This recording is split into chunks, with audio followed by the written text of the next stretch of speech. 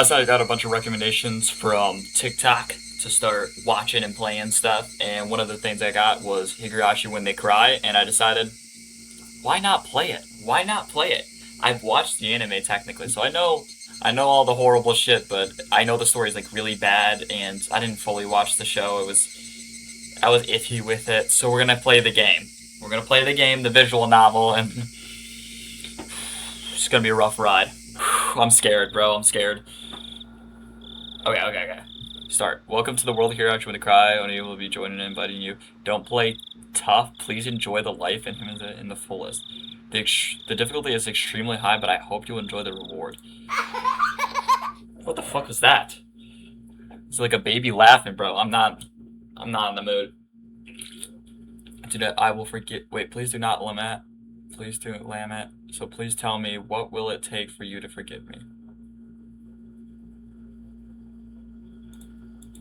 What? Lament? What the fuck does that mean? Lament? This work is fiction. Any resemblance of actual persons or organizations entirely consequential. 1818 to the early summer of 58th of sure. I didn't know how to say that. Okay, what the fuck? If I was going to be ripped apart anyways, having my body ripped apart would have been far better. I trusted her. Okay, can they stop doing that? No, I still trust her. Okay, can we... Even in this very moment, I trust her. I think it's someone just getting beat right now, but I'm starting to realize I only wanted to trust her because I refused to accept the truth. It was as if I was trying to convince myself in such a silly, sobbing voice. And those tears making a mess of my face. Please don't do it again. The mechanical, repeated sound finally stilled, and everything fell silent. Only the cry of cicadas remained, annoyingly loud, and yet I felt as if I could still hear her voice. But that's not possible. She is no longer speaking. Bro, I'm not even gonna lie to you. Every time I hear cicadas, I think of this anime. When it's crying is me. She never cried. Because I watched like the first couple episodes, or like at least to like the first like brutality scene. When she repeated those words over and over, she never expressed any emotion because there were none to show. If she had no tears to shed for me, then I shouldn't need to shed any for her. I'm guessing that he just beat her or something. Then why this pain? My eyes getting moist. Why was this happen? I still wanted to believe I hadn't been split apart. That's enough, right? Inside me, an inner voice whispered gently. My spirit had suffered enough. And countless times I've wavered over whether I should go and throw away the battered thing away. Except I've stubbornly refused to do that, haven't I? I'd feel better if I just threw it away. Even knowing that I chose to believe, didn't I? Only I can understand the pain, struggle, and appreciate it. Hey, me. I've tried more than enough. I've acknowledged that enough much. So, isn't it alright to just take the easy way out? I still don't understand what's going on. Besides, I've not thrown it away. I'm leaving it behind with her. Like flowers by a grave. Now then. Calm your nerves. Even though you can't feel your arm right now. Just lift it up. And every swing, forget a little more. What? That kindness made me happy. Okay, what the fuck is happening? That adorable smile brought me joy. I liked petting your head. I loved how you demure you were, because this will be the last time. Because when I swing this down, I'll forget. This is my first and last bouquet for you. Okay, the cicadas. Fucking. Oh my, I can't speak, dude. Or read anything. Perhaps I really did. Love you.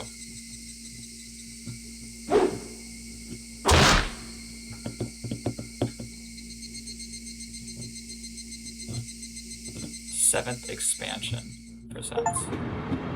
Somebody has been apologizing for a while.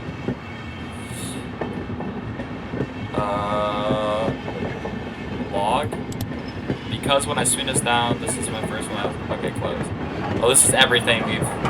Okay. Somebody has apologized. I wonder what she's apologizing for. It felt wrong to eavesdrop, so I tried to ignore it. It had been a while since I last went to the city. I only returned to attend the funeral of a relative. Even though I lived there until last month, I found the bustle of the city to be overwhelming.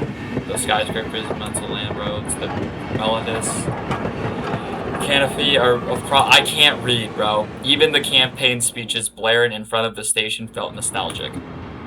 Perhaps where I live now isn't nearly as lively. There's only the chirping of locusts and the babbling of brooks. Locusts? I don't know. And the cry of the Higurashi, the evening cicadas. Rather than making me feel lonely, the quietness had begun to still a sense of sincerity. This is nothing where I live in now. I don't just mean that there aren't any burger joints, there aren't even vending machines. No music stores, no restaurants, and no arcades. That fucking, even at Arskin probably would be like, what? Where the fuck does this guy live? The nearest town has some stuff like that, but it's an hour away, like, by bike. I just live in the nearest town. It wasn't really a big, but to come and take it wasn't really a big deal. There was music stores and arcades, and there were, but it wasn't like I ever hung out at any of them. What? I lived in the city for 10 years and never once had been in an ice cream. Oh, so, okay.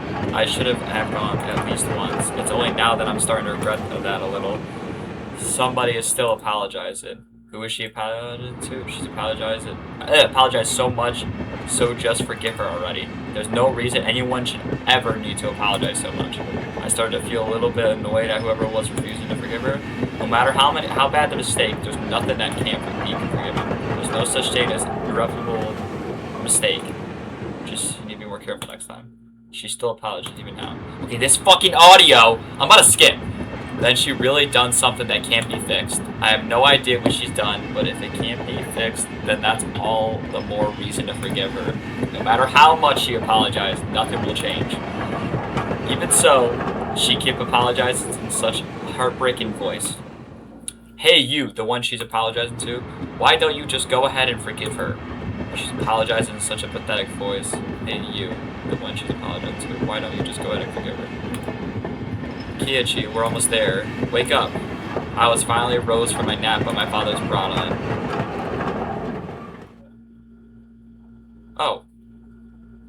It seemed the train had reached its final stop. We spent hours riding from the bullet train to the local route. It was hard to believe that landscape beyond the windows in the city where I was a half ago were in the same country. No, they were even from the same area. For there, we would take a car deeper into the mountains.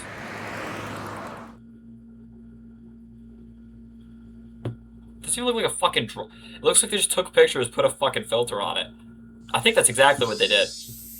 Past where the dense forest erosion on the mountain road suddenly opened. This seems so, like, nostalgic. Like he said, dude. Loki looks fire, I'm not gonna lie. I live now in Hinamazawa. Higurashi when they cried. That Dr. Pepper hit. Alright, let's get into like the actual real shit, please.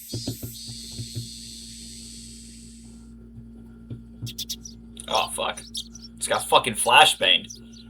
Even though we were approaching summer, the morning air still had a frigid bite. Although in exchange you could fill your lungs up with crisp, clean air, flipping open the window I was greeted with a verdant expanse. Nothing but trees. The neighboring house was far away on the other side, so I was probably the only one enjoying that view and that air. Filled my lungs with another deep breath. Since I started living in Hinamazawa, I learned that even air... Hinamazawa... Some Japanese studying actually got me to say it right. I learned that even air has its own taste. Hinamazawa. I quickly finished getting ready for school and headed downstairs for breakfast. I got some hype music, now I can actually be hype. My mother was the only one there. My father was nowhere to be seen. He was probably up working until the early morning. Dad had a rather unconventional job as a painter. It's such a laid-back profession. Get up when you want, sleep when you want, and work when you want. I was so jealous of the easygoing lifestyle. I even wrote for school that I wanted to be a painter when I grew up. Dad was ecstatic about that. It was just because it looked easy. I'd never tell him that, though. Mom laid breakfast out on the table. Seaweed, pickled vegetables, raw egg, and grilled salmon. Okay. Let's take a step back. Seaweed. Okay. Pickled I mean, I guess it's a Japanese breakfast, but the grilled salmon sounds good, but like, raw egg? I know they do that all the time, but like, come on. My mom was such a good cook, it was scary. The perfect, immaculate, ideal breakfast. I guess seaweed's not that bad. Unlike my dad, who didn't even know the meaning of the word schedule, my mom never squandered any time or effort. She humbled a little tune as she brought over the miso soup. Oh, I fucking love miso. What's this? Oh, never mind. I'm so happy you've been waking up early since we moved here to Kichi? If I don't wake up early, I don't have time to eat breakfast. I thought I was being cute, responding with a wise crack after being praised for being good. Full bowl of rice, or will half be enough? Pile it on. First, I savored the steaming hot rice with the seaweed. After that, I covered it with an egg. Between bites of rice, I enjoyed the crunch of pickles. Not bad at all. Excellent as usual. Watching me clean my plate, my mom gave me a warm smile. I'm so happy you haven't skipped breakfast ever since we moved here. Kichi. Well, that's the name. Kichi. I'm pretty sure that's what it is. Kichi. I was not a morning person when we lived in the city. I slept right until the last minute before school. Rarely ate breakfast. Boycotting the breakfast Mom made each morning. That was probably the only way I could protest being forced to attend cram school. I guess that was what you call rebellious phase. I wouldn't so much as look at the breakfast she woke up early every day to make. If I could go back in time, I'd slap myself. Mindful of the mom rushed me along with a wide grin. Isn't it about time you meet up with Rene-chan? Rene-chan? I think that's what it is. Hurry, hurry. Mom really seemed to enjoy the fact that her son is going to a school with a girl. Rene is one of my classmates. She really loves looking after people coming to meet me. What does she look like? I think I know what this is gonna go. A guy my age walking to school with a girl was just lame. But well, keeping a classmate waiting for me every day wouldn't be very considerate. Seriously though. Why does Rena wait there for me every morning? Please thank Rena-chan for the pickles. Come to think of it, those pickles were store-bought, weren't they? If I'd known that, I would have savored them a bit more. Morning.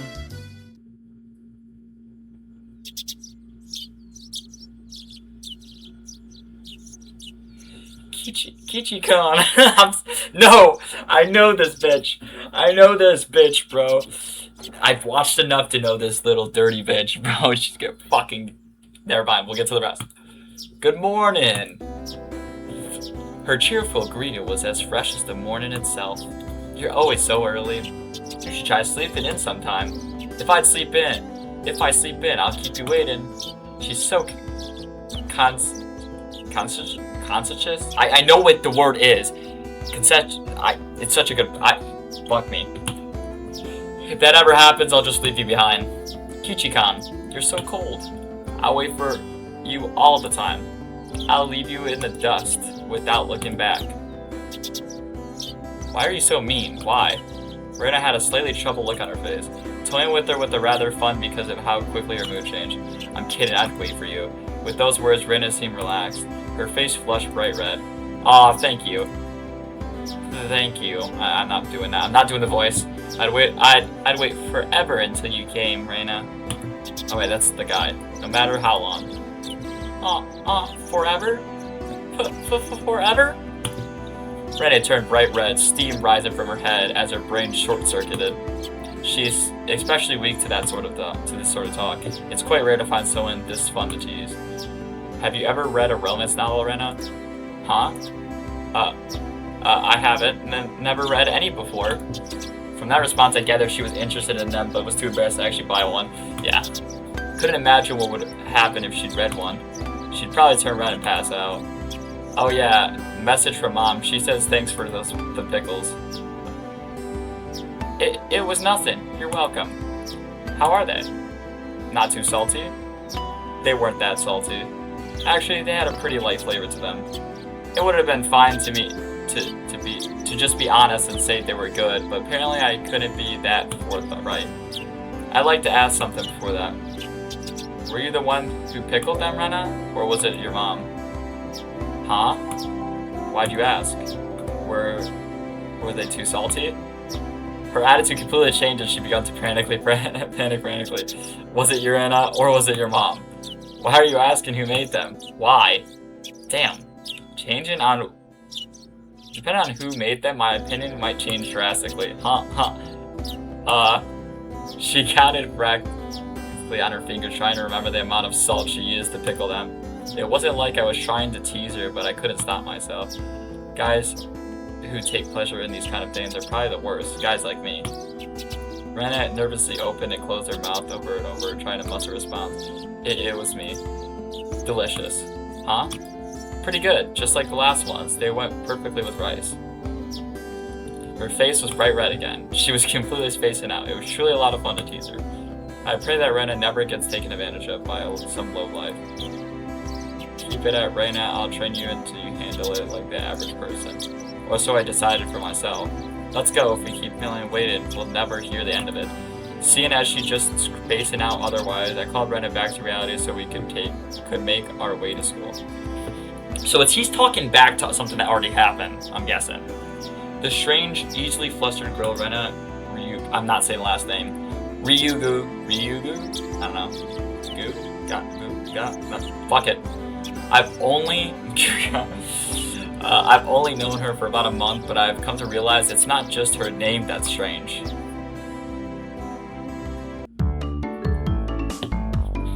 Why am I holding this comb? My based. Never mind. I don't know. Minchan, good morning. Coming to the next rendezvous point. Yep, it has a Z for some reason. Yeah, rendezvous, or something. Point. We saw another person waiting for us. Noticing us, she waved. I know her too. Ah, finally. You two are late. Usually you're the one who's late. And sharp conscious to diligent Reina, this one marched to the beat of her own drum. She's Mian Sanozaki. For what it's worth, she's our senior and head of the class. Morning, Rena. It has been a while, Kichan. How many years? I was only off 2 days. Ah ha ha ha ha. You don't say. You were so much cuter back then. Mian's gaze started at her chest, then dropped straight down, focused on the point between my legs. Whoa. Okay, first off, turn this fucking music down. Wait. Okay, I jammed out a little too much. This audio is just not changing. Hey, this? Oh, okay. We'll keep it up this up here just in case. Actually, we'll put a little higher. Right here. There you go. Just so I can actually hear. Or hear. Music's coded. Need to hear. Focus on the point between. Okay. Whoa. So she was saying it was my crotch that was cuter back then. How old is this person? I don't know how old the main character is. I'm pretty sure he's like the same age as this girl right here. Well, she looks like she's like 13, dude. Maybe. Yeah, she looks like she's like 13, 12. She looks like she's like at least 16, something like that. I don't know. You can't tell ages in fucking anime. Before you ask, just to be clear, I've never actually tried to show it to her. I've grown quite spindly. You'd be surprised. Not only is he bigger, but he has a little mustache now. Being so engorged with energy every morning is quite a problem, though. I'll introduce you next time to be sure to greet him. Okay, what the fuck is happening? Why? Does this even... Right now it's just fine. How about letting the little guy get a breath of fresh air morning? Don't think I've ever heard talk so dirty you could smell it fouling up the morning air before. Sure does act like an old man sometimes. Gotcha. Time for a big reveal. Hope you don't regret it. As my hand reached for a fly, Reina began to ramble in the near public. Hey, what are you talking about? What are you talking about? What are you talking about? What are you talking about? Reina tried to play dumb, but it was obvious that she knew exactly what we were talking about. How was it? Seeing the big city again? Mian switched gears, dropping the dirty talk and changing the topic to something more befitting a pleasant morning. Again, how old is this person? I only went for a funeral. I didn't have much time. So yeah, did you look for it? That thing I asked for? You're not listening at all. I just came back from a funeral. I didn't have any time to look around any toy stores. Did you? I came back from a funeral. Did you look for it? No? Tisk, tisk, tisk. Okay, shut the fuck up. Toy stores and Happy Chopped are completely different, you know. It's really difficult to get Western stuff around here after all. Is it about the games again, Michan? Mian nodded proudly as Rena giggled. What game? No. It's the Westport catalog, you see. Westport is short for Western Imported Games. Using the abbreviation did make it sound pretty geeky. You could just get them to send you one in the mail, can't you? Well, guess I have to now. I'm going to get another game full of hot action. This time, I'd like a game that's easy to understand. Mian is a board and card game enthusiast, and I hear she's collected quite a difficult ones. According to Reina, Mina's room was become a museum for domestic and foreign games. If there's a game you think of, I'd understand, let me play too. Hey, of course. If Keiichi-chan is up for it, Kichan is up for it, I should warn you though, we're pretty tough. Just what I want. I play all sorts of games, I don't intend to lose. Whoa! Then we'll let you in the group this time. I guess. Bristling with joy from head to toe, Reina looked back and forth between me and Mian. Mian gave an effort affirmative wink, and her expression perked up even further. This shit better be peak, bro. I'm just telling you, bro. If I gotta go through all this fucking reading, this shit better be the most peak story ever, bro. Fucking visual novels, bro. I already have a hard enough time with novels, bro, but visual novels, I mean, at least you get... you got this Anoran bitch here. I know what she does.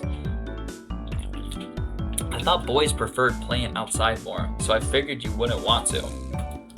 Reina laughed happily. From such a friendly conversation, you wouldn't think I have moved more than less than a month ago. I understand that they did all they could to make a transfer student like me feel at home. I have to try harder to fit in so they won't feel like they have to try to make me feel welcome. I feel like if I acted a bit more open than I usually am, it should probably be right for this place. This music's a 5, bro. Again, they're doing the Doki Doki Literature Club shit, where it's like, oh, it's all happy and nice, and then just death. Hinamazawa was really a small village, but not only was there only one school, but there was only one class. The class accompanies all different grades and ages. There were about 30 students all at different levels, and they all studied at the same class. I'm told that long ago there used to be a bigger school building, and they actually separate classes. However, it seems something happened that made it a single class, and now it's stayed that way out of tradition. I know what happened. I think. I don't really remember the show that much. I was shocked at first that humans adapt pretty quickly. I've gotten quite used to it. The sound of children playing started right from the morning. It was such a lively mood, it felt more like a kindergarten than proper school. Not that it was a bad thing. I haven't watched this show since middle school. I forgot everything about it. I just saw there was really bad death scenes. That's all I remember. Mian, who had been walking in front of us up until then, suddenly let me take the lead. Right in front of the class door. So I meant to slide the door open and enter the room first. Heh, too bad I wasn't going to fall for that again. To think you would give up the lead here. You meant for this to be the test of my skills. Mian chuckled to that haughty smirk on her face. What is this? What is it, you guys? Step back, Rina, it's dangerous. She's here, huh? Then I can't read it. I clicked already. Her name is Satoko Hoju. She was a disrespectful, ignorant, bossy kid. The way she talks was annoying, but it would be immature to get worked up over just that. The real problem was this. Quite the obvious trap, a blackboard eraser wedged between the door. It's too obvious, Satoko. A haughty laugh came from behind the door. Excellent, Ki-chan. I guess that means you win this round. No, this is Satoko we're talking about. I doubt this is it. After falling for such an intricate trap since the day I transferred, I no longer let my guard down. Satoko would like to combine a variety of traps that were simply there to bait you into a main trap, traps that relentlessly kept coming at you like a sadistic Rube Goldberg machine. List goes on. As well as being clever, they almost never misfire. When you least expect it, she strikes. No escape, no time to relax. By the looks of it, the racer is normal. No rocks or anything in it. What? I took a pretty heavy hit from a blackboard eraser loaded with rocks on my first hit. What the fuck is that? What the fuck? So then why don't you just open the door and let it drop? That's what it is. That's what Sakura was after. Making me focus my attention upwards, so as I lifted my hand to the door, there was thumbtacks stuck to the slide-in door handle with tape. A frightening trap. A potent and terrifying trap, concealed by using the blackboard eraser. An impressive combination, Sakura. But in the end, nothing more than a trivial machinations of a child. I think I know this. I don't know why I'm just messing words up. Assured of my victory, I threw the door open and stepped into the room. I felt something strange at my ankle. It was similar to the sensation of a jump rope catching my leg. By the time I realized it, she had me hooked. Line and sinker. It was already too late. I began to fall and it almost pictures some manner. Ki-chan, watch out.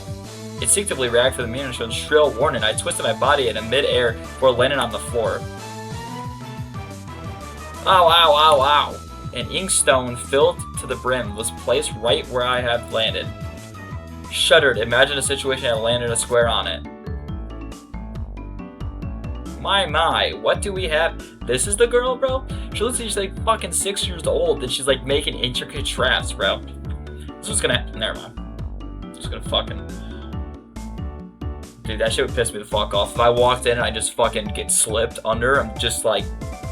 I'm not even gonna say anything, bro.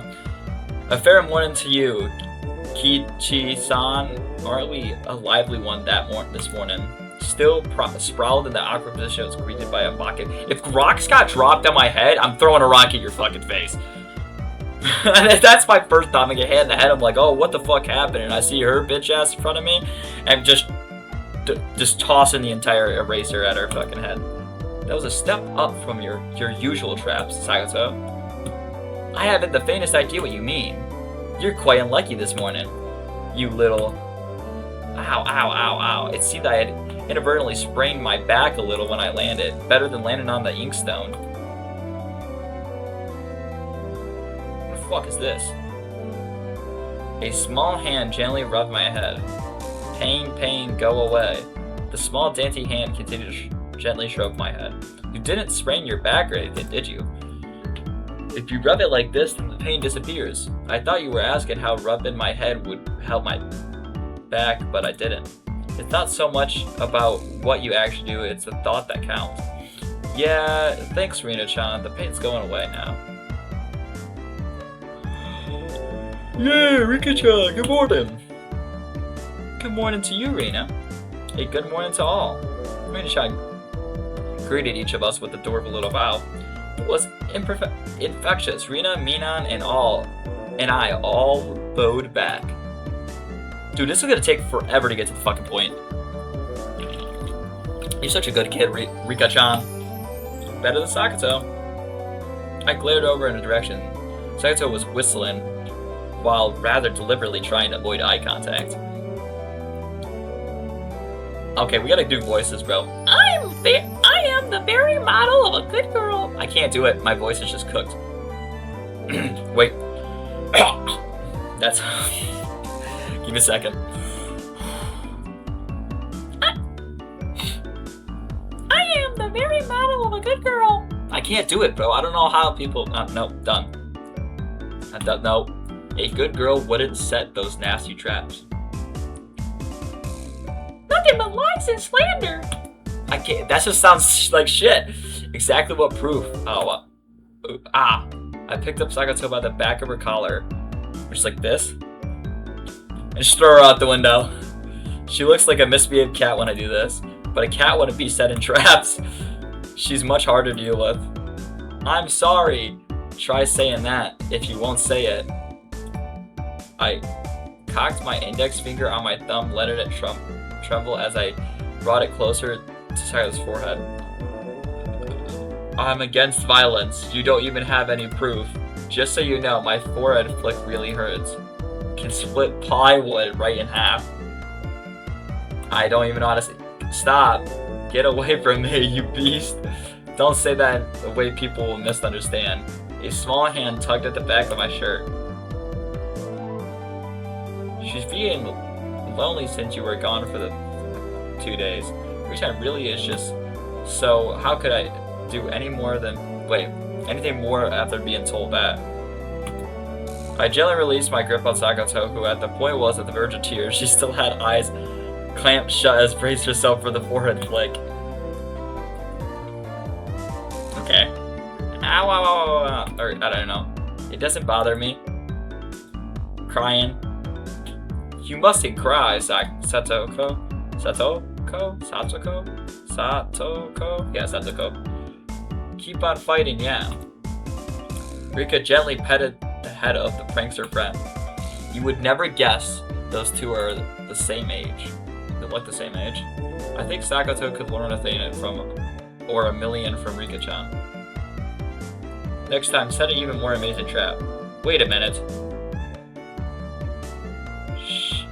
She observed the scene. Reita's expression grew to static as she began to swoon. How? Sakato-chan is crying. She's cute. Cutie? She's cutie. Show cutie. You can't take them home. Aw, but they're so cute.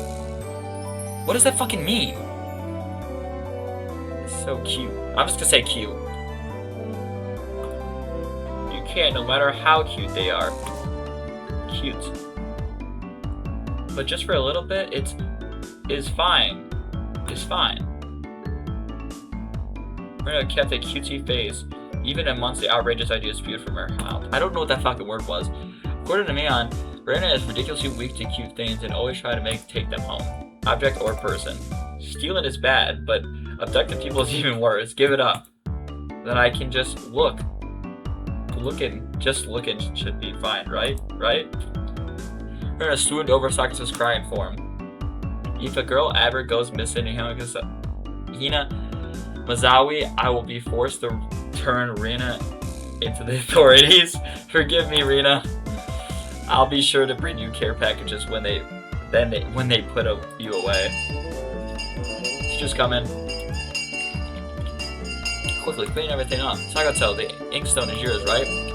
Just for Mino's single statement, the entire mood of the room shifted back to normal. The inkstone was bad, but the thumbsticks on the door handle were even a bigger problem. I pulled the tape off carefully just to make sure not to skewer myself. Even though Sakato was the one of the setup everything had picked up after her. By the time the teacher entered the room, the bed lamp from before had been neatly tidied up. Who's the teacher? Ah, we made it. Haha, we made it in time. Rise, attention. Mina gave out the morning command. Oh, she's the teacher.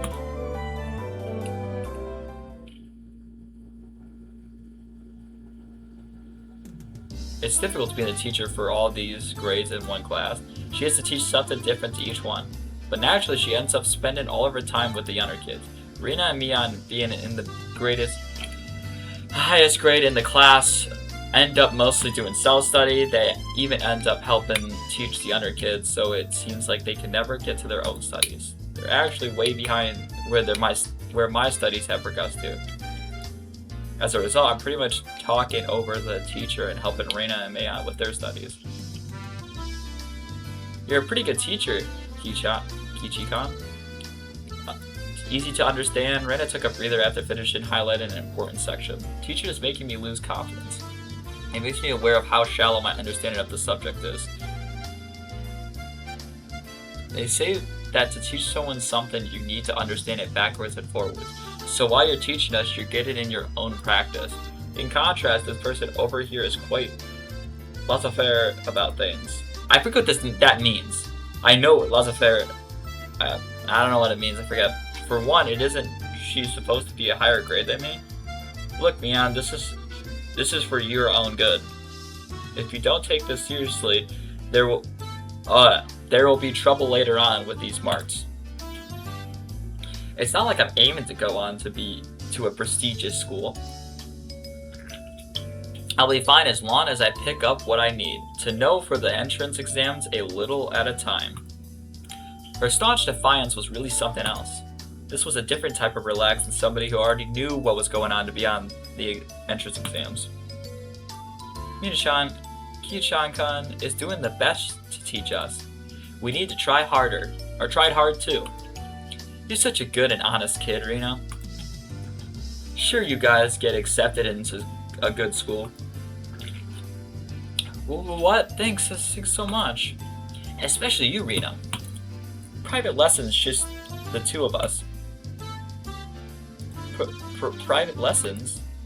A puff of smoke shaped like a halo popped out of Rena's head. Exactly what kind of private lessons is she fantasizing about that making her turn so red? I'd like to hear that play-by-play about that next time. While Mia was flipping through the vocabulary flashcard, she threw out a casual question. So in the city, do you have to study this much? If you don't know at least this much, you can't get into university? So you study just to get into a university? Well, yeah, basically. While knowing that this stuff won't ever come in handy in the future, out here you can get into university as long as your attendance is good enough. Really? Study equals entrance exams, having the basic law of the universe so easily overturns sent me into the stage. Actually, I heard about like Japanese universities in general. In America, they're super orientated on like obviously your study, what you're getting into. It's a lot of studying, and it's based a lot on your grade. In Japan, and what you're studying to get your degree, and then the businesses look at your degree. But in Japan, it's literally just about you being in a university, and then companies will pick you up because they know that you can sit down and attend. They're super laid back. The universities are supposed to be incredibly laid back, but they're focused on the fact that you're in a university, and the businesses know that you will show up every day. That's basically it. At least that's what I heard. That is right. There aren't really enough people around to warrant weeding them out with an exam. If anyone can get into a university, there's no need to be all uptight about this stuff, right? Well, that's true, but you should at least know stuff that's common knowledge. This old geezer thinks instead of wasting time studying pointlessly, you should be spending your precious teen years doing more meaningful things. It was too profound of a statement to simply laugh off. God, this is gonna be brutal. But since it was Mayan, it probably didn't actually have the deep of a meaning.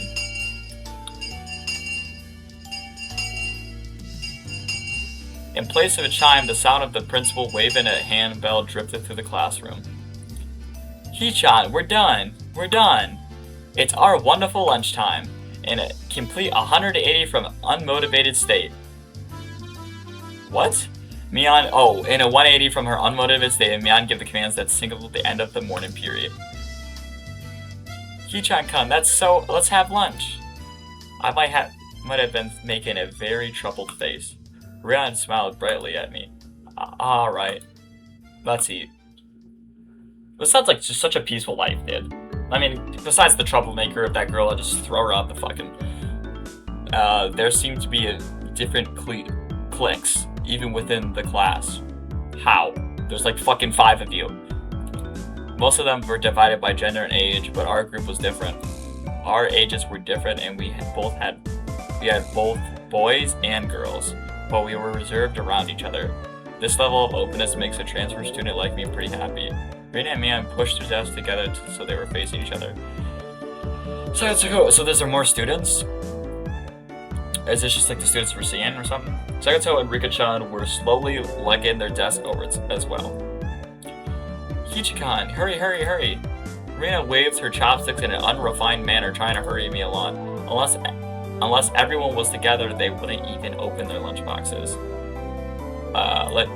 Kichi-kan's lunch box is mostly assuredly filled with nothing but bread crust, like some sort of deceit plebeian.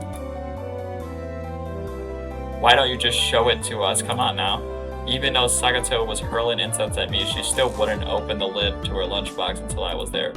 I pulled out my lunchbox swiftly and dragged over a chair to join in the circle. Hey, sorry to keep you waiting. Well then, Representative me, please give the signal to start. At first, this was a kind of embarrassing, but I got used to it pretty fast. At this point, I probably wouldn't even open my own lunchbox if someone else was too slow. Our ages and genders may have all been different, but we were all friends. This better lock in. Let's eat. The sound of our little 5-part chorus echoed beautifully throughout the classroom. Really though, I've gotten pretty used to this group made up of all girls. Of course, there are other boys in the class, but they were a lot younger, so they were scared to approach me. Well, that's to be expected. The other boys just see older boys as scary. Compare that to girls, well, at least these girls aren't picky. We were all the side dishes in the middle where everyone was free to pick off at them. I thought girls wouldn't mind sharing a meal with a guy, so I was a bit flustered joining. However, Mian noticed that and teased me quite a bit. As the fruit of my efforts, I can now reach over and take sides from anybody's lunch. For your efforts. Oh, yeah. My, isn't Shirakichi's lunch extravagant today? My, isn't Madame Sakato's lunch extravagant as well? That stewed stuff has a nice look to it, rather trendy. Buying into the fight with that Sakato was starting, our chopsticks locking a cross counter, stabbing into each other's lunch. My, how delicious. Oh, this taro is good. Taro is good. The stew stuff is good too, even cold. After seeing my happy face, Rika-chan's expression broke into a little smile. I saved some from dinner last night. By the way, Satoko and Rika-chan's lunches are always the same. It seems that Rika-chan makes it for the both of them every day. Rika-chan made this too. These taste like mom's home cooking. I was honestly impressed. The carrot roasts weren't from a mold. They were done by a hand with a knife. That's not easy to do. I guess Rika-chan's just good at this sort of thing.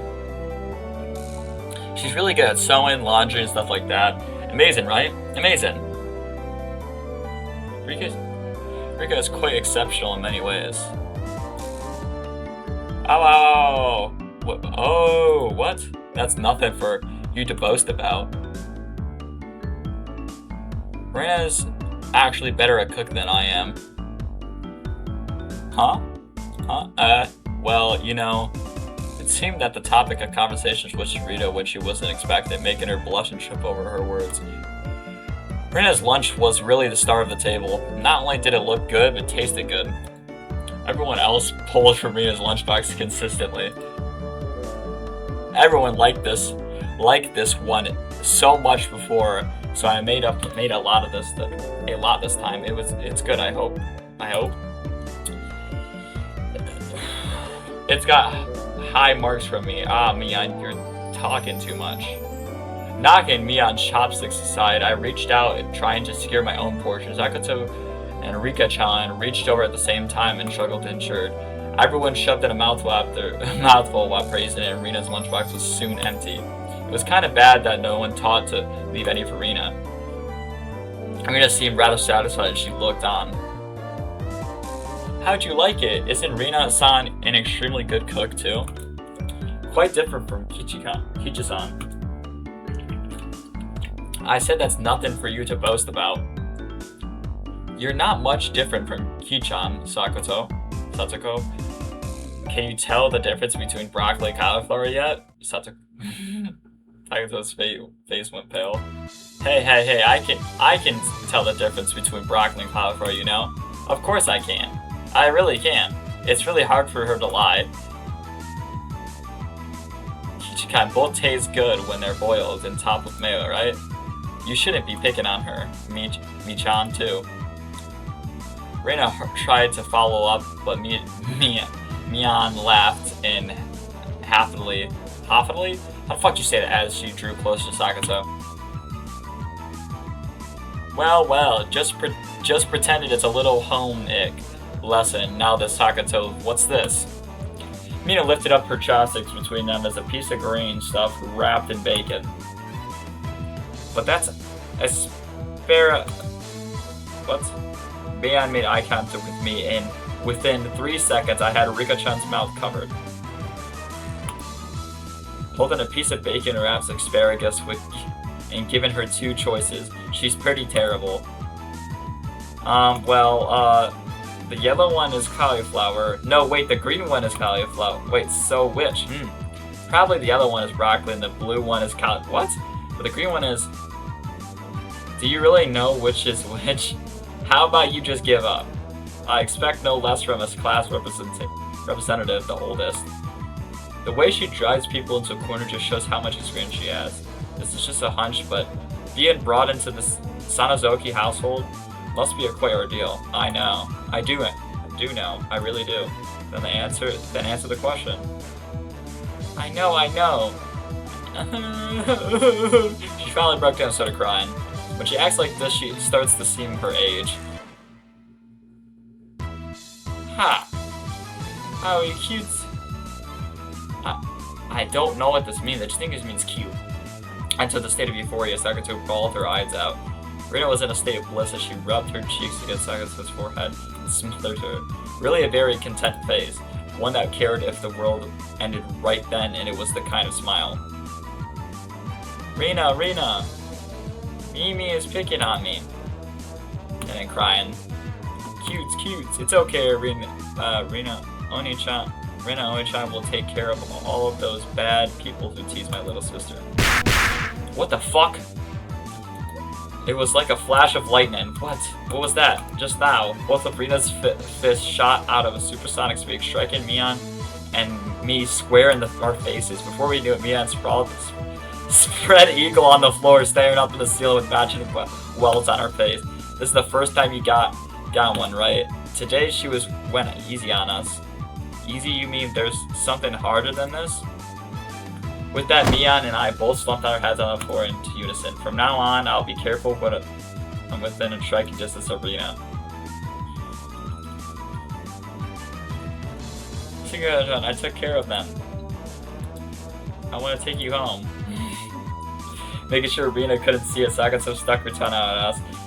Tisk, damn it all, I used Rina like a puppet. Rika-chan messaged our bruises without saying a word. School over. No matter what the day held, the last school bell always came too soon. Our shadows stretched off into the distance. Hey, Kichikan, tomorrow, do you have any plans or anything? Huh? It was such a direct question for Rina, I barely blushed. If it was for a date, then wouldn't you do it more subtly? Rina saw me lost for words and realized that I misunderstood and turned red as well. No, I didn't mean it like that. You see, so apparently that wasn't what she meant. But since it's always fun with Rina's in a panic, I went along with it for a little. Oh really, so it wasn't meant that way? Huh, Playing it up, I slumped my shoulders, vain dejection. Kichi-kan, why are you so disappointed? Why? Michan. Ahaha. Unable to hold it any longer, Mian slapped me on the back. I see. This old geezer never knew you could push her buttons like that. I'm not doing the laughing shit. What is it? Mia was rolling on the floor, clutching her stomach while Rena flailed around, completely bewildered. I couldn't help but start laughing as well. Feeling just a bit guilty, I ruffled Rena's hair. Kiddin', sorry it was a joke, that was my fault. She really is a cute one. A joke. Since when? About halfway through. Halfway? So Kichi-kan, that means you were active when you were blushed at the start? That means it was only a momentary lapse, but there was no way Mian would let such detectable details slip by her. Well, you see, saying anything more was also a bad idea. In a bewildered state, I slipped further into an unfavorable position. After that, Mian continued to tease me about it for a while.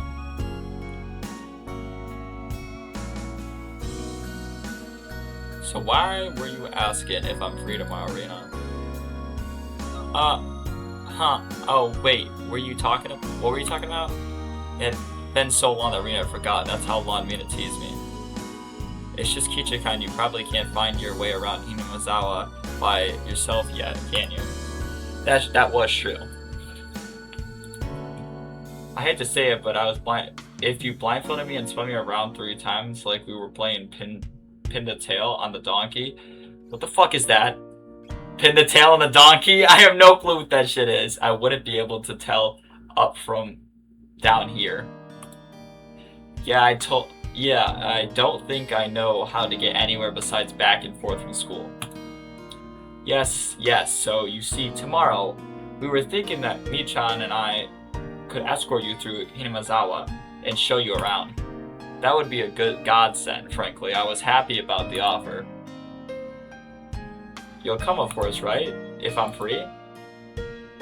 You're being invited by a girl, you know. If I'm free... You're probably free anyways. If I'm free. I was being stubborn so not to give a clear answer, yes or no, even though I thought it was a godsend. I'm too much of a scam to say up front. Kichi-kan, you're not free perhaps. While Mian and I were rather sour back and forth, Rena peeked over at the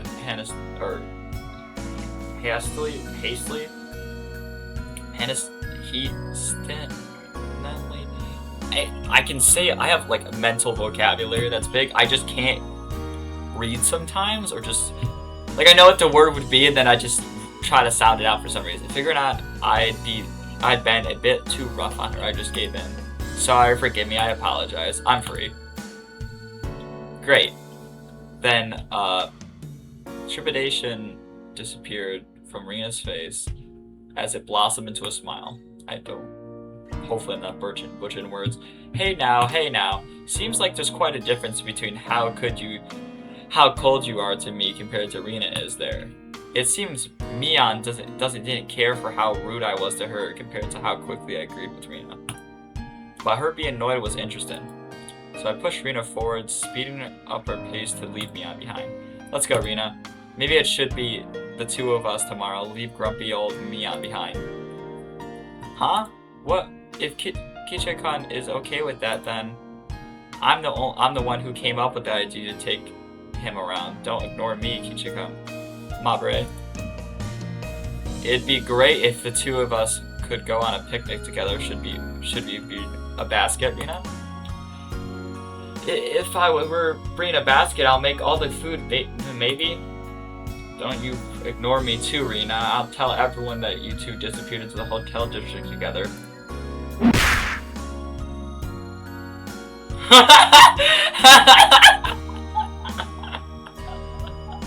Sorry for that horrible laugh, but like, what the fuck? You just whacked her ass, bro. Well then, I'm going home right now to start making it.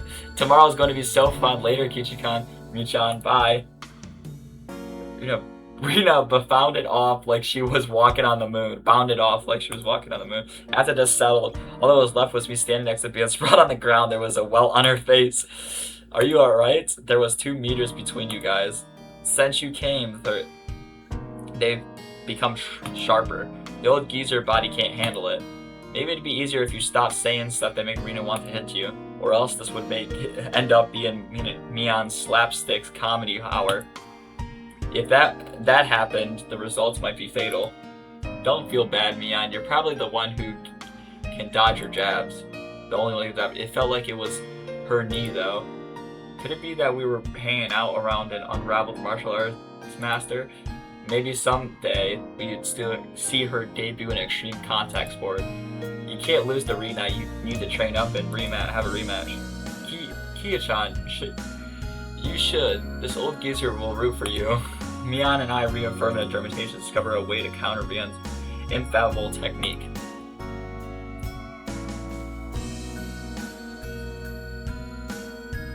What's this? It just did the Higurashi when they cried.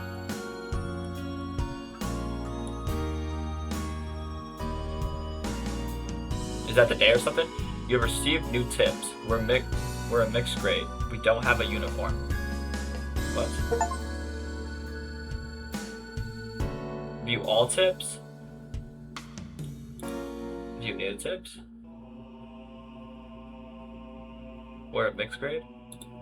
What the fuck is this audio? Wait, just...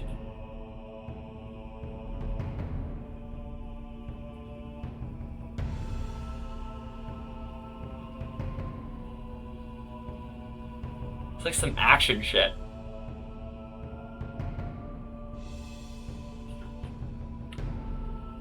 What the fuck? We don't have a uniform.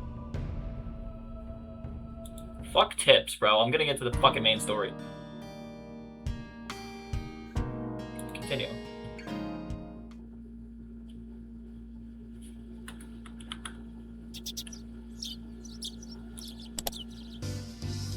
Rena and Mia were already waiting at the meeting place.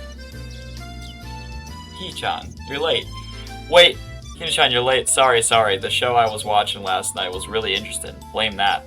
Hee-chan, you're late. Sorry. The show I was watching last night was really interesting. Blame that. So that's your excuse for being late and keeping 2 girls waiting? Mii-chan, you just got here yourself. Ha ha ha. Last night's episode of The Day in a Life was interesting, wasn't it? She was just as guilty as me. Rena was carrying a pretty heavy-looking handbag. What is that? Mian answered my unspoken question with a wink. That's right, Rena really did make a picnic. Hina-chan, after you left, Rena pulled out all the stops. It's not like I forced her to do it. It was nothing, so don't worry about it, okay? She's been like this since last night, you know. Okay, I keep holding random shit. Can you take responsibility for this? Alright. I'm a man after all. I'll take responsibility. Huh? Responsibility for what? For what? As we both turned around slowly to look at Rena, our massive gazes drifted towards the massive handbag she was carrying. Okay, for the love of everything. It just gets more annoying. This fucking audio. Okay, thank you. It didn't seem logically feasible that it would be entirely filled with lunchboxes. Except this was Rena we were talking about here. About 2 kilos, I guess. Kilos. When Rena was picking it up, I could see she was struggling a bit. I say 5. 5 kilos? You're exaggerating. Kichikan is a boy, after all. I thought he could probably eat a lot, so I made a lot, okay? Let's get going. Heave-ho. Just from the way she was lifting it, I couldn't believe the only things in there were lunchboxes. Correction, I say 5 kilos, too. I'll help out, but all it needs to be eaten. Won't forgive you if you make Rena sad, got it? The only thing I could do at that moment was exercise a bit to make myself hungrier. And my chair is fucking slipping. Gosh fucking damn it! I need to buy a new chair. Back to it.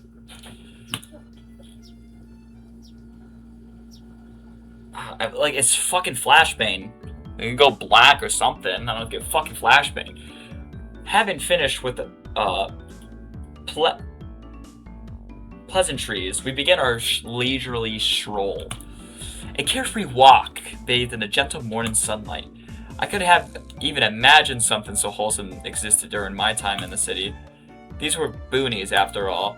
No so many desk jockeys trundling to work on the weekend out here. It really was a nice place, peaceful and quiet. As sparingly populated as this village was, you could still run into people just by walking around. Ah, good day, good day. Oh, you would be Mayabara-kun, I believe. Mayabara-kun. My two companions exchanged greetings with everybody we ran across. All of these passerby even knew my name. All these passerby? What the fuck? When did I become this famous? We passed 3 people, and when all 3 of them knew me, I started to feel a bit paranoid. It's a bit sad to say. Everyone knows everyone since there are so few people here in Himenozawa. So that means when an unfamiliar face walks by, they automatically assume it's Mayabara fella who just moved here. Yeah, that's how it works. It was a process of elimination you could only pull off in a place like this, but it was quite effective. From now on, I'd better make sure to maintain a good reputation. The day I discovered accidentally gonking at dirty magazines in a bookstore, I can expect all the villagers leaving me as a leech by the next day. Himenozawa is not to be trifled with. That's not the end of this nightmare. Of course I know them. The first person we met is Takizawa from Makino Bike Shop. Makino. His hobbies were bonsai and playing the flute. Next time we meet, the grocer's second son, Daisuke-kun. His hobby is sharpshooting and hopes to be an ace sniper in the future. What? Okay. And the person we just met is Mio-san, the nurse from the clinic. Her hobbies are birdwatching and photography. You know the names of everyone we pass by, even their profiles? Seeing my surprise, Mion and Rina exchanged looks with bursts into laughter. Well, yeah, we're not like the city where people hardly know their neighbors. Then let's try it out. You there, who am I? You're Kichi Maibara. Maibara? I think. Kichi Maibara? Marabara? I'm done. Maibara. You say some mean things, but you're actually kind of shy person. It's been 3 weeks since you transferred here. Your hobbies are taking afternoon naps. Lately you switched over to wearing boxers, didn't you? What? That's enough. That's enough. Boxers? Enough of that. Apparently there's absolutely nothing you can keep hidden here. What the fuck? Himenozawa was not the place to be traveled with. This feels more like you guys are showing me off rather than showing me around. That's right. We're parading around like this after all. Don't you all think so too? And Kichi is fitting right in here in Himenozawa. Pijan, the population of Himenozawa is shrinking, so the villagers welcome anyone who's new here. I thought about brushing it off with something to the effect of, "You're kidding me," but I held back. I had never greeted someone who'd just moved into the city like this before. Oh, okay. Thinking about that made me believe what they said wasn't a joke at all. We passed by another person, of course, and we were called out again the same way. Oh my, good day. It's wonderful seeing you getting along. This lady here is Fujishima-san. Fujishima-san. Good day. Oh my, Mababara-kun. How wonderful for you having a lovely girl on each arm. How are you? Getting used to life here? Instead of regurgitating a prepared response like I would have in the city, I responded with an emphatic nod. The old woman chuckled, voicing her appreciation of the how energetic I was. Good. As I looked back to Rina and Mion, they gave me a wink. So now then, about time to have lunch, maybe? Why do they like...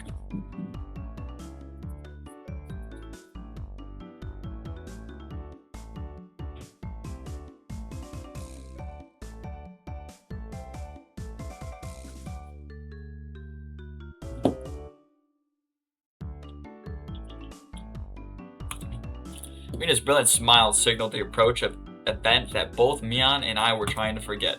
We both look at each other. I'm a man. I do what I can, but it's just too much. It's fine, Ki-chan. Leave it to this old man. Mion has never seemed as reliable as she does right now. I expect no less from a class representative. Rina, if we're going to eat, we might as well somewhere with good view. Ah, yes. Good idea, I agree. Rina nods her head happily in response to Mion's proposal. God. Fucking. How long is the story?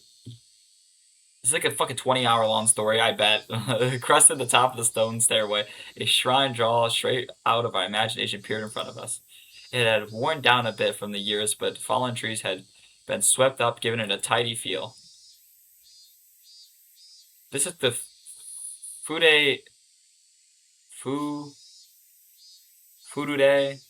Shrine, I think.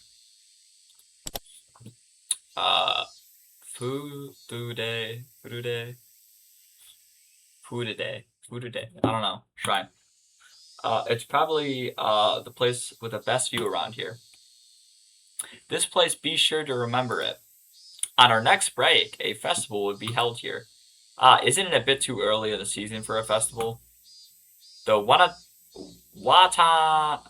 Watanagashi isn't a summer festival. Long ago, it was used to be a celebration of the end of winter. I was embarrassed for assuming that festivals had to be held in the summer. Now then, spread out the lunchboxes, and there. Various colored lunchboxes were placed, one after the other, on top of the plastic sheet.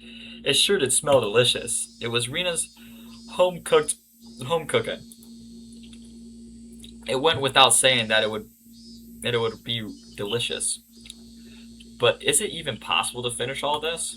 Hey, Mion. I'll take more than just a good view to get all this down, you know? And the two goofballs come in. I'd rather not. I mean, she's alright, but like, come on. Just go home. Like, I fucking hate you. She's already annoying. She's cried like 5 times. It's Rika-chan and Satoko. Why are they here? Mion grinned over at me. Ah, I see. This was a secret plan to power in numbers. You have my thanks, Mion. Following up when all these pieces are in place is my specialty. Also, like, we just had come to sense there was such a commotion. What is the meaning of this? Take a look. It's time for lunch. Buffet style. A handmade gourmet meal by Rina. I could see that much. Why have you laid out a tarp on our property? The temple is public grounds, not yours. Kichi is right. This is everyone's property. Wow, Rika-chan is such a good girl. Have a seat. Eat with us. After opening up a spot, Rika-chan promptly turned my back on Satoko. Hold on a sec. Where's my spot? No spot for you. Nothing for you to eat. Don't worry. There's some for you too. Oh god, she looks like she would murder someone already. None. I'll eat all of hers. I will not allow that, Rika. Here, chopsticks. Both Satoko and I leapt at the boxes, having it out with each other. Man, really? Ki-chan, you're really good at leading people on. You might have a talent for this. Have a plate, one, for Mina-chan and Rika-chan. Rika-chan. Rena whipped out pairs of chopsticks and paper plates. Could they have like a picture, just like fucking, of how much food we're looking at? If we don't hurry, it would all be eaten up. That's right, okay. Shall we commence this battle? Please, eat a lot. There's enough for everyone. Star. Like, is this in the, does that mean it's in the notes? Oh. Is this everything so far? No. This is just like, oh, it's just a log, so like if I want to go through it. Okay, is this not controllable? Oh, it is, okay. Auto? Oh shit, did I just skip a bunch? Just then I realized that the lunch was under the assumption that 5 people would be, implication behind it was different. I will not, oh fucking hell. What have you Mr. Herc? Using your elbow against the rules, Sagato. Grabbing the back of my collar is also against the rules. It was a tough battle, blocking with her full momentum and an elbow in the upper move. Sagato appeared to have the upper hand, but difference in our proficiency shot proved to be fatal and gave me the upper hand. Ah, the last meatball!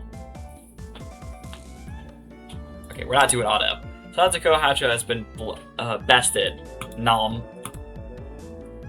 Setsuko and I aimlessly began choking at the same time, falling backwards and spasming. Rika-chan patted me on the head to clear it, even though it was actually stuck in my throat.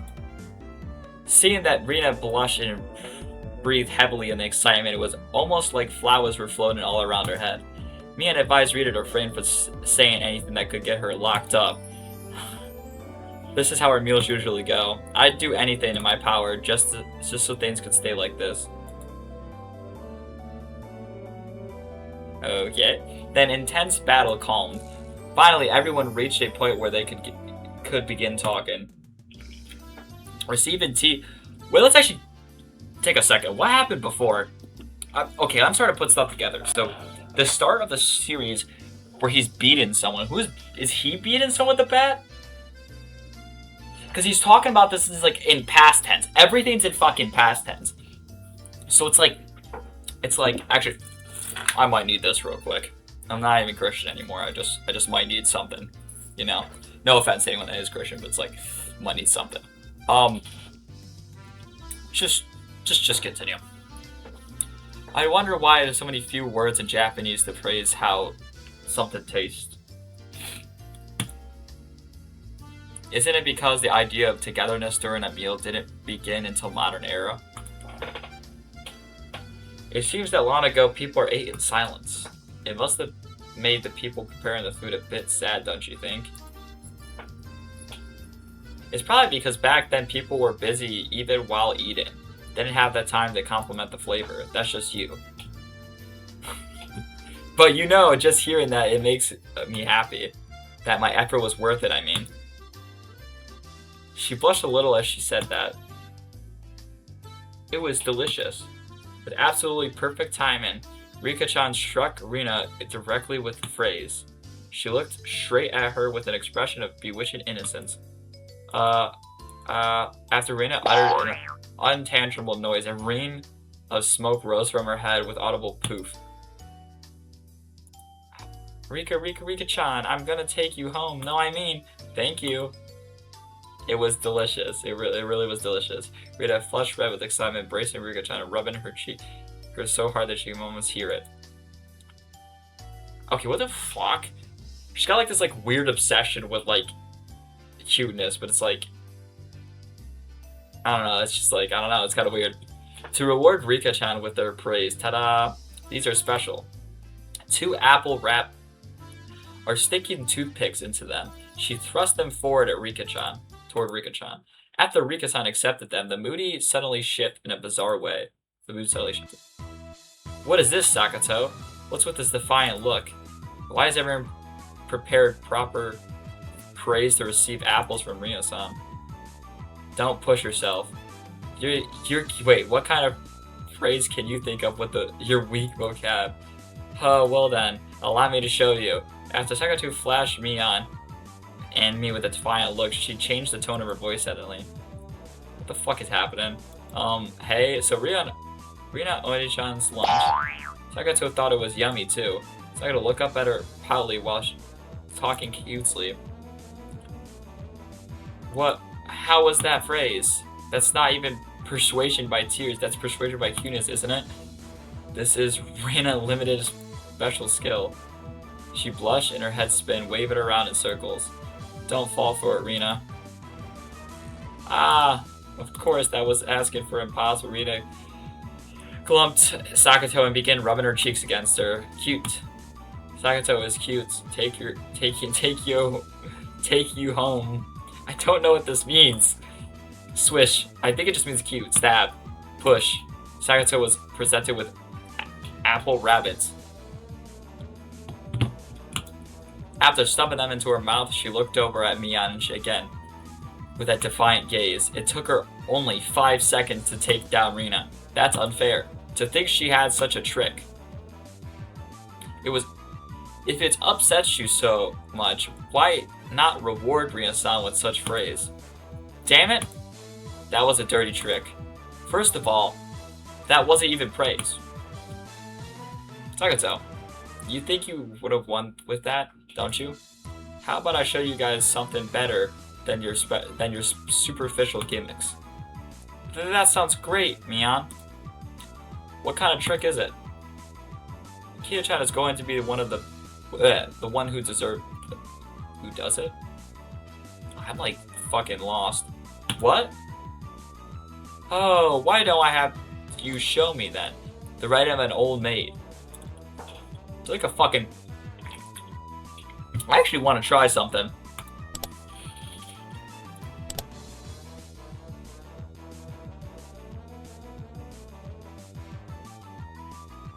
What's this? Oh. Updated character sprites?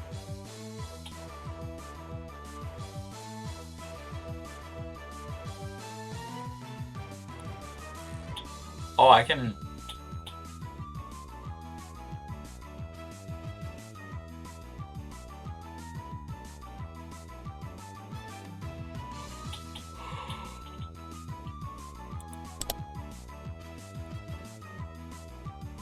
But it was the only thing we had to beat Sakato. After sipping my tea, I started talking very naturally and calmly, perfectly. It really is good, isn't it? This is all freshly made, right? Ah, no. Actually, most of it, almost all of it, was frozen stuff. Then which did you make fresh? Well, it's embarrassing. I do really have to say, must I? From the synergy of boy plus handmade lunchboxes, her expression had melted into euphoria. I already know this one, right? Rina turned an even deeper shade of red, the words I can't believe practically written on her face. How can you tell? I made it. Of course, Mian had told me beforehand. It's been perfect so far. After acting like I was shy, I waited a beat. Next would be the finisher. It had your smell. Silence enveloped the area. Reina's face was completely red, froze solid.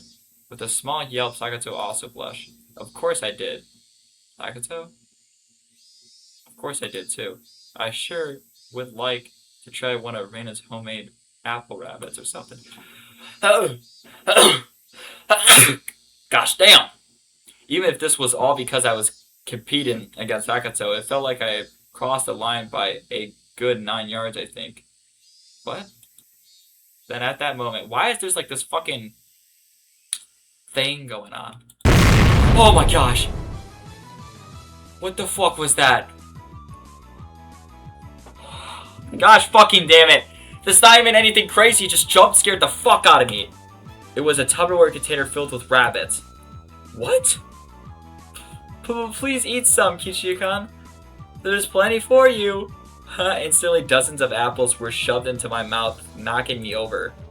Okay, say, Kichiyo-kan. Teehee. My head was forcefully laid upon her lap. Even more apples were shoved into my mouth while she was squealing. One apple at a time was forced in my mouth. More and more and more apples. What the fuck? How about them a-holes? Ha ha hoo hoo. I don't even know what the fuck's hooks. How about them apples, Sakato? Looks like we win.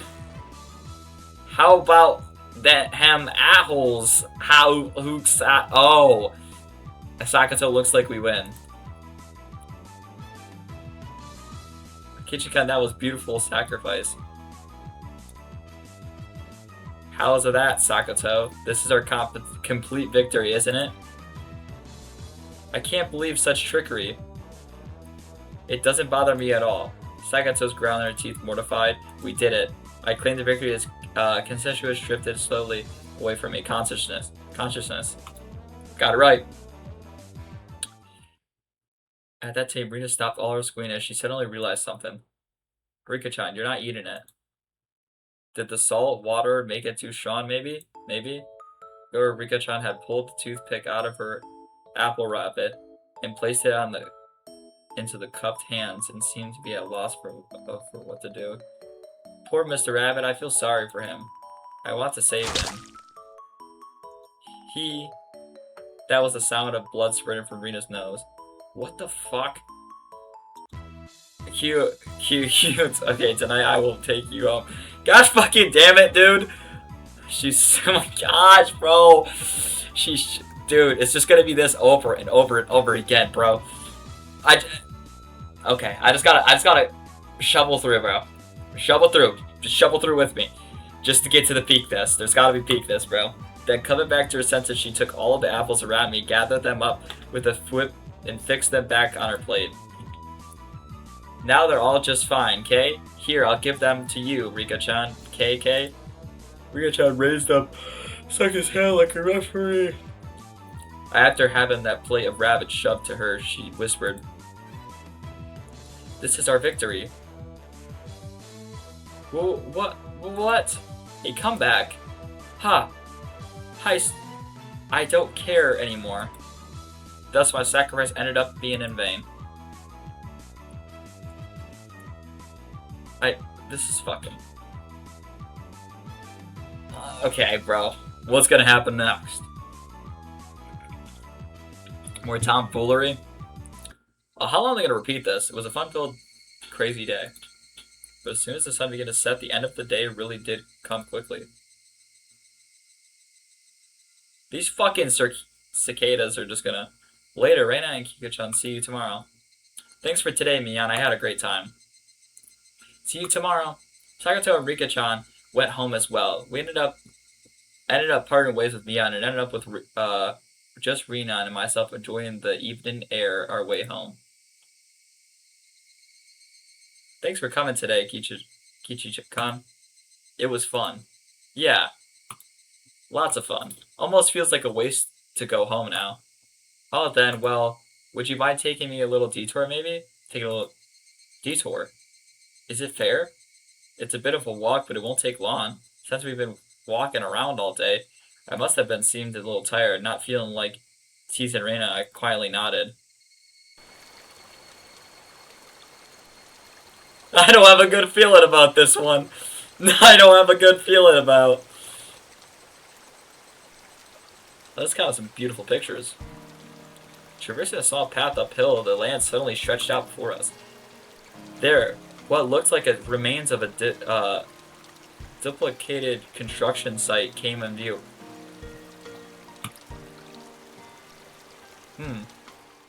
Okay. There's a bunch of trash. I think I remember this from an anime. A large heap of garage spread out off towards the swamp. Probably a legal dump, but I recalled it being in the newspaper. Oof, it's been quite a while. I wonder what's here. I wonder what's here. Why is she like... Oh, she's just screaming it. Okay. When you say it's been a while, you mean the business you had here was with the garbage pile? It's not garbage. To me, it's a pile of treasure. Rina had already entered the well-known cute modes of hers. So that means there was something cute here. What? A new pile. I can't wait. She bounded up the unstable slope, expecting no less from the born-bred country girl. Hey, wait, I'm coming. The city-raised stealth was completely pitiful. It's alright. Just stay right here, Kichi-kun. It won't take long. We're gonna decline my compliment. Don't fall. Watch your step. I'm fine. This is nothing at all. Literally bounded up the heat of a trash, Rita disappeared over to the side. I didn't like being left behind, but I was still pretty tired from the whole day, so I just ended up waiting. Without the lively running around surrounding our area quickly fell into silence. The cry of Higurashi gently cooled at the air. The fairly exhausted, I began to feel a little sleepy. Then just the sudden noise of scattering pebbles alerted me somehow the presence startled to turn around. Standing there was a typical-looking photographer. He spied over at through this camera. His body was tan and fit, but something about him seemed unreliable, and he had a bit of an aloof air around him. Well, it didn't seem like he was a bad guy in any case. Whoa, you surprised me. Although startled when I turned around, he overplayed his reaction. That was my line. I'm the one who surprised you. My bad. I didn't mean to startle you. Are you from Hinazawa? I gathered that he wasn't from that question. Unfazed my suspicion outlook, he introduced himself without my promoting. I'm Tamateki, freelance photographer. I came to Hinazawa from time to time. I didn't ask who you were. Quite rude to photograph someone without consent, would you think? My bad. I mainly photograph wild birds. They can't refuse, you see. So what you're saying, I'm the same as birds? No, well, you see, the image of a young man in the twilight was a picture set. I apologize for trying to take a picture without asking. Adults are pretty slick. Although the annoyance I felt from startle just flew away as he buttered me up. I had no intention of hanging around with this guy trying to get cozy with me, except it didn't seem like Rena would be back soon. But this older guy, Tamiteki-san, he didn't mind my cautious response, and it continued rambling on by himself. Kichi-kan, sorry to keep you waiting. I'm finished now. Rena popped her head out from the other lower of garbage piles and waved her hand. You have someone with you? What would she be doing over there? What would I want to know? Dunno. Maybe she's checking out a dismembered corpse that was out here long ago. Tamateki's son looked shaken up by that for a moment. I responded like I would if I were talking with Reina and the others. It was quite a disturbing incident. Gosh fucking damn it! No. Okay, they still haven't found one of the arms. What? Kichigan, sorry to keep you waiting. We were waiting a while, I guess. I'd leave you two lovebirds alone. Best to leave you two lovebirds. Fucking hell, stop hitting the right click! My apologies for startling you, Kichigan. I don't think you should leave me alone. Tomio-san chortled suggestively, then disappeared into the twilight. Missing my chance to retort put me off a bit. Kichikan, are you angry? Why, I wonder. It wasn't Reina's fault, so I decided to just brush it off for now. How was it? Find a treasure trove? Oh, yes, so listen. You see, there was a Colonel Sanders doll. Oh, that thing, those statues that always have in the front of the field fried chicken place, that life-size dummy? Yes, Colonel Sanders. Oh, cute, I want to take it home. I couldn't tell how she decided that what's cute or not, but well, she seems to want it. It's garbage, right? No one would care if you just take it home, right? It's become the base of another pile. I can't dig it out easily. There's no lampposts over there, so it'll get dark pretty soon. You're just seem quite down for finding a treasure and not being able to bring it back. I'll help you out to repay you for the delicious picnic you prepared today. Thank you. Birds heading home to roast proclaimed the nightfall would soon be upon us. Kichikan is going to help. I can take the Colonel Sanders home. Me to stand her alone is if intoxicated in her dreamy state of mind.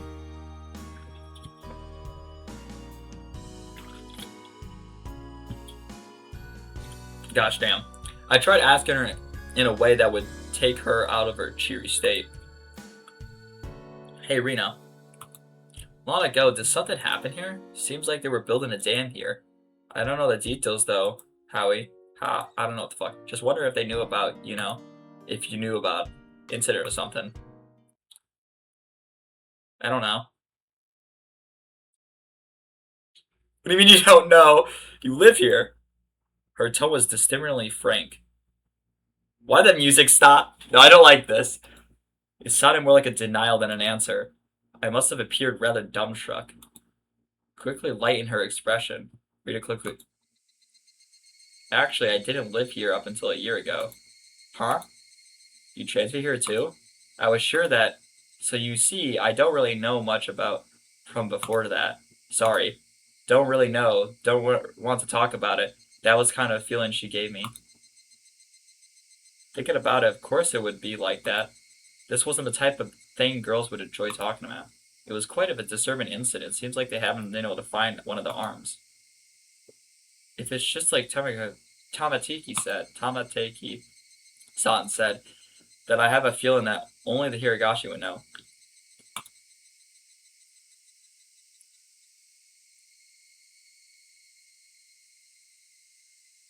I'm not liking where this is going, bro. I could just feel it. I have a sense that something's gonna happen very soon, and it's gonna freak me out, dude. I'm already on edge right now. The Mailberry Mansion. A murder tips?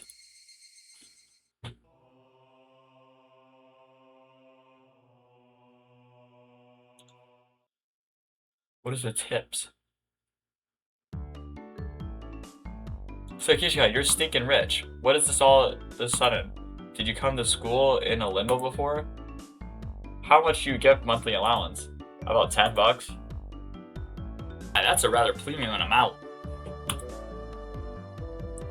His lunch is made up of normal stuff. He isn't rich. What are they talking about? To be asked out of nowhere how much I get and was told a premium amount? Wait.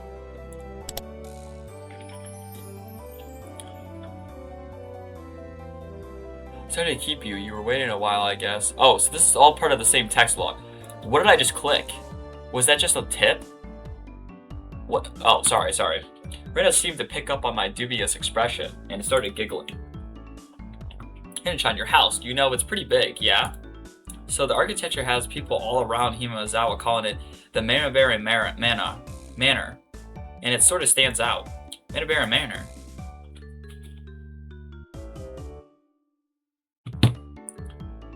Everyone is gossiping, wondering exactly how rich you are. I see. Now I get it. While the frame of the house is huge, I see how it could cause some misunderstandings. From my deductions, I wager they spent too much money on building the house, and that's why they are broke. Being broke, how very, very, very unfortunate. Oh, what the fuck? I just skipped through fast, sorry. Yeah, sorry for ruining your imagination, but we aren't rich or millionaires or poor. We're the image of normal, average household. You can't call it normal with the huge house. The entranceway is grand and the gate is large enough for a large truck to get through. That's not normal at all. They do say the bigger your house, the more prosperous you are. The reason the house is so big is because my dad's studio is in it too. There's a bunch of different workshops and lots of works are hung up in different places. They are huge too. For those reasons, the family actually uses a third of the house for day-to-day living. He planned it out. People with cars and come in to see the gallery he opens up in his house someday. By the way, the entranceway Mian talking about is one for the studio and is normally sealed off. The entranceway the mirror actually uses very plain and simple one. Oh, is it this one? They use this. The interior of the house is much different from how it looks in the outside. I really have a chance to explore Kichikan's house. Claiming that not rich but having a home like that. What could be hidden there? Maybe there's something cute hidden.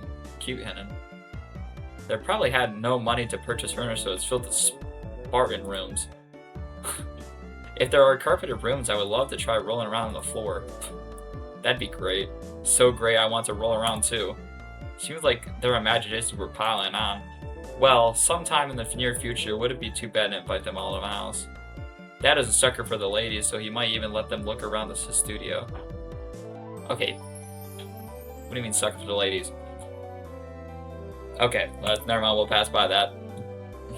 The cry of Higurashi kind of sounded as the sky towered over everything. It was hot, but air cool, smelled like the beginning of summer.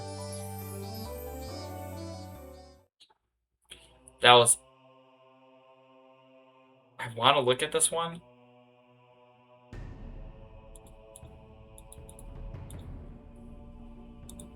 Oh, these are all my tips. View all tips.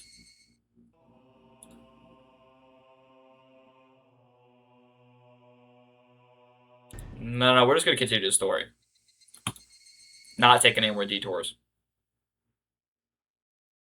What the fuck? Hey, Colonel Sanders. Ah, of course that's right, or her ally. I understand her wanted to take home Satsuko and Rinjishan, but I understand that Colonel Sanders. What's so good about the forward-eyed geezer? Probably better to hear it from Rana, don't you think? She'll probably just say because it's just so cute, you know? Does Rena often go to construction sites to hunt for treasure? Every now and then she'll say she's going to have a look, but a girl her age rumbling through garages as well. If Rena enjoys it, then I think it's fine. What were they doing over there? Dam construction? It had been begging me since yesterday, like an itch I couldn't scratch. Ha, it's cancelled a long time ago. Everyone gathered together and fought against it. Hearing an ominous word like fought come from Riga's mouth startled me. That's right. It was unbelievable. They said Himeozawa would sunk into the reservoir and we would have with no say in the matter. So I'm only able to hear it because the protest succeeded.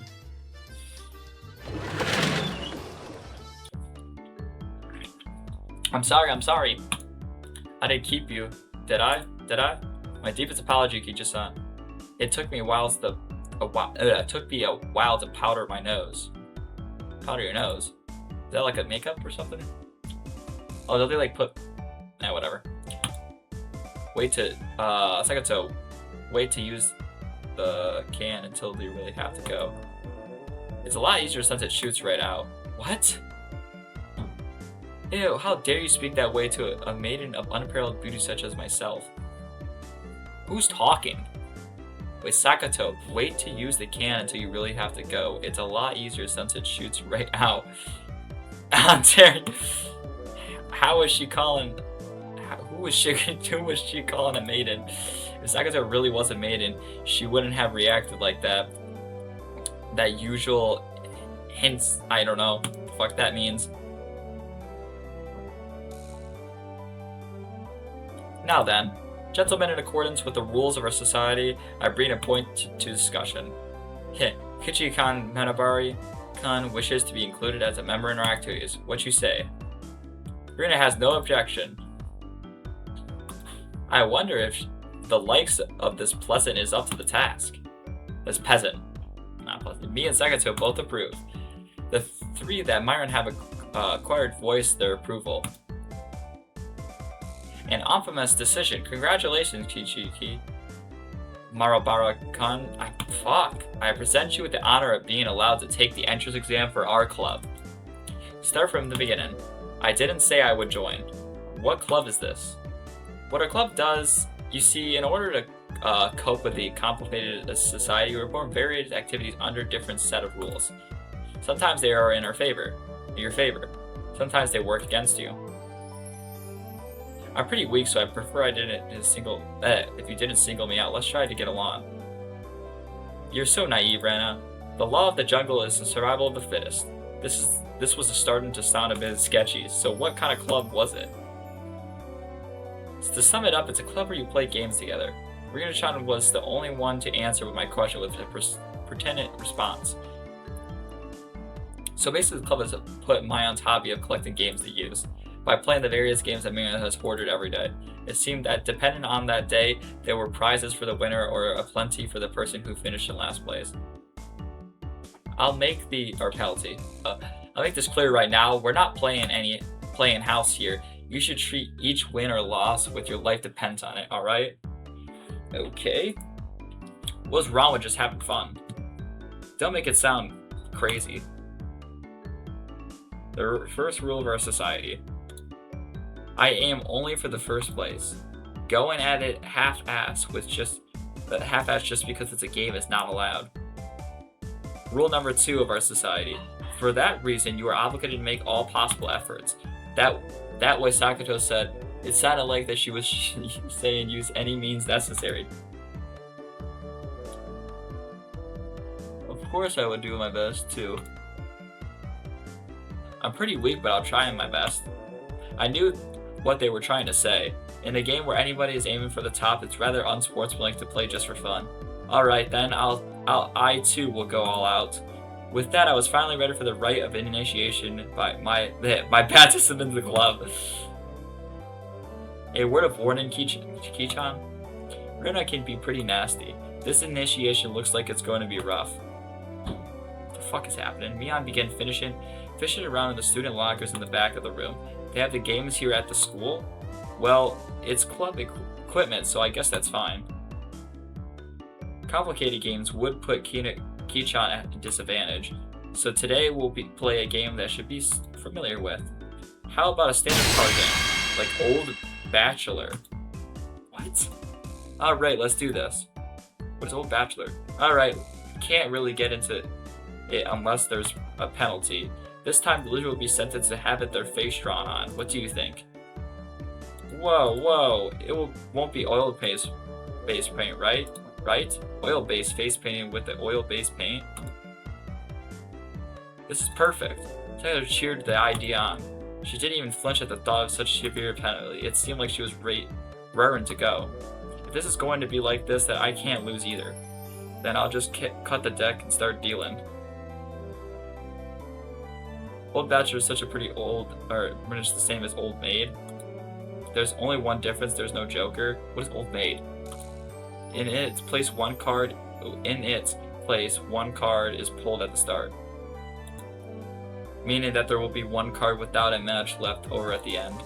You don't know which card will end up being the Joker. It's a pretty thrilling game. I have no clue. Do I have to play it? Take out the card now. Rina took out the card and left it face down on the table. Everybody started the deck instantly. Well, it's pretty obvious in the end game. No way to tell at the start. Do I have to play? But the rest of them were very serious. Didn't seem as relaxed as I was. They compared the cards to one face down, all while gauging the other reaction. Like poker? If it wasn't if they could see what the face down card was. No, it couldn't be. The deck is pretty worn out. No way, can everyone tell what the scratch is, what the card or the table is? Remember the second rule of our society. Higurashi must try the hardest to win as well. A number of cards are quite unique, Higurashi should be able to remember them pretty quickly. She said that no matter of factly. Suits me fine. Don't think a little thing like this can be your crutch. I lashed out angrily, but it was rather obvious I was at a disadvantage. After all, they'd been gone as far to memorize the wear and tear for each individual card. This was a simple game of Old Bachelor.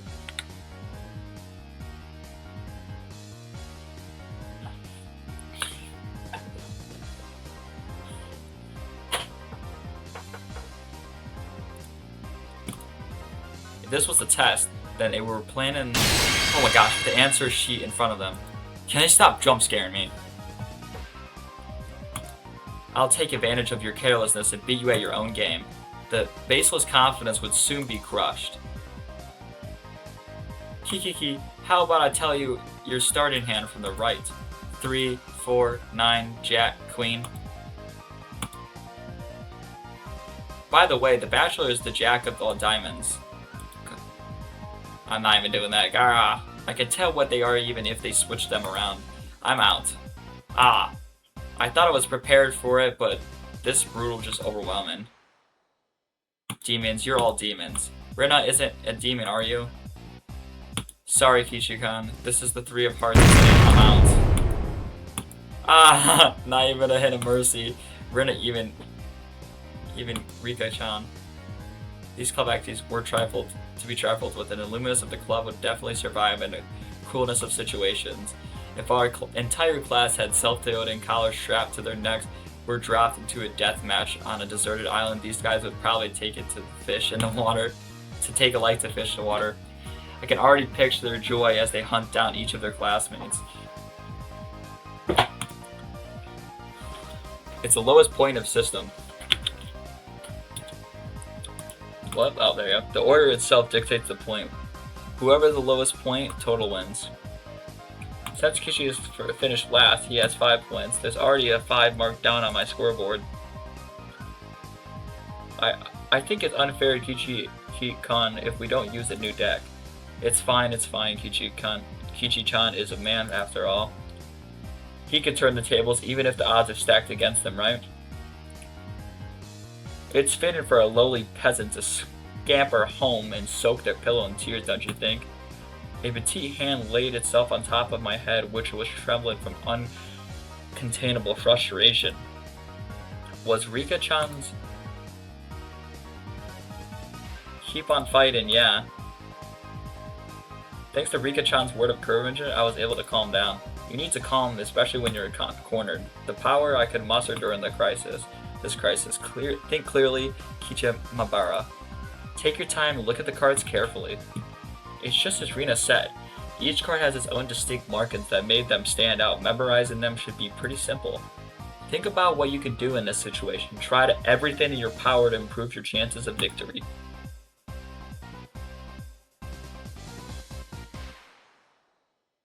Wow, great, Kichi-kan. Just like that. I cornered the uniquely marked cards with my hands or other cards, arranging them in such a way that they couldn't be seen. The one with the ripped corner should be the 5, and I'm out. I couldn't let any of those precious hints slip by me. All the information is a weapon. Then it was my turn. Okay, I just get rid of fucking items out of my... I can't... I'm gonna just play whatever I want. Sakato fanned out cards for me. You see, I want the 7. Is it this one? I wonder about that. You won't know unless you take it. There was a bit of dismay in her expression. She doesn't want to take in that kind of expression. I won't let the monetary lapse slip by. I know. It's this one. I got it. 7 of spades. I cheer up, ooh, rain out. Ooh, what is this? The 7 should be the hardest one of them all to tell apart. It wasn't from memorizing the markings. Those slight changes in the expressions as I was selecting a card were enough. Can't hide it from me, Ki-chan. This mark means it's the 2 of diamonds. What? She was startled by her own misread. Of course everyone else was too. What? It's rare that Mi-chan gets a card wrong. No, Ki-chan, could it be you? They told them apart by the different markings. That mark was a nail scratch, so I put a new one on it. Are you saying he disguised it as the 2 of diamonds? What an impressive show of wit! Kichi-kan landed a clean hit. Clap, clap, clap. That's great, Kichi-kan. That was an incredible match, you know, having defeated my brilliant battle left me ecstatic. To the foreigner. By total points, it was already set in stone that Mia would win. I would finish last. I laughed haughtily, selected the tone of my voice carefully to get on Mian's nerves. Well, I'm going to end up the loser, but I satisfied the one-up in Mian at the end. That should be the proverbial slap in the face to Mian, who was at the top already ensured victory. Even if Kishi gets the first place of this round, he'll still end up last place overall. Don't you hate that? Of course I do. Let's have a duel. One chance. If you win, then we'll swap first and last place. How about it? You up for it? She fell for it. A chance for the upset that would be possible without Gordon and her. Okay, I wrote the one chance, you say. Let me hear the rules. Mian discarded the 2 cards from her hand and replaced one of the Joker cards that was on the table, then shuffled the resultant hand behind her back. The card in her right hand or the card in my left. can guess which hand the Joker's in, and then he wins. When you turn around just now, you didn't pull out the Joker, did you? If you lose, I'll show you the card in the other hand. That okay? The other three gulped nervously at the unexpected turn of events. Alright, you've got it. Million gasped one card in each hand and thrust them out. First, I needed to inspect them closely. The card on our right hand has no distinctive marks, and I could tell which one it was. Which one, I wonder? That voice cracked. Higurashi, be careful. Yeah, of course, this is my chance for a big comeback. Looking closely at the card on my left, I saw a little wear. It wasn't one I had seen before. Ah, that card, is it? I didn't let that bit from Sakato slip by me. Mion clucked her tongue. I didn't recognize the mark on the left of the card from the small number that I had memorized. I didn't know what the left card was, but I could tell from Sakato's reaction that the card had already appeared during this game. Since it had already appeared before, it meant that it definitely wasn't the Joker. Oh, Higurashi, it thinks it's the one on the right. Will you choose that one then? Will you? The left card definitely wasn't Joker. If it could trust that theory, then I should have been able to declare that the card on the right was the Joker. Even without Mayan's taunts, and the one on the right was the most suspicious. But wasn't it a bit too rash to decide based solely on Sakato's reaction? More carefully, I remember now. That mark on the left card, doubt, but about it, the 7 of clubs. It's the 7 of clubs I see. I've won. The card on the left was the 7 of clubs, so that means the card on the right was the Joker. And then before my hand touched the right card, I froze. I would expect no less from you. There was a wave of murmurs amongst the onlookers at the sudden halt right before I confirmed the right card was the Joker. Huh? What could Kichi possibly be saying? I mean, the left one is... Shh. Oh, what makes you so certain that the right one is a Joker, Kichi, huh? Mion let loose an unexpected question. Everyone else was baffled. I didn't know what the card on the right could be, but I know the one on the left is the 7 of clubs. Then, doesn't that leave the right one as the Joker? One of them has to be the Joker, right? Yeah, one of those is the Joker, right? Higurashi has a good intuition. Huh? Rika-chan, what do you mean by? So basically, the 7 of clubs, I discarded that by matching it with Sakato's 7 of spades earlier. Everyone's attention snapped to the discarded pile at the same time. The truth of the matter couldn't be discerned from the sloppy pile. So that means Mion pocketed one of the discarded cards that aligned it over the left card. And that means... I see, I get it. The left card is being disguised as the 7 of clubs, right? It was the first time since the start of the match that the shadow ran across Mion's expression, and I didn't let that slip by. Then, when a grand flourish had declared loudly, the Joker is the left one. Let's see. It was an intense moment. The second one felt like an eternity for everyone there. Breaking that silence, the first one to speak was Mion. Being the first president of the club, I've been witness a variety of performances. Kichan, yours is the best. The best of the best. What was probably the greatest compliment Mion could give. Mion accepted her defeat, dropping the cards from both hands. My comeback victory. Rika-chan placed her hand on my head and began petting it, congratulating me on my victory. Huh. Rika-chan, is it? Rina and Sakato gasped at us as if they'd seen a ghost. What is it, Rina? It's not as if I cheated or anything, right? This was a fair and square. Rika only pets someone on the head to counsel them. What? Huh, what was the meaning of it? At that moment, Rina let out a small shriek. Kichi-kan, this is how it was. You know, Kichi-chan, I thought you read into that far. Hee. Also the right one is the Joker. You fucking... Dude, this is like some fucking Naruto battles. Everyone froze. No, it wasn't. It was just me. It was a gamble. If you had jumped to the conclusions like a little brat, then I would have lost. It was the answer everyone was certain about. Mion picked up the card from the losing hand. Kichan, you know you should take pride in this loss. She turned it around. This was the card to proclaim the victor of the duel. The card under the 7 of clubs, unbelievable. The Tomb of Diamonds. Oh, the one it was a setup behind the setup. Bro, what? Why am I getting like crazy about this? It was, if I just picked the right one with reading on so deeply. Wasn't it what he did earlier? Didn't he literally do that earlier? It's kind of crazy. Mian Sanozaki as the club president, accept. Do Kichiya copy membership into our club? As I slumped to my knees, dazed, everyone let out a round of applause for the excellent effort I gave despite my defeat. The match is over now. Today's victor is me, Mian Sanozaki, and our exalted loser is Kichi Maebara. Everyone made a commotion, applauding cheerfully. I felt I was bested. I was so silently beaten and unexpected. Felt rather refreshing.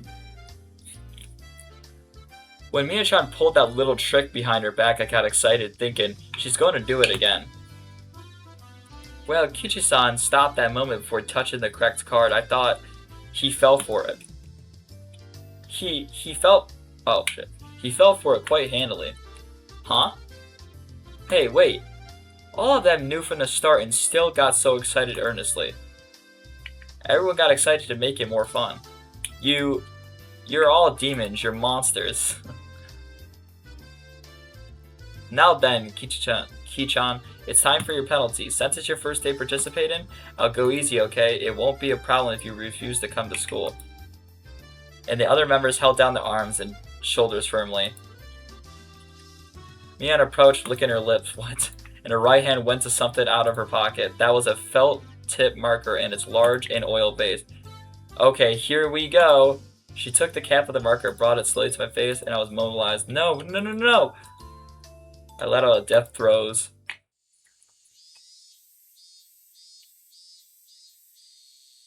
Enough with these fucking cicadas. I love, like, the manipulation of, like, an audio. Like, just, for example, ReZero, how, like, they have the, fucking witch sound effect that happens. Higurashi when they cry is the cicada sound, bro. I love, like, because it, like, every time you hear that audio, you just have a sense of, like, you know. As soon as the club activities were finished, Reina flew off. Probably so she could dig out the QT Colonel Sanders that she was able to take home yesterday. So today was just Mian and me walking home together, a rare occurrence. A mountain of treasure, huh? The guys throwing it away probably never thought in the wildest dream that Reina would be grateful to them. Mountain of treasures meaning that damn constructed site before? Oh right, Mian would probably tell me. That murder of dismemberment that seemed to be happening here. Over there, you know, the dam construction site. Did something happen there long ago? Something sure did have a grand battle. There was sit-ins and demonstrations. It was a bit of a different from what I wanted to hear, but I decided to listen just the same. It was our land that was going to be sunk into the dam reservoir. I would have fought as well, probably. The government says that they were really adamant about it, acting all big and full of themselves. Since they're figured out they couldn't settle in with the money, they did a bunch of nasty stuff. They were nasty guys. Mian spoke excitedly as if the whole thing was happened right in front of her. I'm amazed you guys won. You were facing the federal government, right? The mayor and prominent figures in the village all signed petitions. They went to Tokyo and struck deals with legislators, and as a result, the development plan was retracted. It was our complete victory. Ahaha. There wasn't any violence, was there? Like assaults or murders? None. She promptly cut me off. The same as Reina had. Her words signaled the end of the discussion. Tomiga said one arm was found in the incident. Tamitaki said. Tamitaki.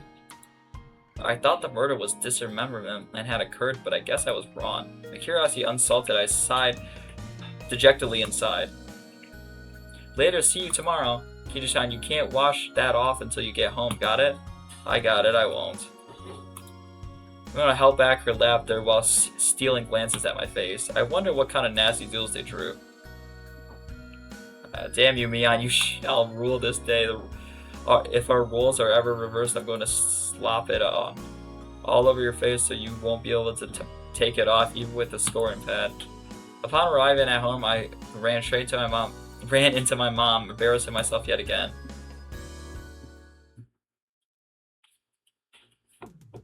A mood I'd come home from to was already on the edge. It was an uncommon thing in our family. Whenever Dad had come home with a good idea, it ends up like this. He stomps around the house with his arm crossed. Mom whispered into my ear, "Welcome home, Kichi. Dad, he's a bit of a runt right now, so don't bother him, okay? He can't come up with a new idea. It's because the deadlines are so close together this time. Your dad needs to recharge or it doesn't work at all." Dad's penance feed our entire family. If he runs out of ideas at his end of Mahabharas, we've never gone hungry before. Could it be that my dad is a master painter? Would it be easier to get an idea taking a walk rather than wandering around the house? The theme of the piece this time is in the household, so it seems that your dad wants to use the house as a motif. That quite bothers some motif. Kishi, pick your room up. It looks terrible. Sorry, I'll clean it up later. Aw, come on, please don't use my room as motif. Kishi, there's still some time before dinner, so please go take a walk out back or something. His bad mood is only temporary. As soon as he gets an idea, the mood improves and he starts humming. Until then, it would be a bad idea to just take a walk so he doesn't aggravate further. Well, I guess I will then. I don't like the idea of a walk. I said I was going to take a walk, but I didn't have any particular destination in mind. I did it to kill some time. I got on my bike and pondered where to go. I could just read at the bookstore, but it would be take an hour by bike to get to town. Damn, that's fucking ridiculous. It would be dark by the time I get back, so I didn't want to go unless I had to. The roads at night were here in Amazaya creeped me out. If Mara and Sakura ever found out about that, smiled wearily. Oh yeah, Rena was probably still at the mouth of the treasure at that damn construction site. The excavation of the Sanders was probably taking a while. It wouldn't be so bad to have her owe me one. She might return the favor next time we have a club activities. With a little bit of self-interest in mind, I set off towards the damn construction site. That's gonna be hilarious. Something's gonna happen.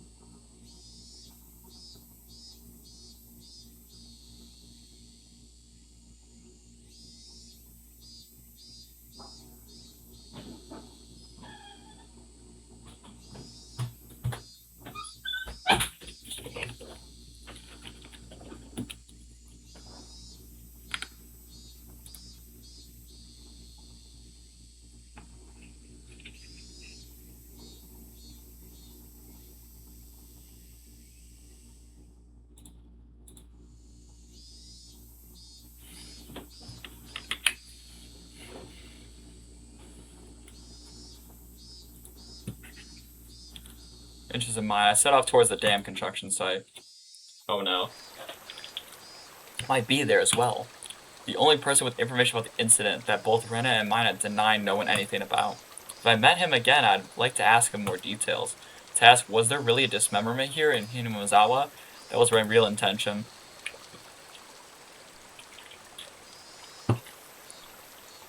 Maybe. I don't know. I also got creamy coconut. This shit's banging. This shit's banging, by the way. Get yourself a fuck, dude. If you like coconut, though. Shit's so fucking good.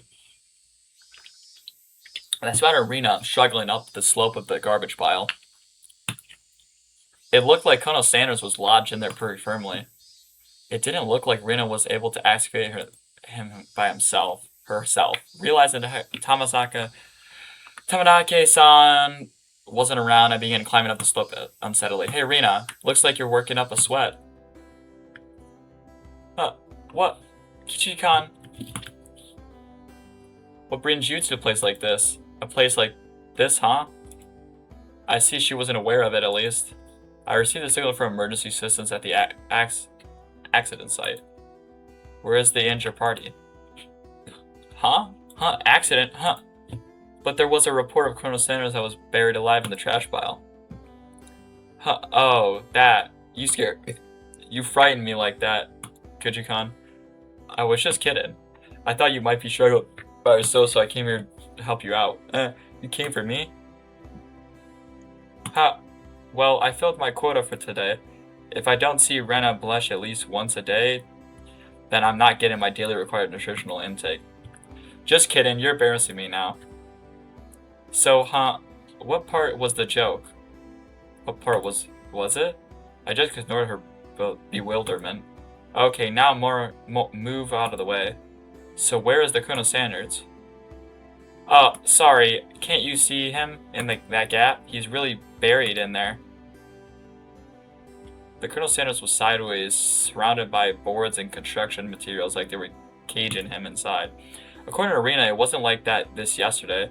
It seems so. Another illegal dumper came yesterday, dumped again, and now he's buried like this. You're trying to move this pile all by yourself. With those scrawny arms? There's no way she would be able to do that with her slender arms. But Colonel Sanders is so cute. There's a chain on the Colonel Sanders at the store. This one though, I shouldn't be able to take this one home. I should feel it. Rena gave up on this Colonel Sanders. She'll probably start devising a plan to steal the one in the front of the store. As Rena's guardian, I won't allow her to sully her hands with crime. Out of the way, I'll do it. I just blushed again, but at the same time, I left it alone. The pile was enormous. Also, the more days we wasted, the more likely another illegal dumper would occur. If it would have got buried any deeper, there would be nothing that could be done. Kuji-kan, I'll help you too. Let me help. You'll just get in the way, so stay back. Pulling out scraps, bending and tossing them aside, I quickly became covered in sweat and dust. Flying objects flew beautifully across the twilight sky, one after another. Lumber, timber, pilewood. Damn it! No matter how much I threw, there was still more, even though I could see Colonel Sanders right there. After grandstanding like that in front of Rena, I felt frantic because of how little I had made progress. If I was going to do this seriously, I needed an axe or a saw or something. That's enough, Kuchi-kan. You're so sweaty. You don't have to try so hard. I'm just doing it for you, Rena. Don't worry about it. Rena began sputtering and turned beet red. Oh, whoops, I meant to say I was trying to be best to keep you from becoming a criminal. Oh well. I guess I just need a break. This is pretty tough. I sprawled on my back on the glassy slope. I'm so sorry. You're covered in sweat. Rena patted her handkerchief against my forehead. It felt very nice. Well, wait a minute. Okay, my house is pretty close. I'll bring some barley tea. Leaving a handkerchief on my forehead, Rena took off running. The cries of Higurashi gently cooled the air. Oh, so that's what they call cicadas. Okay, after I was certain that Rose was gone, I picked myself up and headed towards I discovered earlier. That was a garbage pile of magazines and newspapers bound in twine. Unless I'm mistaken, I believe it was around here. There it was. There were bound in stacks of not so reputable tabloids. They were stacked chronologically going back quite a few years. It was quite a disturbing incident. It seems that they haven't been able to find one of the arms you see. I don't like this music. If it was just the time I had said, that undoubtedly there would be mention of murder. There are troubled times. There is no end to these sickening incidents. There's a large part of society drawn in by these incidents as well. So it had to be recorded somewhere. I'm unfastening fastened the packages and opened them re-soaked pages carefully, looking over the table of contents. Not here, next one, not here, next one. It was hard to search since I didn't know when it happened. I didn't know who the perpetrator or the victim was either. I only knew it had happened here. I looked up ever so often to check if Rita had come back or not. I wouldn't want to see her gawking at a dirty magazine, but it was just that. Both Rina and Mian said that they didn't know, but it had happened without a doubt. As long as Tomataki-san wasn't lying, then if both Rina and Mia, oh yeah, there was, if they just had said that, they wouldn't have gotten so hung up on it. An incident that neither Rina nor Mian wished to talk about. I'm trying to recover it after they tried to conceal it out of good intentions. That made me feel like I was acting against my friends. Hanemazawa dam worker lynching, murder by dismemberment. What the fuck? Here it is. Okay, give me a second. What the fuck? Lynching? The featured article was in the back, and it seemed that there was photograph in the kerneled pages at the front. Then the pages of the featured article were stuck together and weren't easy to open. Rina could return at any moment. Feeling rushed, I gave up and opened the photograph page. The police investigators were carrying a body bag, and newspaper reporters were all bathing in the camera flashes. The image was blurry and hard to understand, but I could definitely make out headlines. A tragic nightmare at the Hinamazawa construction site. Lynching and murder / dismemberment. The victim was the site foreman. He was assaulted in his silence daily, with an explosive backlash from his daily actions. It's a horrible image to see the site foreman as. It happened. It really did happen. It seemed the details were on the next page. I turned to the next page without pausing, and on it was. The assailants butchered the victims with hatchets and pickaxes, then used an axe to split the cadaver into 6 pieces, the head, arms, legs, and torso. I could understand just from the headline that it was just too terrible an incident. Normally, a lynching is just assault and murder, right? Dismemberment with hatchets and pickaxes? That was a lynching. It was a merciless killing to the letter, a brutal murder, done by a group of people with hatchets, with pickaxes, with an axe? Ah! He's sorry. Did I startle you? Dropped the axe. She was holding onto the grass. She started. What the fuck? As the grass was startled by my voice. Can you see earlier? Yeah, you said I would help if you had an axe, didn't you? So then I brought an axe for you from the shed. Renner fluttered her arms and panic continued to explain and apologize. It seemed she'd been glaring at her. I've been glaring at her pretty intensely. I'm sorry, I guess my reaction was a bit overboard. No, I'm sorry as well, I'm sorry. Night was drawing close. I was pretty worn out and it wouldn't hurt to do the rest tomorrow.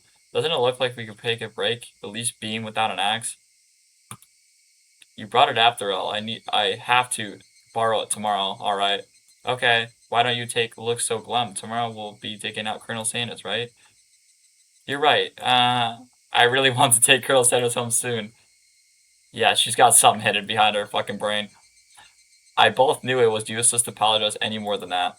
I quenched my thirst with the barley tea Rena brought and wiped the sweat off that had gone cold. We took the path head home. I felt quite guilty about the tabloid rat in my jacket.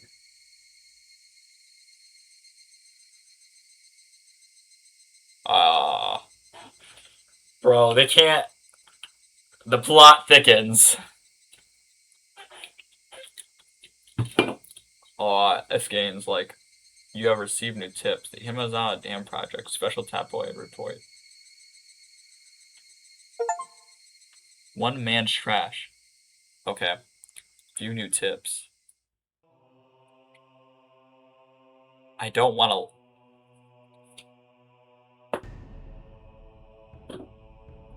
Do I have to do these?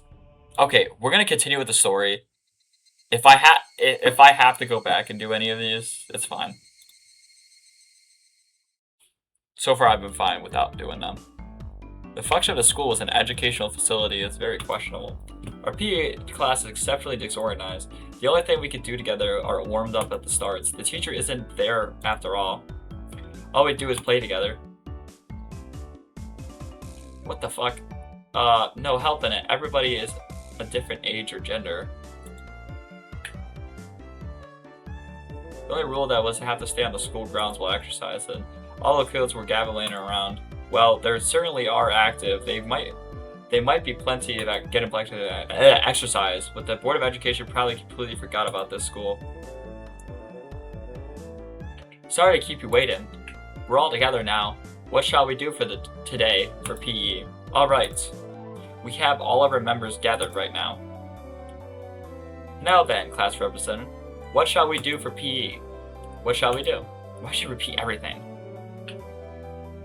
Miran humpered and crossed her arms haughtily, surveying the area. Explosive power and endurance. There is no friends in the world of sports. There's a rival. The only thing you could do is trust your own body. What the heck do you mean by that? You really read too much manga. I quit without missing a beat. And so we'll be taking a lesson from history. Tired and true keen of all outdoor melee events, let's play tag. It's quite the adorable choice to make after playing it up so much. Just what I was hoping for. That dunderhead Kichi-san shall be the first one to be it. I won't be beaten. I'll try my best too. You can't beat me. Why are you guys all so into it? The third rule of Asadi, you must partake in a game and join it without question. Then this counts as a club activity. Everyone smirked at each other. They all seem pretty confident. I'm a man. Physically, I should be able to keep up with any girls of my own age. Regardless, Mian and Satoko looked like they were aiming for victory. Rina was looking at me as if I was pitying my disadvantage. Fine, tag, I'm in. My yell echoed across the school grounds. These were the rules. Anyone who was able to invade being tagged before the bell was a winner. But we didn't snitch who was. The ones who were tagged by it also became it. So the number of people who were it could increase exponentially. The game would become hellish. They all call it the version of playing zombie tag, you see. I see anyone infected by a zombie turns into a zombie. Why do you make it sound so scary, I wonder? As soon as I catch Rena, I'm going to tear her out her entrails while she's still. What the fuck? Gross. That's gross. Yeah, that is kind of gross. Rika-chan placed her hand on Rena's head as she panicked. Don't worry, before Kichi gobbles you down, I'll eat you up gently. What the fuck? Rika, that's a comfortment. That isn't comfortment at all. Both Mian and I nodded deeply. So first, how do you decide who's the zombie? With rock, paper, scissors. Well, it is class time after all. Let's decide by answering questions. I'll ask some questions and one whose answer isn't a zombie. Fuck! I have no idea what grade level they're coming from.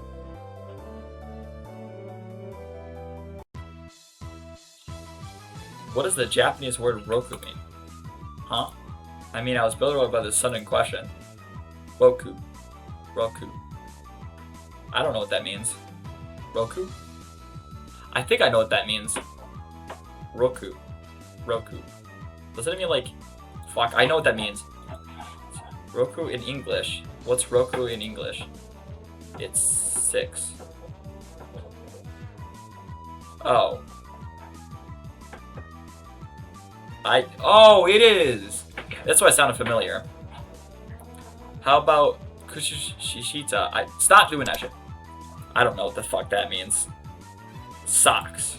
Why is there such a long word for socks? What's the third last letter in the alphabet?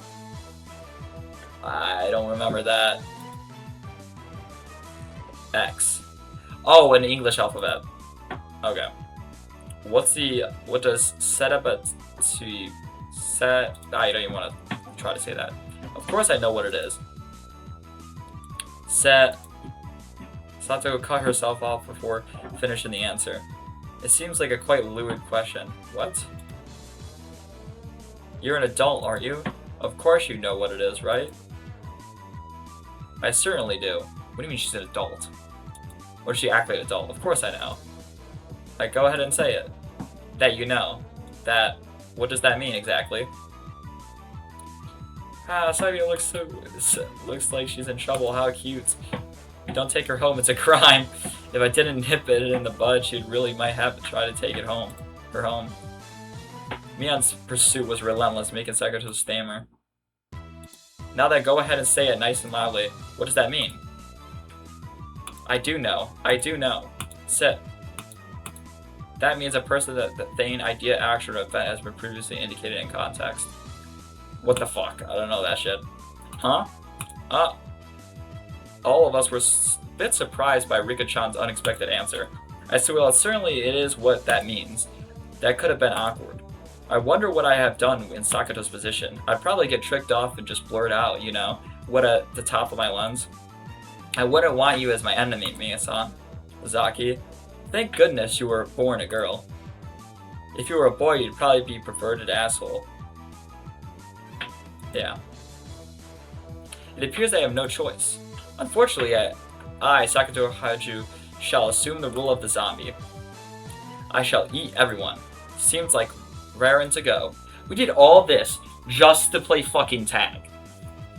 Gosh damn, bro. I get the point of this. I get that what they're trying to do is they're trying to, like, get you, like, in this it's just fun slice of life. And then they trinkle out the cool, like, story, which I've already got a bit of it. But fuck, dude. All I must do is count to 100, correct? Some jerks skip numbers while counting to 100. So you could start chasing after you solve this problem. Wow, Kishi-kan, give her a simple one, okay? 1/5 of a cake, 1/6 of a cake, 1/7 of a cake are all on a plate. Oh no, there are no common denominators. So grab a stick and bet it can be a draw on a cake and fractions on the ground. If Sakato can eat one cake in 60 seconds, eats all of them, how many cakes are left on the plate? As I finished giving the word problem, Mion shouted, "Ready, go!" Mion signaled everyone, but Sakato scattered. Hee Kichi-kyum. That wasn't a problem at all, was it? Oh fuck, sorry. Keep doing that shit. Sakato had already lost the moment when she started working it out. She's eating it all, so of course there's nothing left on the plate. Everyone dashed off in the direction they thought it was best. Knowing the lay of the land, they probably headed right to the best spots. It was obvious I was at a disadvantage. At a time like this, I would have been more effective to go along with those trained in survival skills. Like Mion, for example. The fact that I didn't realize it at the start of the game probably hurt my chances. Glancing back at the school grounds, I saw Sakato rising up to start. She was really, really mad. She got tripped up on such a dumb question. I stopped at one of the corners of the school. I had clear sight lines in two directions. Would probably have a good response time if any zombies started closing in. For the time being, I caught my breath and focused on what I was trained to think during school club activities. Now to think calmly, Kishi and Matabara, if I was it, what would I do? Increasing my numbers would be shortcut to victory. And then going after the weakest player is first is the obvious plan of attack. Meaning me. Now then, where could Kichi-san possibly be? Shanette let you escape? Shanette? I don't know what the fuck. I shall not let you escape. But of course, what would be the best method to track me down?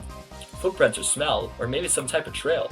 If I could craftily hide my tracks, then there would be no trail for Sakato to follow. But I wasn't no detective. Would I even be able to do that kind of thing in an amateur game like this? Tomitai Okamaru? Have you seen Kichi-san recently? What the heck? Do zombies hunt their prey by asking nicely where they went? Tomitaka and Omanaku Okamaru-kan pointed to the location where I was hiding. After confirming she was headed in my direction, I was abandoning my position. It was easy to hide myself with all those little kids running around as they pleased. It was becoming more obvious that I was at the disadvantage from not being familiar with these surroundings. If I was going to be, then if that was what it was going to be, to confront the intelligent gathering zombie, I just counter with a similar vein. I approached some girls playing with ball. I'm sorry, but could you relay this message? Satoko Hoji, that her parents are at the gate, please. Message. Okay. I stopped the girls as soon as they turned to run off. Wait, don't go yet. Also take this one to Mian Sasaki. Tell her teacher is calling her to the gate. I'm quite the schemer if I do say so myself. If things went well, then Satoko and Mina would run into each other at the gate. It would be a disadvantage if more people were at it. But this was Mian we were talking about. She'd figure out a way to escape. But that was just fine, as long as I brought me more time. Dance for me, Mian Satoko. In the palm of my hand. Having a Philip playing con man, I walked for a place to hide. If I had to think about it logically, I'd brought myself to a stand. Okay, holy fucking words, dude. Bite me. But when it became apparent, I started spreading false information through messengers that could end up being a recipient of one of those messages. Sato would probably ask the messengers to help for her to look for me. That would be mean. There would be more zombies than participants in the game. That virus that was brought up upon the mischief would be an epidemic. All my class would transfer to zombies and would be searching for me. That is the tactic. The tactic backfired horribly. While tormented at the thought of independent dawn of dead, I began searching for a safe house. I found myself in an incinerator behind the school. After climbing up to the roof, I held my breath. It wasn't a bad place to hold out. Not only did I have a good line of sight, but it was necessary I could jump off in 3 different directions to escape. I was getting rowdy down there. The lower grades of the were running around below the shed. One of my son isn't around. Is he over there? Nope. Where is Kichiga-san? I wonder. At the front of the gate? This was a definite lie. The word gate, the same one I used to give a hint of revenge, so Mian was behind this. I was still keeping one step ahead of the game. I felt bad for my underclassmen, but they had to search for until the school bell. Fuck. Hey, do you know where Kichiga-san is? His mom suddenly got really sick. A message for Marabara-san.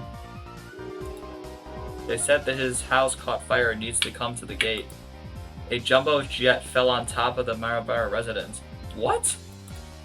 The police have come to question him. Anything goes now. They say he enjoys peeping into bathrooms. Is that true? Is he going around every night stealing panties? Who are they talking about? I heard he wears panties on his head and smells them and stuff. No way I would do that. I heard the class representative Mian was a victim too. What? This was your doing, Mian. Calm down, Kichiya Marabaru. This is Mian's battle tactic to flush me out. Just hold on. If my underclassmen thought that about it logically, they would know it's all nonsense. But small kids don't know anything about logically. To them, all those things were true, so they just chuckled together while looking at me. Hee. I win, Mian. It's my victory. Wiping unrelentingly tears away, I felt intoxicated by my own victory. Did you hear? I heard that new transfer student Marabara is a really perverted person. What the fuck, dude? It's just an asshole. The cost of beating me on had too high a price. Oh, someone passed below. That's Rina and Rika-chan. Ha. Rika-chan, you're still okay? I'm getting by somehow. Ha. It seems Mian-chan is as well. Mian? It couldn't be. She'd become it because of my little strategy. This confirmed that Mian was behind the relentless message war. Then this wasn't good. We finally got away from Mia-chan, but Sakato-chan is searching around the pipes, so we'd be safe here for a while. Upon hearing the breath, I sighed relief, while Rina was slumped at the ground, breathing heavily. Rika-chan has startled, creeping up to her. Rika-chan doesn't normally make a noise when she walks by, but it's strange. It couldn't be. What? Rika-chan? What is it? What? Don't worry. I had never seen Rika-chan smile so cutely before. Why are you coming closer? Why? Rika-chan isn't a zombie, isn't she? Don't be scared. I'll be sure to eat you gently. No way! Rika-chan, no! Rina was pressed against the wall and Rika-chan lurched forward at both arms just like a zombie. Rita quaked with her back pushed up against the wall. It was quite a surreal scene of horror.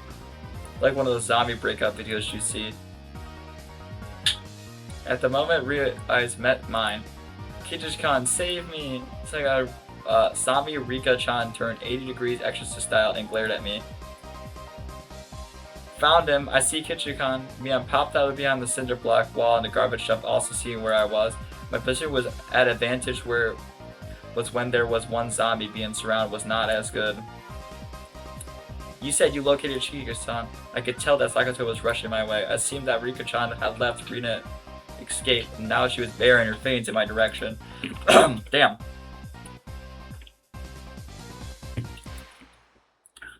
Come on now, Kichi-chan.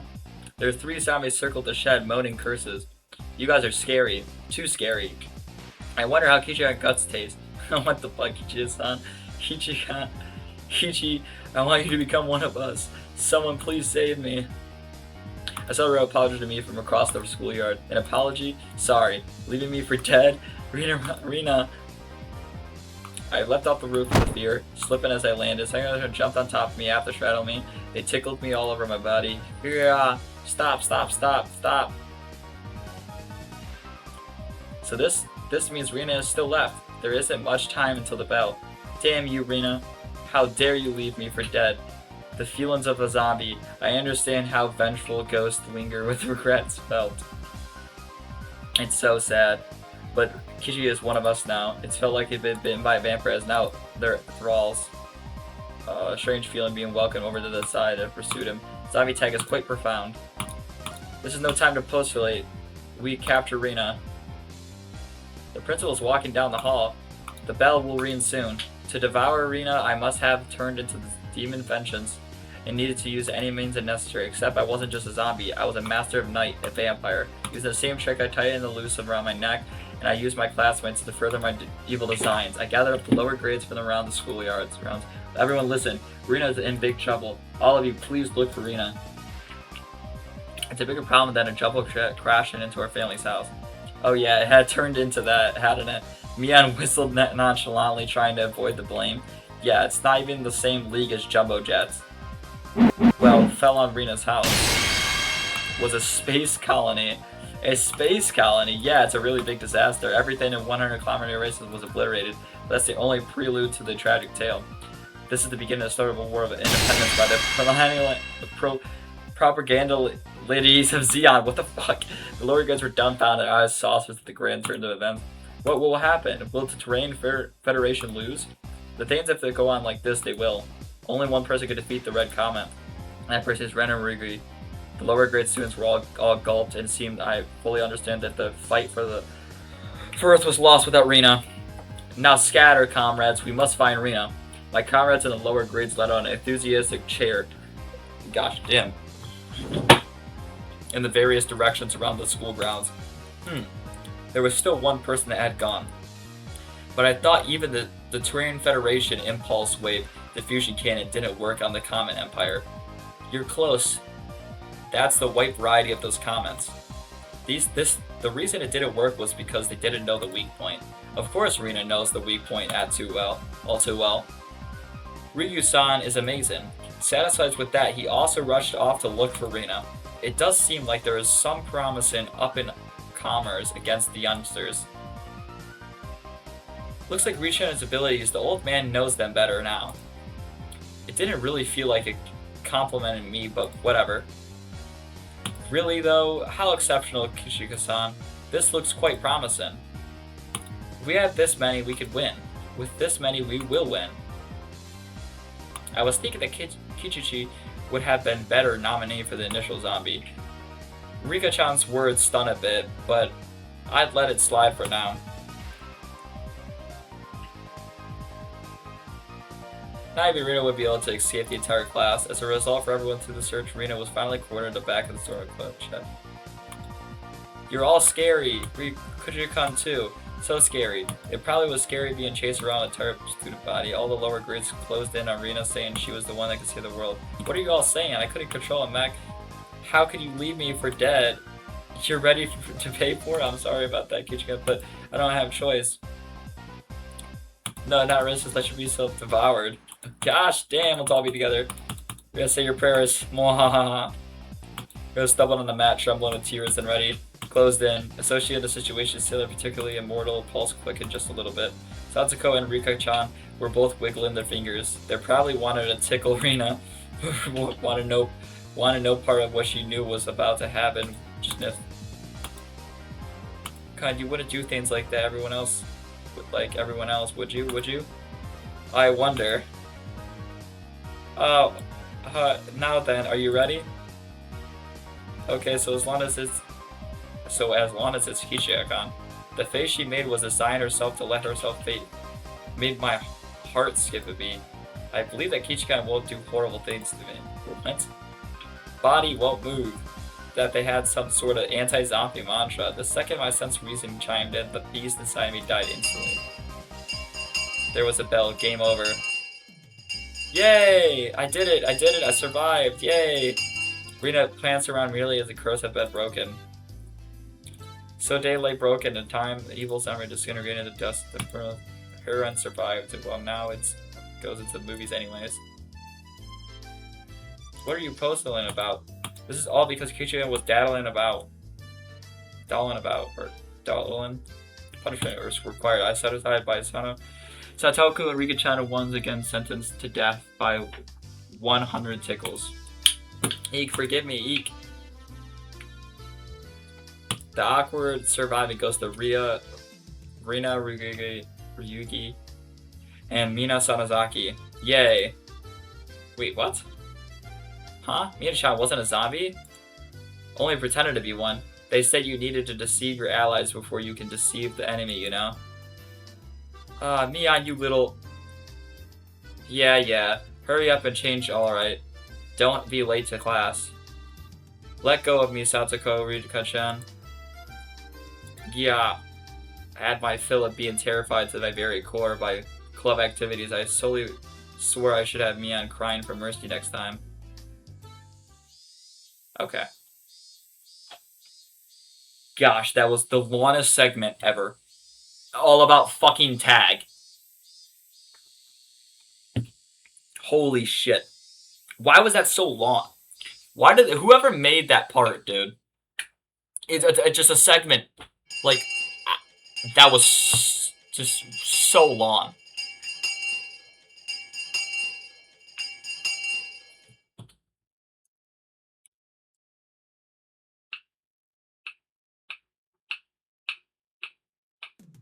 After arriving home, I quickly made preparations to head out once again. I had agreed to meet Rina to dig Colonel Sanders out of the mountain treasures for report. Mom, do we have work gloves? I need towels too. Aren't they in the shed out back? Their towels are by the sink. Alright, now I was ready. Looking for me and my mom stared quizzically. What was going on, Kichi? Where are you two headed in the...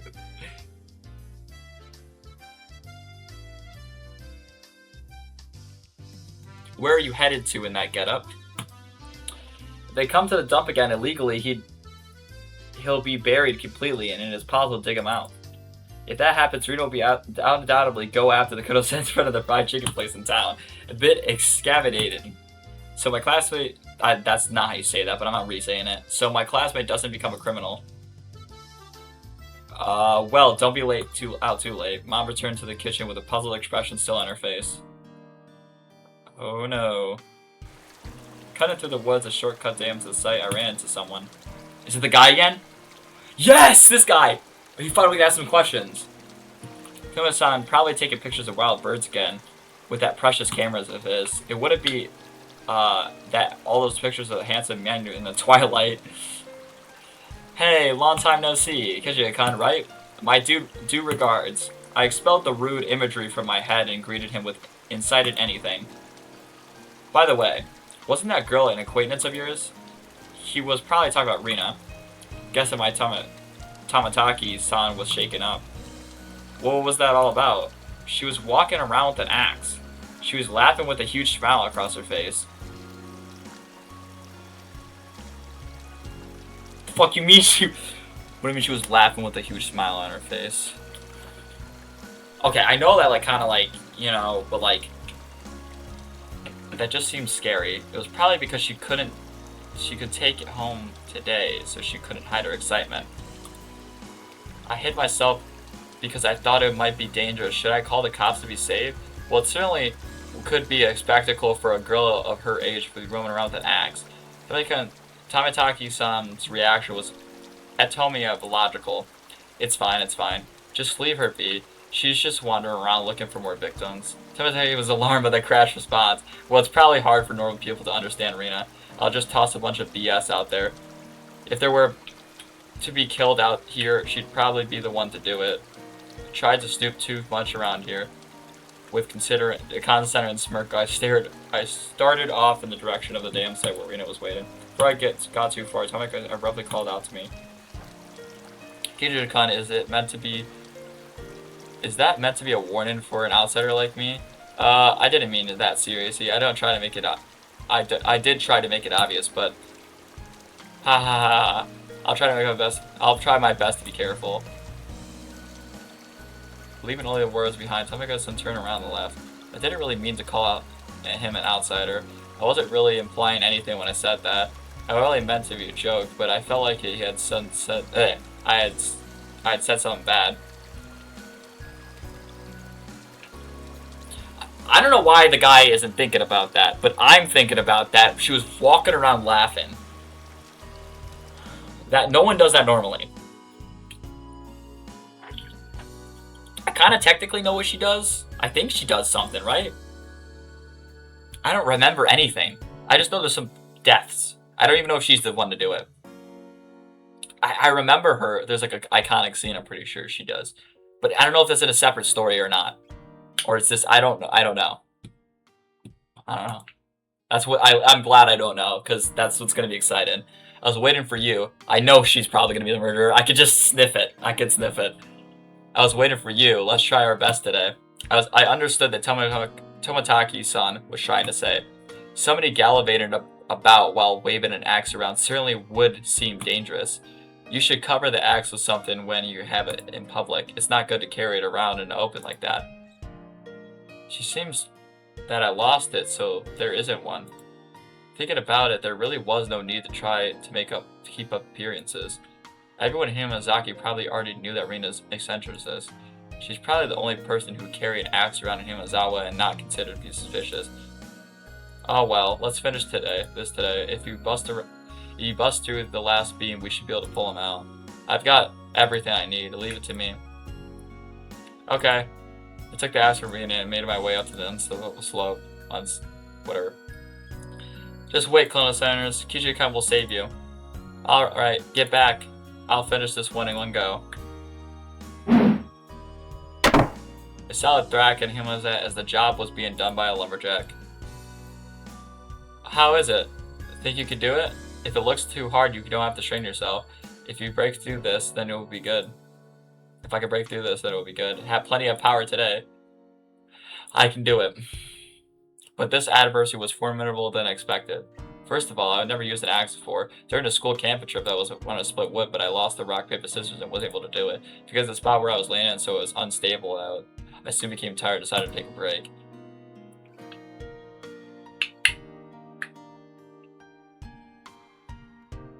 Rina had already spread out a tarp and laid some tea and sweets. I'm fine. I'm almost there. I'll make sure Rina can give Colonel Sanders a good night kiss tonight. Yeah. Thanks. Giving Colonel Sanders a good night kiss. Howie. Come to think of Rina, you're a transfer student too, right? Where did you live before? I asked her nonchalantly while drinking tea. I had thought she had lived here all her life. And Kanato? It wasn't as rural as it was out here, but it was still out in the countryside. Why did you move here? To Nozawa, I mean. You know, this is pretty far out in the boonies. Why did you move here? Does it have to do with your dad's work? Dad said he wanted to move out to the studio. He's been saying for a while somehow deep in the mountain like this would be perfect. So is your father artist or something? He paints scenery. Seems that twice a year he opens a gallery for stuff he does. When he started, his work was displayed in the Industry Plaza in Tokyo, but now that they're exhibited in the Makahari Misi, he's demonstrated to have them displayed in the Waterfront International Exhibition Hall. That's amazing. Let me see them next time. I was too embarrassed to tell her that I didn't really know what kind of pictures my father painted. Well, eventually I would pick myself up and give in vague answers. But you transferred in the middle of the semester, didn't you? Wasn't that a hassle? Not really. I wasn't getting bored of the city anyways. I wasn't trying to get any answers, Rena, but I ended up being the one giving out all the answers. Put a bit of a virus smile on my face. I grabbed the handle of the axe and headed back to work site.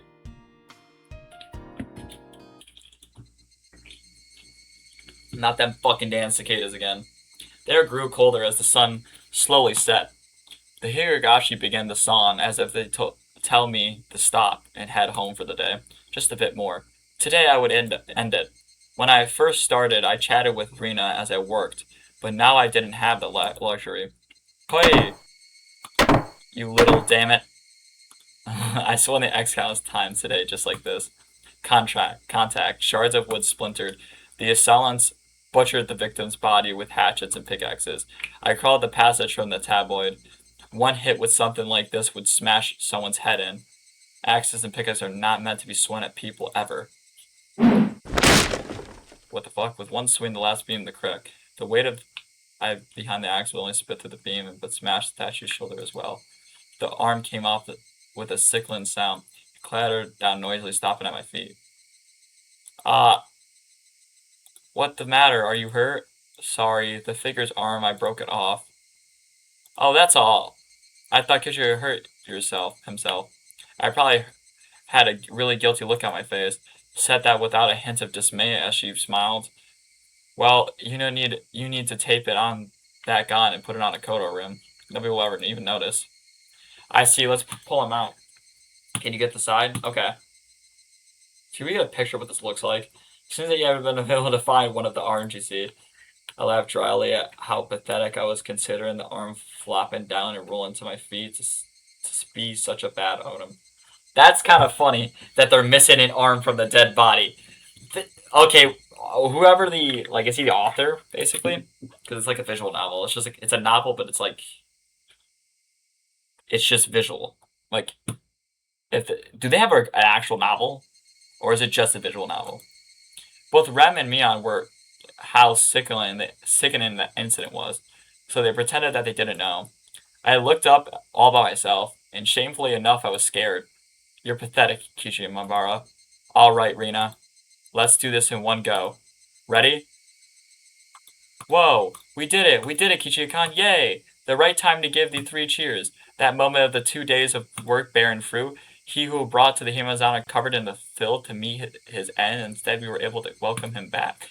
You're pretty lucky, Colonel Sanders. Your new master is a pretty decent person.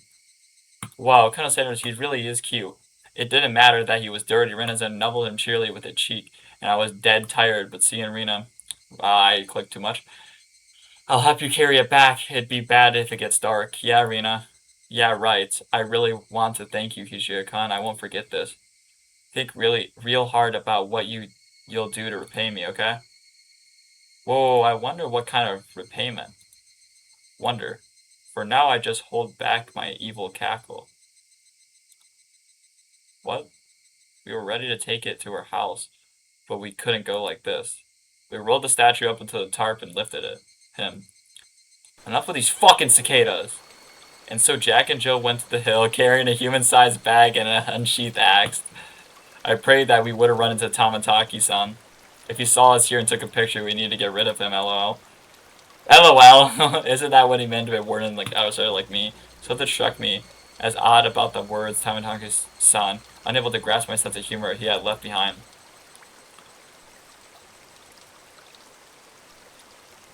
Oh shit. Oh shittens. Oh shittens. Oh shittens. Okay, I'm pretty like kind of okay. What kind of name is Rena? I'm kind of curious about that tip though. What do you mean what kind of name is Rena? This fucking music's killing me. It's scaring the fuck out of me. I just want to continue. I can't with these tips, dude. It's gonna take way too fucking long. If I can, I'll make a separate video on tips. It's already enough. It's already gonna be a fucking 5-hour long video. How was it, Kichi-chan? So weren't you to Rina-san's house? Wasn't it amazing? Haha, it's nothing like that, right? Unlike my house, the regular residence wasn't really new construction. It had been renovated from a pre-existing building. Well, the house itself was fine. The problem was the yard. There, it wasn't crammed with rows upon rows of audits, or whatever. They were all the same as Colonel said, stuff you would see walking around in town. The cake shop's mascot, Little Licky. The Tanadol man in front of the pharmacy. She had the amazing flying elephant from the top of the department store. What the fuck is in her house? I'll agree with you that those were cute. Why the mailbox? When you get in trouble for that one?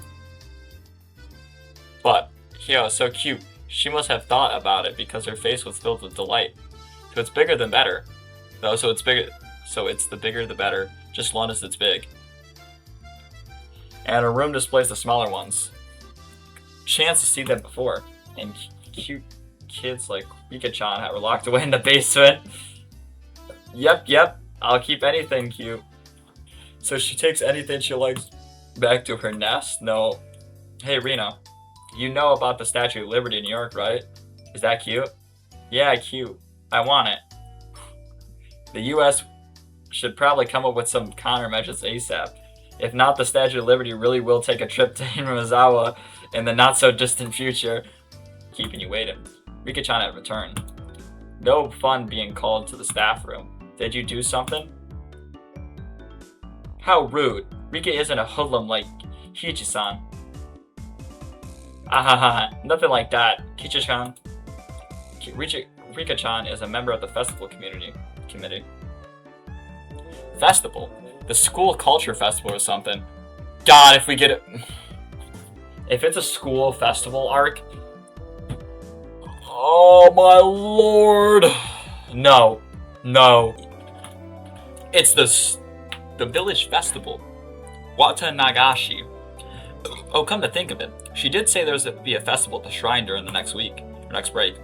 So what's the Watanagashi thing about? It isn't like a floating lantern festival? I guess the last part where you set things adrift in a river is similar.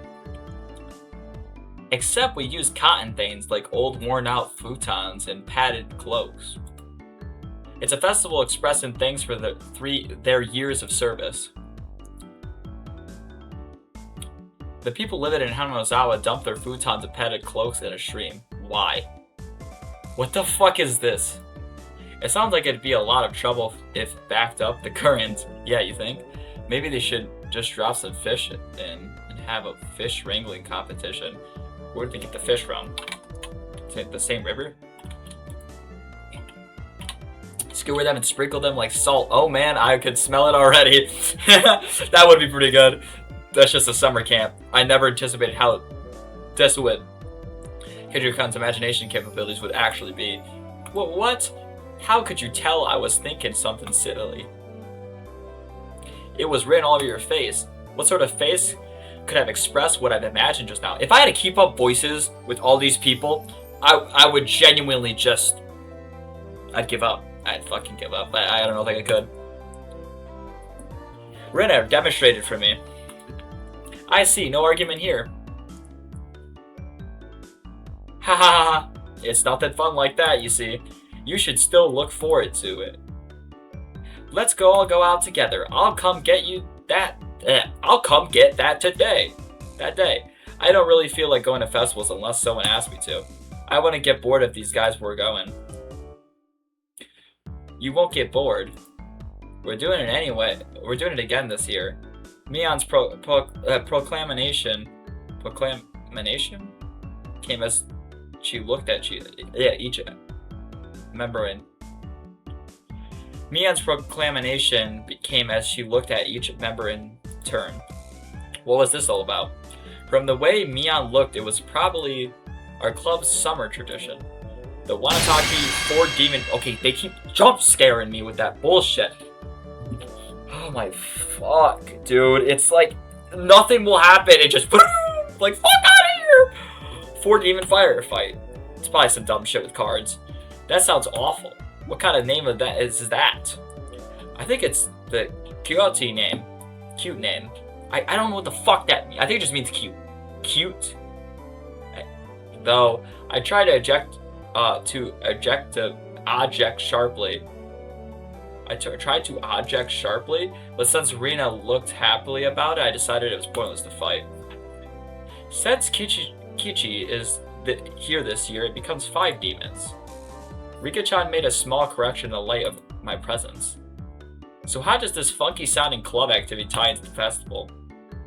Oh ho ho, this is where you exhibit the skills you've been nurtured through your daily club activities. Exactly. We show the full extent of the abilities and the best of the have been attained through all the daily trials and tribulations. But last year the mayor got angry, so we needed to make sure not to cause any problems this time. So basically we're doing a club activities while checking out the stalls. Rika-chan really is the one who explains things, so they make sense. I see we'll be exhibiting on those busy festival grounds. Reno was right, of course. That would be reason for the mayor getting angry. But that's not. It's lots of fun. That'd be the only point I did not doubt. It would be without question fun. The day of the festival is drawing near. Well, putting that aside from now, let's start our club activities today. Any objections? Nay. Our voices ran out in unison. When there's a lot of people, card games are really easiest to play. This is really the most basic of the table games. Play with a marked deck again. We'll use one new one today. There are no marks on the deck, so we'll be equal footed. I wonder if this really is the case. I have to expect them. Well, that was fair, just to be safe, Eddie. That was fair, just to be safe. Everyone check the cards. Yes, this seems to be fine. Are they all satisfied? Then today I guess we'll play President. That's a good for 5 people. The fuck is President? Standard card game. Oh, is it like a standard Japanese card game? I don't know any of these. I know fucking Goldfish, Blackjack, Poker,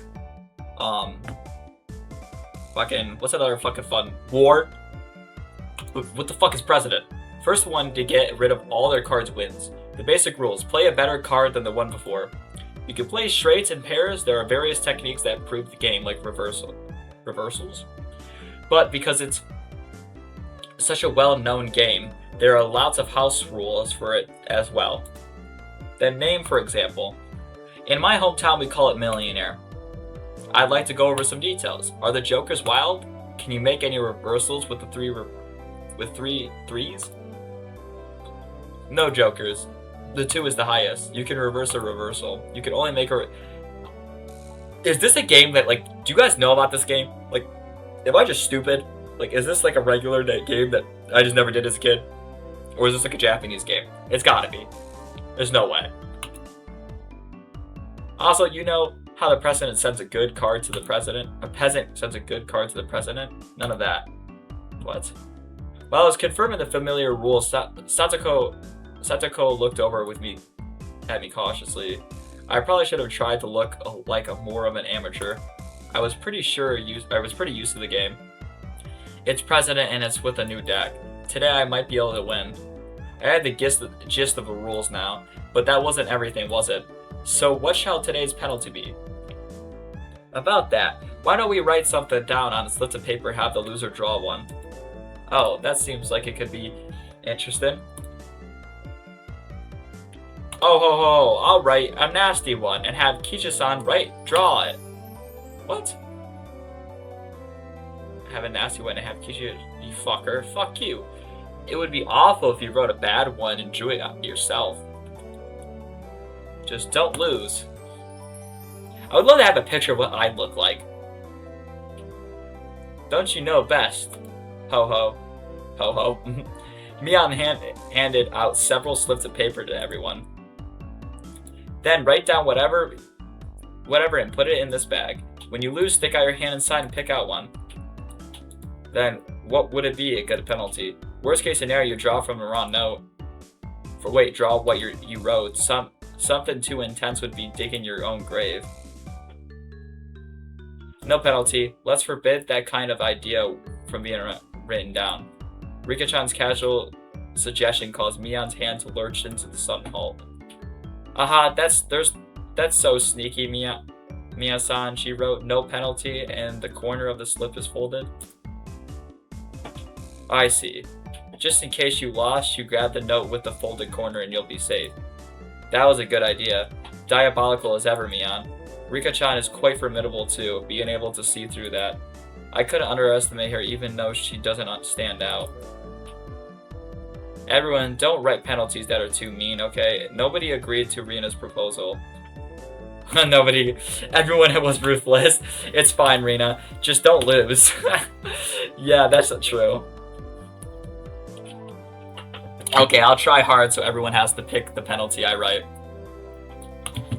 Rina was quite brutal, even though she usually appeared meek. Better not underestimate her either.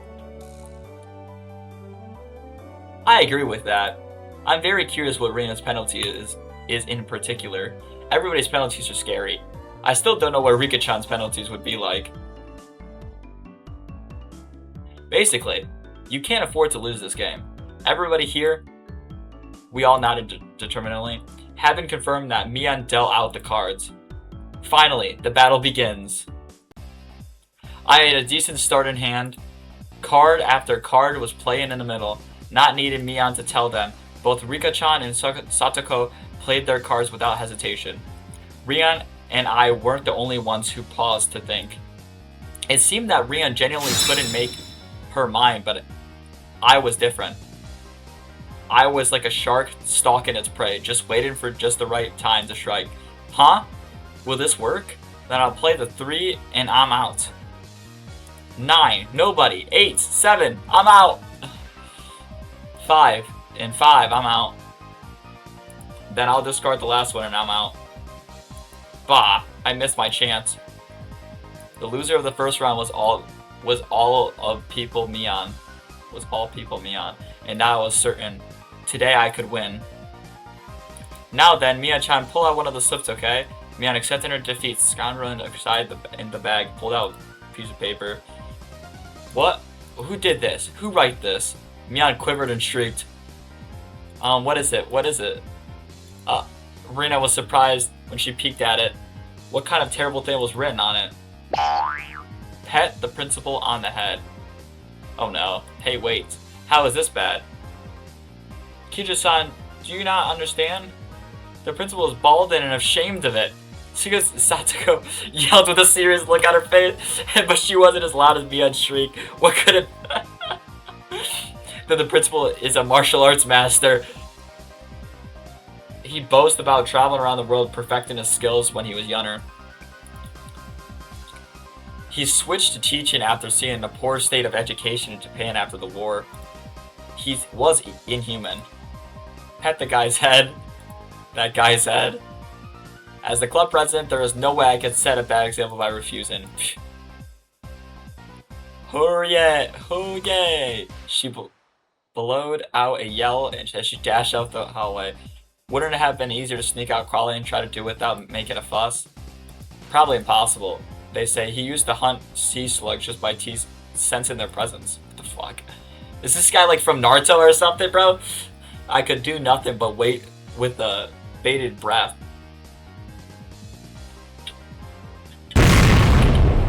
Gosh fucking damn it. A rumble shook the classroom. What, like, what rumble is... Why did he decide, yeah, let me make an explosion sound effect. Whoever fucking made the story. It's just fucking bombs! What the fuck is happening? Dude, it sounds like aerial opener. That's the... What the rumble shook the classroom. What the fuck is happening? Is this guy like... Dude, is this guy from fucking Naruto? Found the launcher with a jab. Sean Fierce. I don't think it's just a jab, buddy.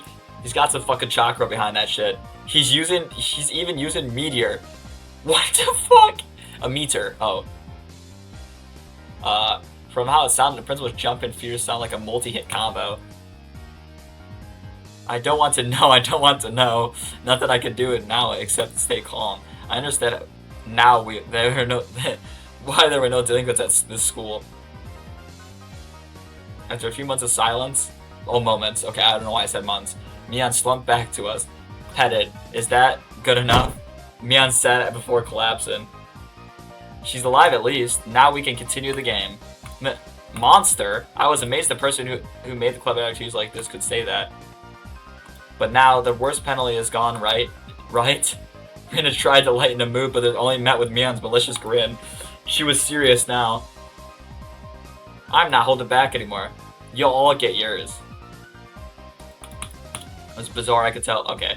You could tell the game had gotten more intense. Ace, 3, 4, 5, I'm out. I'm out as well. Hee, I'm out too. 3, I'm out. Eek, I lost. The heavens shows the vanquish Rina. What kind of penalty, I wonder? What kind of penalty, I wonder?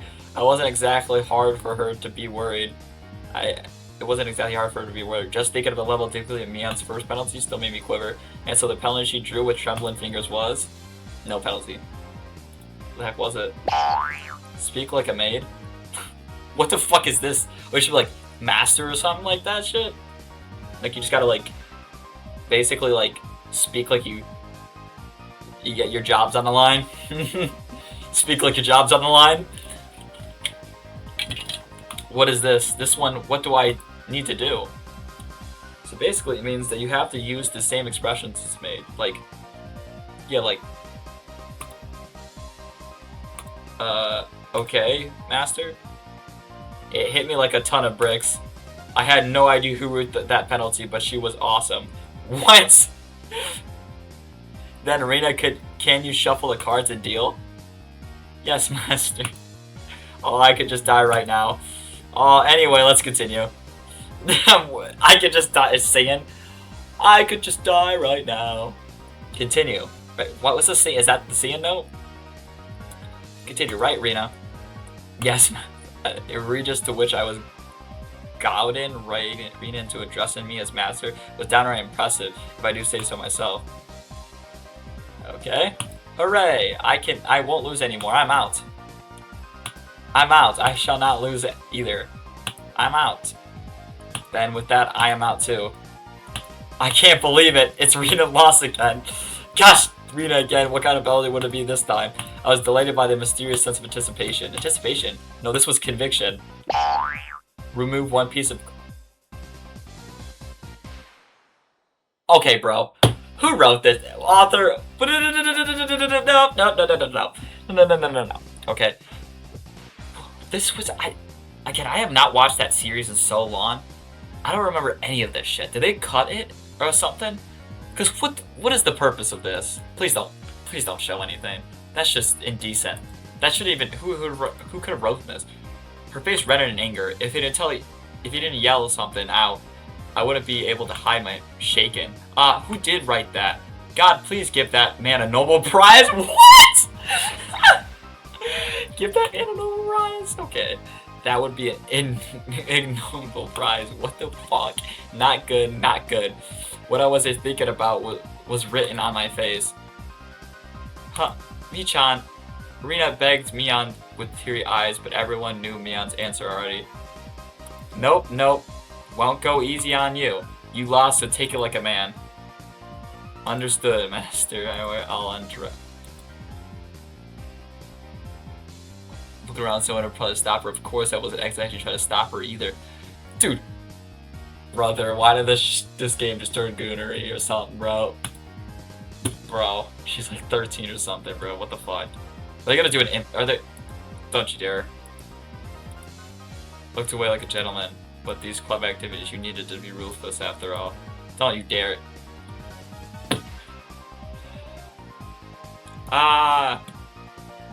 Yeah, whatever were you expecting? Certainly would have to not trip her if she weren't wearing her PE clothes underneath.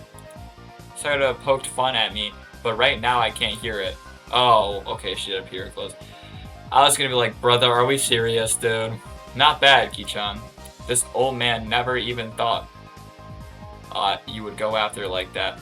You've got it all wrong. I didn't write that one. Master didn't write this one? Her screaming around her pure skills made it impossible for me not to feel anything. What? My ear is like fucking in pain. Calm down, Kichi Mabara. Mian probably wrote that one and planned to go after me as I panicked. You can't fall for a trap knowing it's a trap. Clear, you heard. Calm down and assess the situation. I was determined to think my way out of this. And the answer was quite simple. I win. I then became the god. What? I, who had already entered the domain of godhood, that would dare stand in my way. It was like I pulled to be magnetically, I picking up aces in two like nobody's business.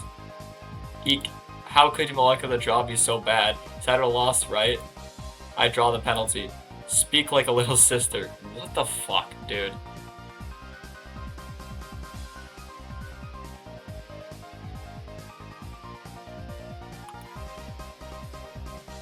Fine. Honey-chan. Yes, the pleasure of making the brat disgrace herself. This old man loses again. Mian's lost, right? I'll draw it out. Where a girl's... Okay. That's what I'm gonna do. You see me right here? Okay. That's what it... What the fuck have I got myself into? Okay, I get it. It's old. But like... Oh my... Just come on, please be normal. Just be fucking normal, dude! Dude, come on, bro. This is what I fucking mean. This is the fucking problem. Calm down. I've already gone through this much of the game. I just want to get to the good parts. This is peak story, right? I've been told this is peak story. It's peak story. They never showed the shit. I haven't watched this in middle school. But again, I don't remember 99% of the show, literally at all. I don't even remember how anything happened, literally at all. Like, just, I remember there being some crazy deaths. That's all I remember. I don't even remember any of these characters, really, to heart. I don't. And that's insane. We'll get back to the game, sorry. Wear a girl's swimsuit. No, that's the one I wanted. That's the one I wanted Kichan to get.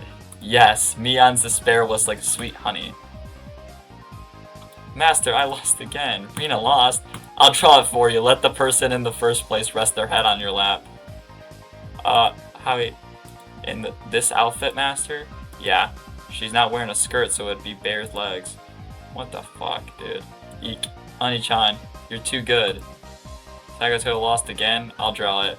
Obey the person for... How about you have to give me your shoulder massage?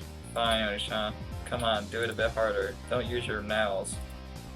I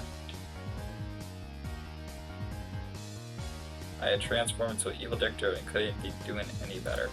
Okay, it's actually not that bad. At least it's not better than Mishuga Tensei. Sorry. Sorry. People are gonna be best, but I'm just joking. Not really. By the time I realized I already assembled a... Oh my gosh. I was laughing hunnily as I rested my head on Rina, who was a bloomer-clad maid. Sadako was wearing a collar and had taken a little sister's properties. Mian was fanning me while wearing a squirrel. That's crazy. Today is Master's overwhelming victory, isn't it? Please refrain from moving your head around so much. I begin to think, why does man have to end his desires? How could I wish for more than this palace of dreams? What is it, Kichi? I'm saddened by the thought of a man having no end to his desires. That was it. Rika-chan had been in first, and she continued to escape being in last. Kichi-chan is quite greedy. It's said you should know that enough is enough. I know that very well, but how to say it? I feel like I wouldn't mind if I died right now. If I died right now? Eek. Master, please refrain from moving your head around. You say you wouldn't mind dying, then that can be arranged. Rika-chan said it in her usual calm manner with a cheery voice. This was undoubtedly a declaration of war. What?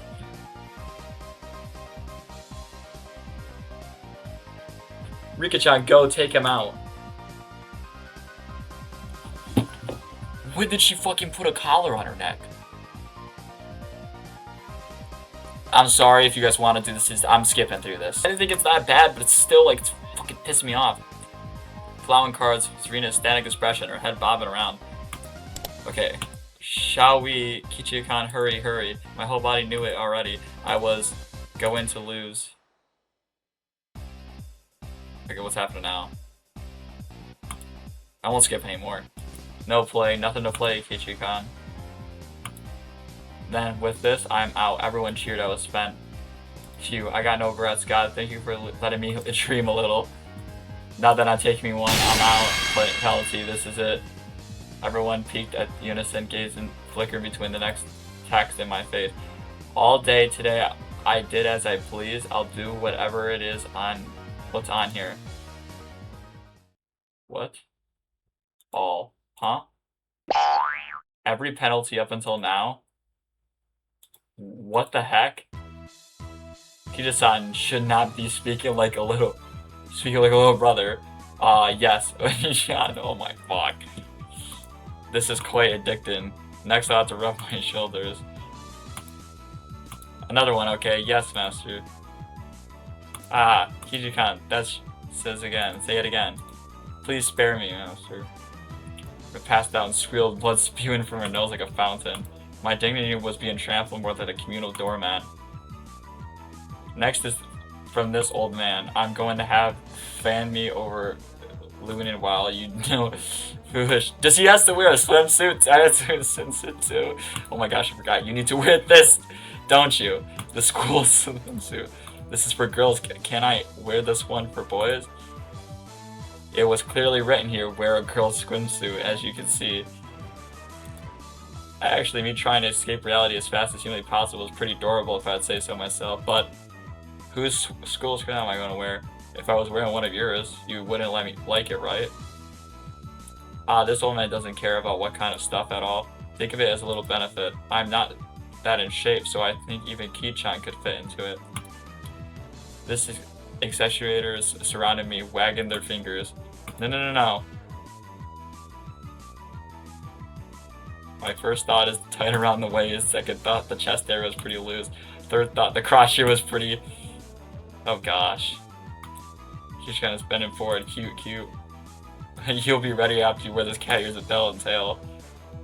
Ki-chan, want to look in the mirror? It's amazing, really? It's probably best if you look. The stern, scientific, calculated nature mixed with the fascination of Mion. I would like to respectfully decline, master. Your ensemble is complete. You could send your home dressed like that. If only you could send you home dressed. Then isn't it enough? I'll change him. While I was saying that, Mion placed her hand on his shoulders and slipped behind without a sound. Not yet, Kichi. There's still a first penalty. Is this? Get up. Ki-chan patted my head without saying a word. For penalty. Sir, excuse me. Yes, come in. I stepped forward into the principal's office, my belt. God. Oh, he has to he has to touch the fucking head of the principal and like a dumbest. Oh my gosh. I don't even know why I skipped through all that. I mean, it was pretty much useless. There was nothing of substance. Sorry if you guys wanted to see that. I thought that was gonna be worse shit, so it's like I kinda like just wanna skip through it. I couldn't blame him. In this sacred place of study, specifically in his office, though I said, excuse me, as I entered the sight of a person entering with a school swimsuit, cat ears, a collar, and a tail. And for it to be a young male student, without a doubt, any normal person's psyche would be stopped cold, but this could be explained. We'll call it uncanny valley camouflage, if you will. That humans see others, you can only begin to act like Copernicus is human, meaning that if you could not comprehend what was in front of him, then in those moments before he could begin to fully process the situation, his mind was completely blank. That was my one and only chance for victory, my penalty. Rubbing the principal's head. Principal, I challenge you. Fuck, I heard the sound like a zanzine 3 times, 3-gauge super. The principal said one thing to me. What does it mean to be a man? In a heartbeat. Fucking hell, dude. Gosh damn. The tremor resounded throughout the Himozani twilight. What? Wait, did you get fucking slammed or punched?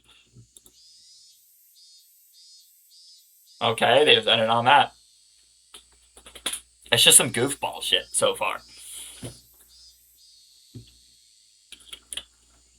Like, it's gonna get, like, crazy. I don't think there is anything crazy. I think it's just Rena was given permission to care rest Kinura's head as much as she wanted as they headed home together, very pleased.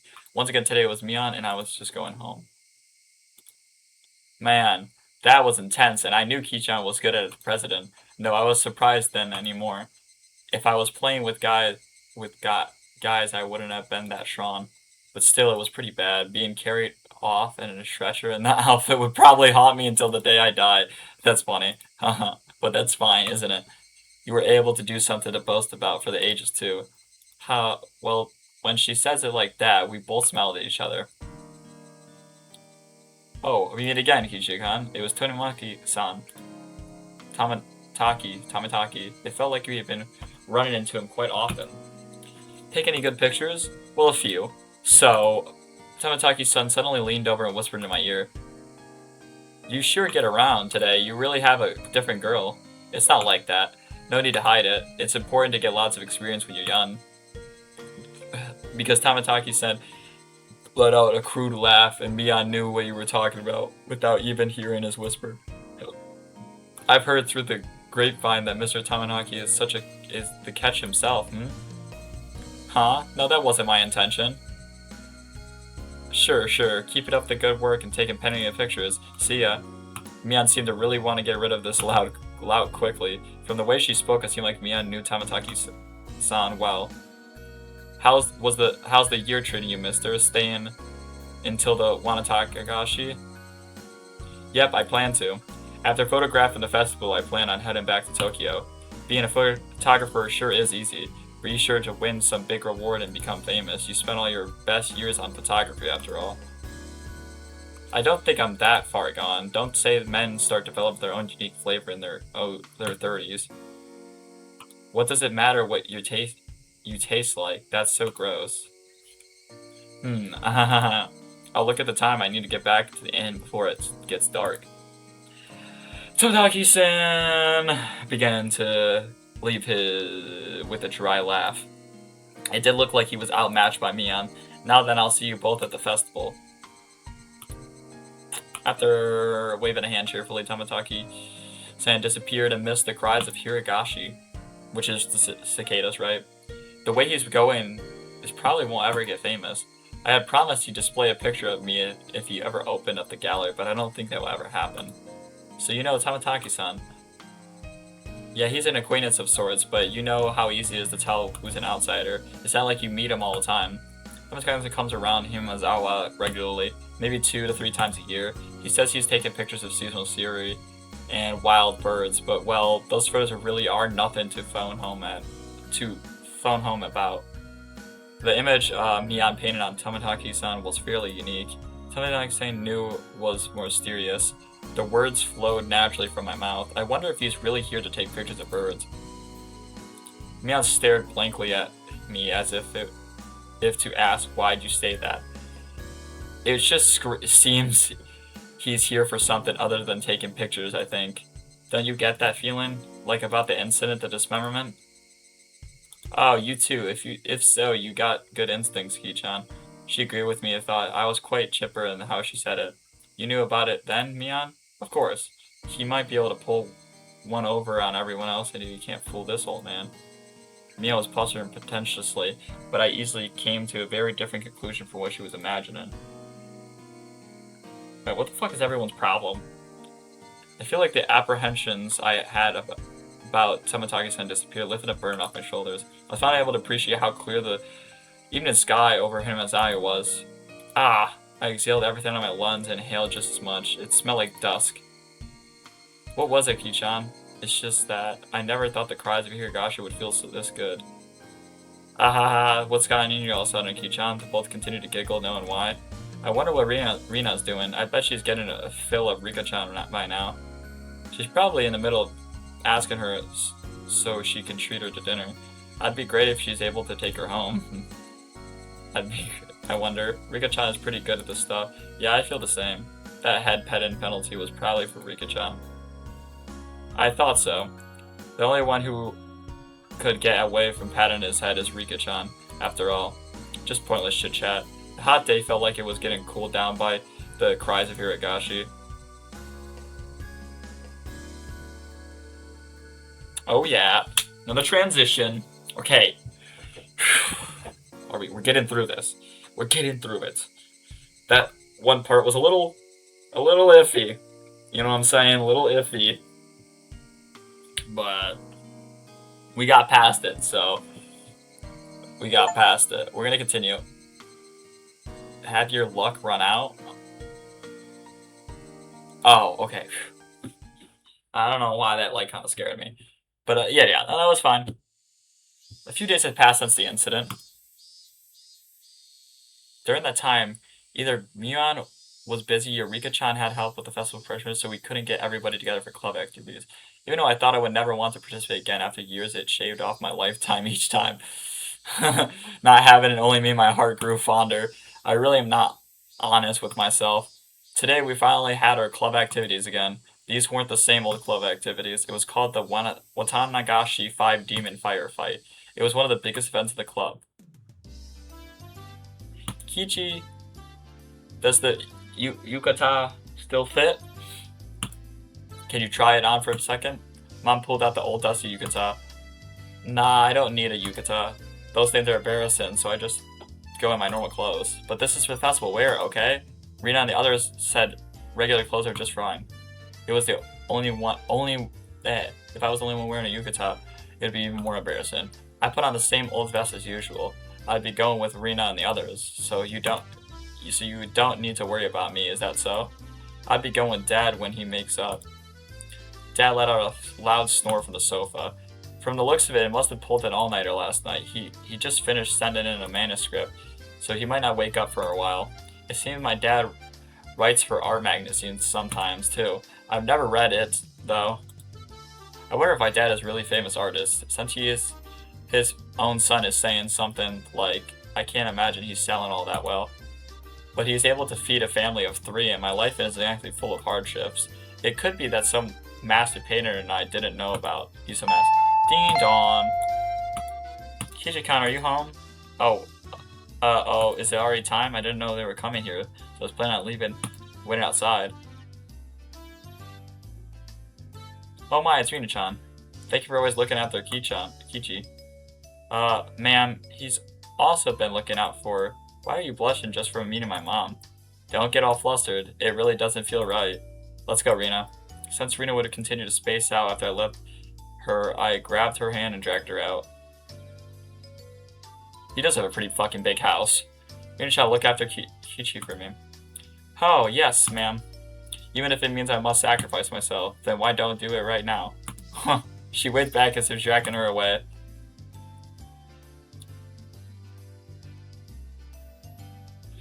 Okay, Ki-chan, you're hungry today. We'll take care of that at these stalls.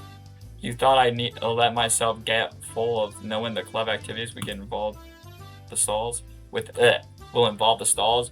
Wouldn't have it any other way. Where are Rika-chan and Sakato? They're already at the temple. Yep, Rika-chan at the festival committee member after all. Sakato-chan is probably with her as well. I see. Alright, let's go make some noise today. Yeah, we're already in high spirits with the 3 of us here. Oh shit, there's some real people. It was more lively as the Fude Shrine than last time I came here for exceeding my expectations.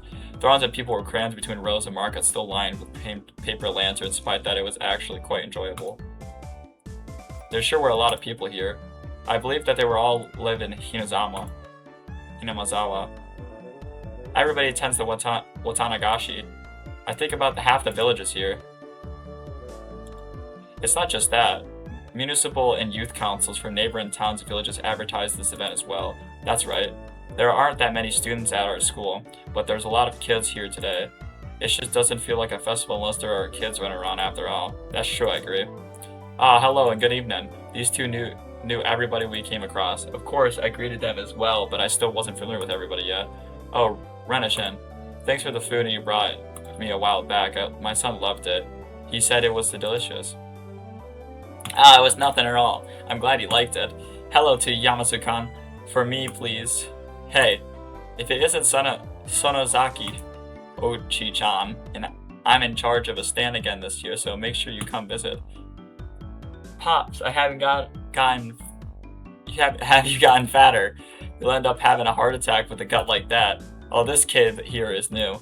Are you one of her underclassmen? He's one of my members, and I'm becoming hopeful if you cross him, he could crush your stand in one night. You've got a little Missy's seal of approval, I see. Hope you take it easy on me. As you could imagine, Mia was chatting away with the old guys running the stalls. Mia-chan is really eccentric, degenerate, and energetic, after all. She's really popular with older men. I think Rina is pretty popular too. With older men? Being cute and all. That was of course as long as her little condition didn't flare up. What condition? But as long as she is blushing quietly, she's pretty cute. Is that her condition? What do you mean by condition? I'm popular with some people, really? With some people. I invaded giving her a straight answer by roughly tousling her hair. That stall keeper came all the way from town. It's not really a festival without them, after all, so we'll keep going to mess with him now. I don't care what kind of match it is, I'm going to win it. Oh yes, I'll try to. Is this like an actual festival? Like, is this like actually based, not a true story obviously, I meant like, is like some of the events like based on like an actual town? Or village? Hey, they're all very late. It's unacceptable to keep a lady waiting, Kichi-san. Oh, my bad. So where is this lady I've kept waiting? What, did you just say, I don't know what the fuck you were saying. Alright, Satsuka was in the top form as well. Seemed that she was excited about being able to get everybody in the club together for the first time in a while. Whoa, Rika-chan's cute. Rina let out an elated sigh and seemed that a real lady had made her appearance. Oh, she's got an outfit. Good evening, everyone. Good evening to the Kichi as well. Whoa, looking good. You're looking sharp again this year. Cute, gotta take you home. Michan was wearing a Shrine Maiden outfit. Yup. Rina's little outburst was completely understandable. Rina's clothes sure are look like the real deal. It's a real Shrine Maiden outfit. My grandmother made them by hand. Not the Shrine Maiden outfit, but I think it's like the what his mother was trying to get the main character or whatever to wear. Or Kichi's to wear. I think they're like Komodos, right? Komodo would be cool to have, not gonna lie. Oh, dude, I saw Komodo pajamas, bro. That sounds dope, and they look like so comfortable. Rika-chan has an important task to do at the end of the festival, so she's wearing this. I see, Rika-chan was an executive committee because she performed all the Shrine Maiden rituals for the festival. My work is only during the final of the festival, so I can still play for a while. But we can't afford to waste any time. Begin. Alright! It felt good to wander around the festival, just the five of us. Mian called to everyone in the stand and caught their attention to propose the rather odd competition.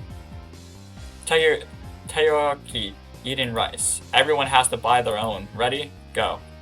A standard in a vendor stall, the takoyaki-san. What was especially standard for these kind of events were the fact that they were simply balls of dough. Takoyaki in the name only. Oh my gosh, it burns. Are you okay, Kichi-kan? Have some water. My, eating those scandal and takoyaki.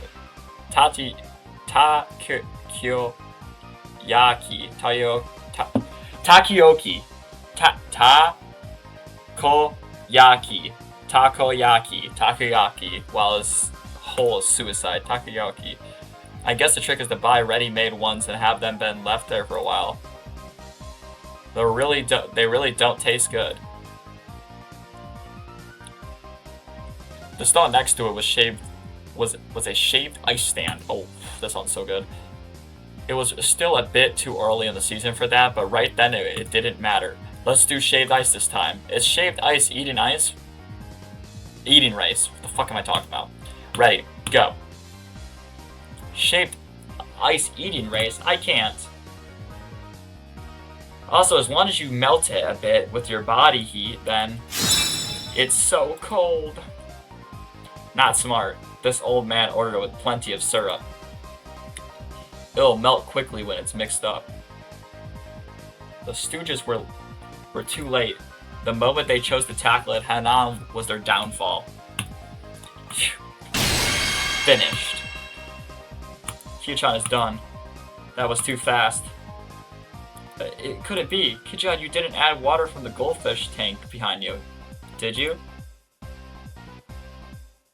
That can't taste very good. Was an old favorite cotton candy stand. Why don't I do this next one? Of course, it's a speed eating contest. Hey, would you eat cotton candy quickly? How? Me and Mark, Mian, Sato, and all compressed the candy with their bare hands. At this time, it took a stick hole to eat the thing in their mouth in 3 seconds. I decided to figure it out, but I didn't think Kyuchan would too. I can't have you treating me like a whole newbie forever, can I?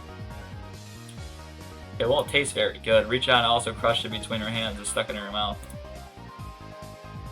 This is probably the only place in Japan where people eat cotton candy like this. I think only Recon Cotton Candy was happy with how it was eaten. But it felt like if we ended up doing stuff like eat noodles through the nose contest or a human water pump at goldfish, at this rate things were going, and someone would probably still win too. I'm simply no match for Mian-san when it comes to eating repulsive things. Yeah, seriously. What's up with you guys? Are you guys telling me that you don't want to have a blue Hawaii topped yakisoba eating contest? Shake, shake, both Satoko and I shook our hands in unison. Can we just have the game that doesn't involve food this time, can we? Rena's proposal was a good godsend, and then it was time to play a different kind of game. It seemed that neither Rina or Rika-chan were good at speed eating or gorging themselves. Okay, Rina, I'll let you pick the next game. Anything is fine. Well then, I'm going to be the judge. Find cute things at the festival grounds. You have 1 minute. Fine by me. I know exactly what Rina likes. Alright. I think I can win with that. Ready? Go. Oh, why aren't Kichi-kun and Richi-kun started? Mian, Sakato stat Josh off madly. Rika-chan and I calmly stayed right where we were. Could it be you already found the cute thing? We already found it. Kichi too. Yeah? What is it? I can't wait. Both Rika-chan and I stood motionless for those moments for Mian and Satsuko to return. This is probably the first time we've gone head to head like this. It will be the first. Rika-chan, you expect to win with that? I am a member of the club as well. Win by means is our society third rule. Rika-chan sneered the best of ability you're on. Both Rika-chan came back each with their plan of attack stuffed in their arms. Okay, Dan, let's go in order. Let's start with the club president, Mi-chan. Too bad, you guys. I'm ending this now. Oh my gosh. Fuck off. Brought this. Where did you get those? They were old tin, diamond-shaped signs. Pleb curry snake coil incense in aroma in C? What about this? Very honest, a little too understated, Mian. I used these to stuck up and barbed wire fence. They were more nostalgic than cute. Can you explain what the part of this is cute?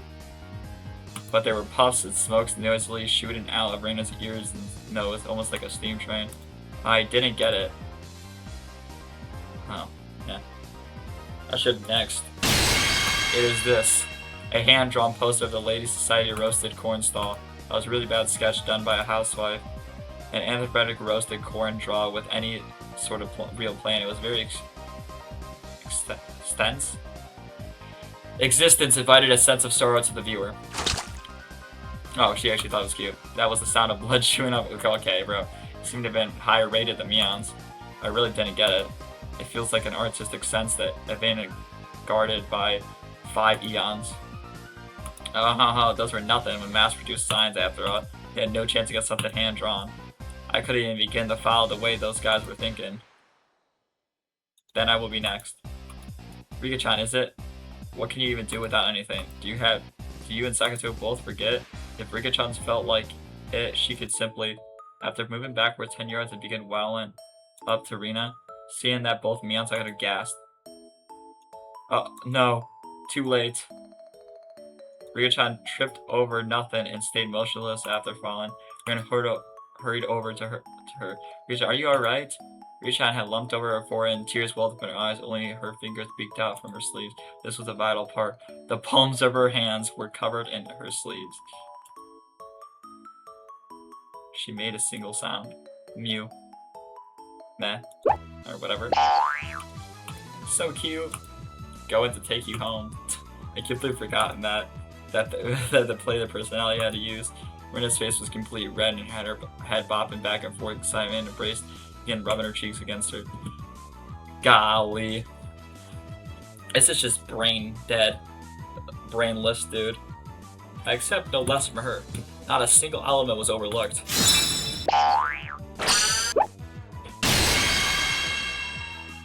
God, wow, the shrine made brink of crying Mew. It was perfect, a simple trip transcended into pure mode. Now this is what you call art. Oh my lord. I mean, I guess it's not that horrible, it's just, they're just saying it's cute. Kichian has a pretty weird definition of art. I'll just pretend the sharp sting of those words cutting through me like a razor was at a figment of imagination. Rika-chan turned her gaze to me, a daunting smile as she, caressed by Rina, was in full cute mode. Now, Kichi, can you beat me? That cold smile is frightening. Rika-chan, it must be imagination, but I see a demon inside her sometimes. Kina seems to have her own plan of action. Attack. I wonder what he's going to show her. I also wish to do the play Kichi-san will make. Could it be? Is Kichi is also going to have a performance? I basked in their pointed stares. I pulled Rina, who gave no sign of canceling out cute mode, away from Rika-chan. Cute thing, Kichi-kan, let go. I'll show you something even cuter, so just hold on for now. Huh? Oh, something even cuter? But it's a bit too crowded here. Let's go back there. Rina looked very surprised as I pulled her behind the shrine. What is he gonna do? I can't fathom what Kichi-kan could possibly be planning. I don't know. This is Kichi-kan after all. No, it couldn't be. What is he gonna do? Keep on fighting, yeah. He's gonna do some bullshit. After a bit of return. And a bit after, so did Rina, dragging her feet. There's no way the scoundrel Kichi-chan did something to innocent little Rina. Mian and Sakato passed by me, heading straight to Rina. What exactly did he do to you? For a moment, Rina was dazed to realize someone was talking to her. What the fuck happened? Gasp. Hey, oh, it's Mi-chan. How? Rina, are you alright? Did Kichi-chan do anything to you? No, he didn't do anything strange to me. Why is there no music? What the fuck happened? This is quite severe. Exactly what did Kichi-chan show you? Was it cute? It was so cute. Cute. What did he show you, Rina? Rina let out a very long sparkle as she spoke. Cute. It's so cute. It was Kichi-kan. What the fuck? Gosh fucking damn it, can we stop? Why are we jump scaring me? Fuck, I'm like gonna freak out. I have Mian and Satoko's elbow smashed into my face. Huh? What? Wait, okay, go to log. What did he say? What is she? It was Kichi-kan's furry little seal. What? Showing Rina something so dirty. You sick pervert. I shall have beaten you into oblivion. Wait, you got it all wrong. A dark villain aura followed me on Satoko. No, they're gonna kill me. You had it all wrong. See, Kichi-kan had... It's a fur-sealed keychain. Kichi-kan stuck her hand into her pocket and pulled out the keychain. He said he made it long ago for this summer school assignments. He said he doesn't show it often because it's embarrassing. Yeah, so small and cute. He tried his best to make it, and it's so wonderful. Oh, this old man thought you meant as Kichan's cute little fur seal. What the fuck? Oh, I didn't expect no less from Mina-san. You can shoot things in the wildest ways. They slut insults at each other and looked like they were ready to tear at each other at any second. What? I beg of you. If I'm in the clear, would you mind getting off of me? We were up by the flash of the camera. What the fuck? Look at this weird fucker again. Fuck you, dude. It was Tamanaka-san. As I lay crumbled on the ground, Mia-san and Satsuko continued to bicker above me. Richan patted me on the head like Rina was still in cute mode. It was probably quite a lively scene. A fine evening indeed, although it was rather poor etiquette to photograph a lady without her permission. That's right. At least she didn't really need Satsuko. Fucking hell. Satsuko dug her heel into me. Fuck it, what's your problem, dude? Fuck you. Good evening. Ah, you're headed back tomorrow, aren't you? Were you able to get lots of good photos? Thanks to you, I got plenty of shots. Tonight's the last we could see old Takano-san Sama, isn't it? It's such a shame. Hurry up and have a major breakout soon. Just as rude as ever, aren't you? I really am sad I won't be able to hear the voices of yours for almost a half a year. Sure, you have to have so much fun as you can tonight. You'll be back in Tokyo tomorrow after all. That's true. It will be another 6 months, and I'll be able to enjoy another night where I can see the stars. Tomoya-san looked up at the stars cheerfully. At this moment, even though he's smiling, I sense a bit of sadness. Why don't you move here, Tomoya-san, in Hinamazaki? Tomoya-san was speechless. It's not very convenient here. No shops, or recognizable spots, or might not even be anything really here. But you know, everyone knew what I was trying to say. Tomoya-san was also well aware. So Rina, Minan, Satsuko, and Rika-chan, none of them butted in. I've been only here for less than a month, so I don't really know everything about it. Normally I'm really talking to a guy, but in situations like this, I'm at a loss for words. Even though all this was happening in such a boisterous setting, it felt like the background noise was fading in the distance. The place is probably... Tomoya-san rested his hand on me gently, silencing. Thank you, Kichi-kan, Mina-chan, and Rika-chan. Rina-chan, Sakura-kan, and Rika-chan. Tomoya-san smiled with slight. It looked like it was going to crumble at any minute, but it was warm. I also think it would be great if I could live here. Those might be been cruel words coming from a kid who didn't need to worry about working to feed himself. A hand touched my back. It was Rina. Kichi-kan, you shouldn't pick on adults. It's not nice. The background clamor of the festival returned. We won't be seeing him for a while after all. Need to make sure Tomoya-san also dressed tonight. When Rina smiled, the mood instantly got brighter. That's sure, I think I'll just do that. Ah, hey Mina-chan, how about that? How about it? Can we let Tomoya-san in on our club activities? That's a great idea. Or so I thought, but Mian and a snobbish look on her face. Fuck's her problem. One of the requirements of the member is residence in Himazai, you see? You fucking asshole. Come on, Michan, just for today, don't be mean. Well, does he come around often every year? I'll make him an honorary citizen. Whoa, yay. Now then, I wonder if this aged fellow well past his prime will be a match for me. Okay. I want to tell you right now, I'm here for fucking hours reading this fucking story. And I'm gonna say this right now, bro. It better be fucking peak. Whoever fucking recommended me this show, or this fucking visual novel, bro. The anime, I'm glad they cut all the content out. You wanna know why I'm glad they cut the content? Cause I've been here for hours. It's just fucking filler. Has any of this have importance to the story? No, what the fuck is the story?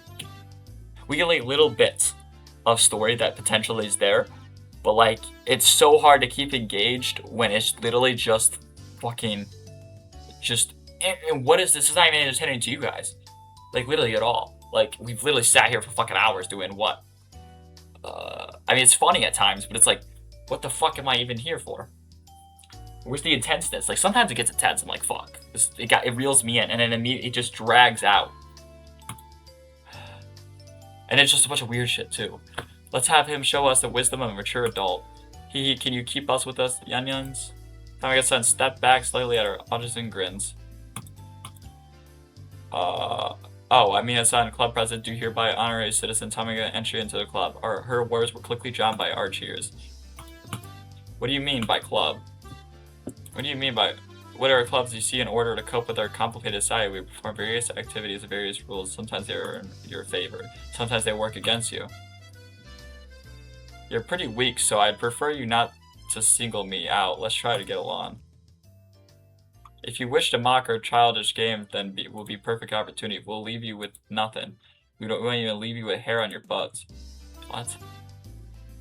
On your butt. So a club where you play games together. Of course, Rika-chan was the only one to give an answer that made sense.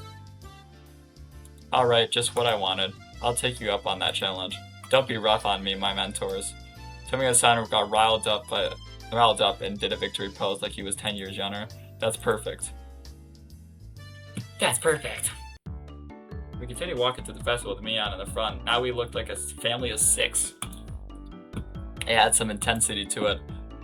Same rules as always, the loser will be forced to be subjected to a penalty. Alright, Tamataki-san was a little bit surprised, but to us it was just the same as always. Regardless of how terrible a penalty it was, just don't lose.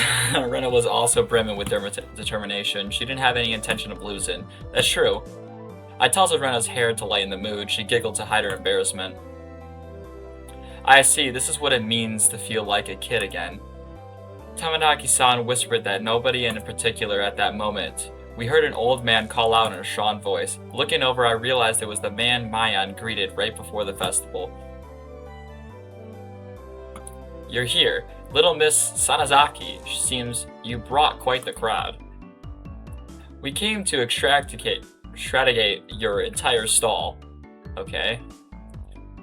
Your stall was a shooting gallery. It was the usual setup where you had to knock down the prize you wanted with a cork gun. The rules were simple. Are simple. 3 shots, the winner is whoever gets the biggest prize. Everybody shouted their agreement. There was no need to consider how to win since the condition for victory was simply size. The biggest prize at the stall it went without question. It was the one, wasn't it? It was that one, wasn't it? Whoa, that teddy bear. Cute, oh my gosh. I was gazing longingly at the large stuffed animals intentionally placed as an unsteady platform so it was possible to get it. If you hit the right spot.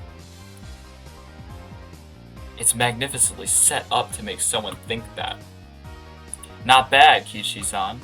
Figured you would see through all this scam intensely.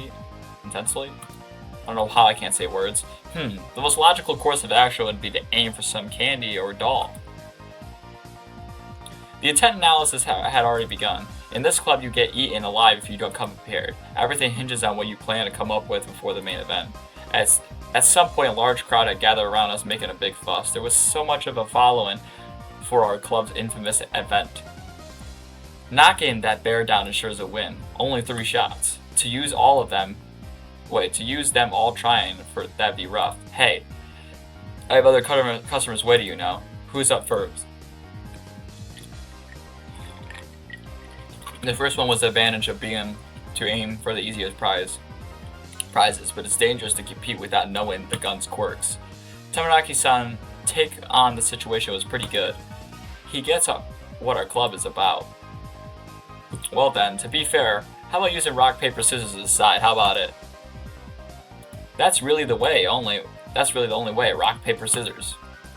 Dude, I could beat fucking Elden Ring in the time it takes me to fucking read through this whole fucking matter.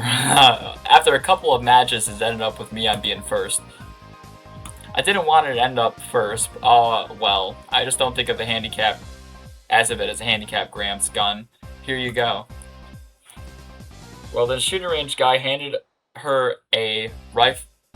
What? Handed her a rifle. Mian looked it over intently.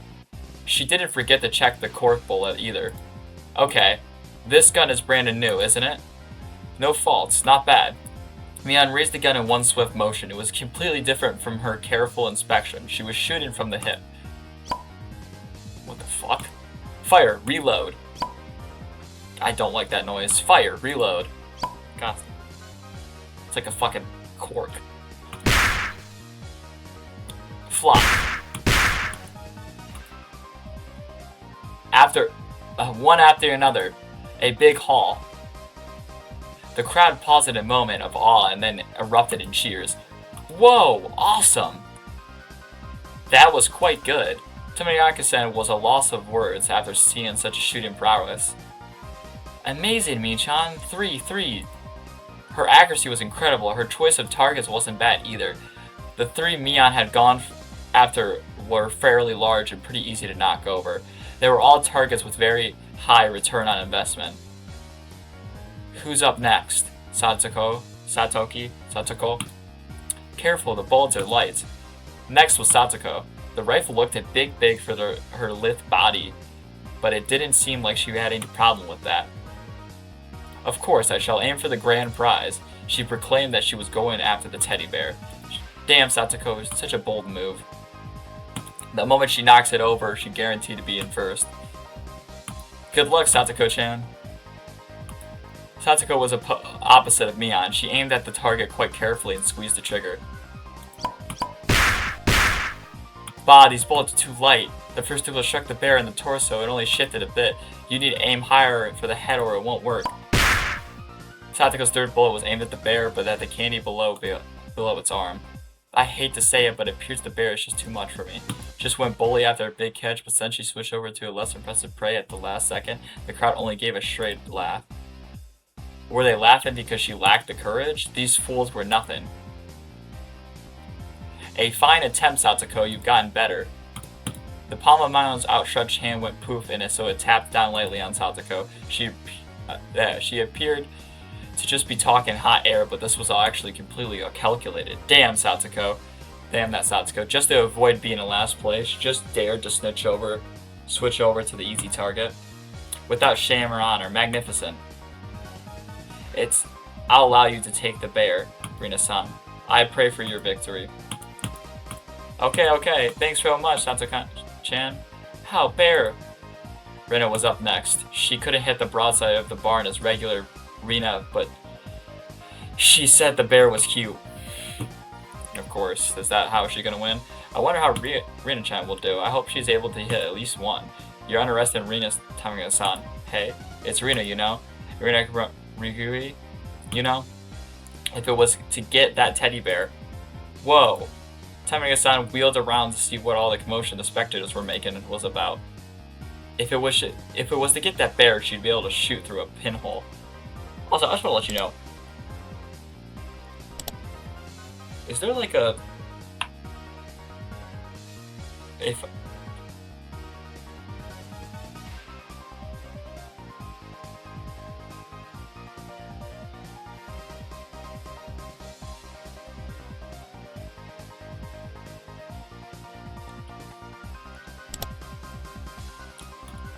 The one known as Rina Rigui could do it. It's shaken, Higurashi. Oh, Howie cute. I think she's saying it's cute. Rina couldn't hide her excitement over the bear's slow rocking. Now Rina couldn't lose. Not bad, Rina-san.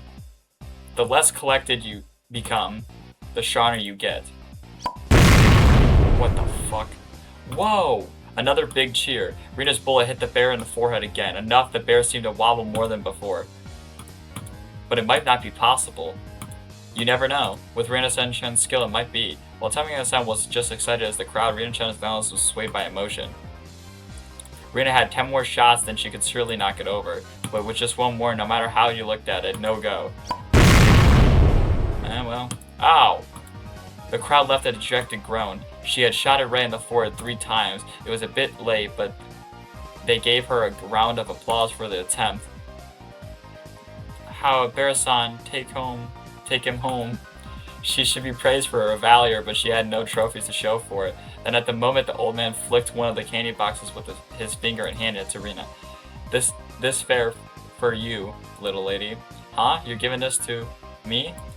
The gods wouldn't forgive me if I let you go home empty-handed for such a display. There was another shower of applause. Rina turned bright and pulled back over to his hand. You did a good job. You cute mode really did surprise me. Howie, I really wanted my bear. Wah. It's okay. It was really to see Easy to see that it only needed a little more to be knocked over. Rena had really done quite a lot for me. I still needed to pay her back for that delicious picnic. Alright then. I'll get it and give it to you. What? Tamiya-san had stolen the words right out of the mouth. Okay, please, Tamiya-san. Good luck. Damn you, old man Tamataki, stealing the good parts for yourself. A small hand stretched over and fell gently on the head just before I was about to overcome with frustration. You keep on fighting too, Kichi-kan, okay? Kichi. I don't know why I say go. Tamiya-san carefully studied the bear. Set in his sights, he shouldered his rifle, holding the other 2 shots in his hand. Why is he doing that? Yes, no doubt. Tamiya-san is aiming for... Oh my gosh, he's fucking exploding. The time between the shots was short. It was meaningless to shoot again once it stopped shaking. So Tamiya was relying on rapid fire to win the battle. It was visibly wild and much more than it had ever been before, but that was all. It still didn't fall over. Too bad. All Rena's momentary exception from watching it sways violently, turning a dejected sigh. I really thought it would work. Oh, it seems that since you're a man, you've been reaching any candy. You're not receiving any of that, was it? It meant Tamiya-san had no spoils of war. So both Kichi and Rika can just shoot down a small, easy pride to avoid being dead last. Avoid being the loser, huh? Oh, sorry about that. It's your turn next, Kichi-kan. Best of luck. I was the 5th shooter. I took the rifle from Tamiya-san. If I took the ruthless route as Mian had suggested, then I'd go for a small target. Except, when I picked up the rifle, I definitely got a feeling from it. It was burning passion, passed down me from Tamiya-san. The regret of not being man enough to fell the bear that Rena wanted? Yes, that's right. If I didn't aim for the bear, then I wouldn't be a man. After all, that was my promise to Rena. Okay, bro. What promise? What? To shoot down that bear? Then give it to Rena, that one. You mean... Well, I saw our conversation. Whoa, cool. Oni-chan, you got balls, man. That was it. That's not it. Fine men of the crowd. If I didn't do this, then Rena might mug the whole man running the stall on his way home. No, that's not it. That's not it at all. Why can't I respect my honest feelings? Kinji-san surely talks the talk, but how do you actually intend to bring down the bear? Rena and Tamiya-san's shots did make it tilt a bit, but I'm fishing the job will be difficult. I think fishing the job will be difficult. Kichi-kan. If only there was some way to shoot faster, I'd be able to pile more power on the sway from each hit. Good luck, Kichi-kan. After taking 2 deep breaths, I shouted over the guy. 2 more rifles, huh? The crowd murmured against themselves. I wonder what Kichi-kan is up to. One person can't handle 3 rifles at once. I get it. Nice thinking, Kichi-kan. Mian was able to figure it out magnificently. Basically, what was the most time was reloading the shot. That's right. Then by putting 3 preloaded rifles next to each other, Tamiya-san went silent, peering at me, and then the bear through his lens. His photographer's blood prediction, a miracle while it occurred. Then the crowd finally picked up what I was planning. I let out a great cheer. They chanted my name, Kichi. Rapid fire is the key. If I miss, all is for naught. Phew. After letting out a deep breath, I paused. Relax, now.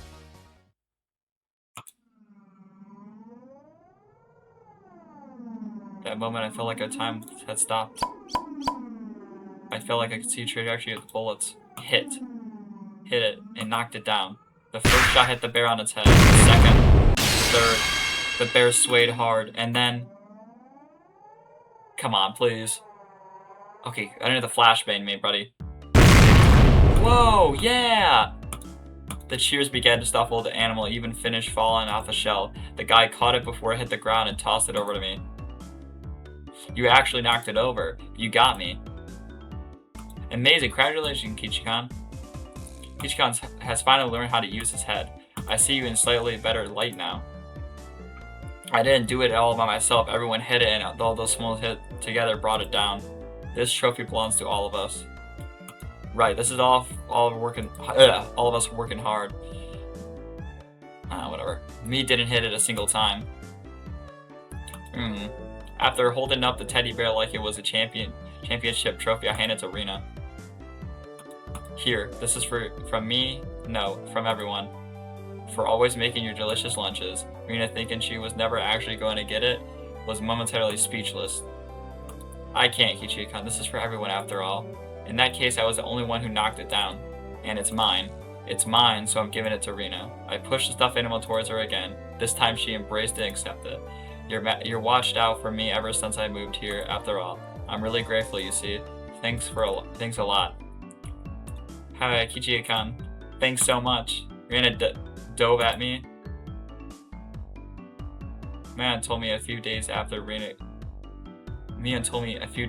that Rina kissed me, but I didn't realize it during all the excitement at that time. What? Remember what I was trying to say, Tomiya-san, earlier. We got some romance going on, I guess. There really isn't much of anything here, but there's a lot of things you can find anywhere else. I gain a lot of coming from Hinozawa, especially at that moment. The crowd's cheer echoed on and on. For the altar set up in front of the shrine, the drums sounded with a booming echo. It was the final of the festival. Or finale. I'll be going off ahead then. Oh no, you can go and get myself a good spot too. Well then, everyone, see you in a bit. Both Rika-chan and Tomiya-san gave their farewells and disappeared into the crowd. I wish both of you the best in your endeavors. Now, shall we be off? Yeah, might as well. Go see Rika-san charming figure. Let's go. Yeah. Where's Rina? What are you doing? Kichiyo-chan, Mi-chan, save me. Since she was carrying a ridiculously large subject, she was being carried by the flow of the people. What was she doing? She must have had her hands full taking care of the bear. So I'll leave Rina in your case, Kichiyo-chan. I have my hands full with taking Satoko.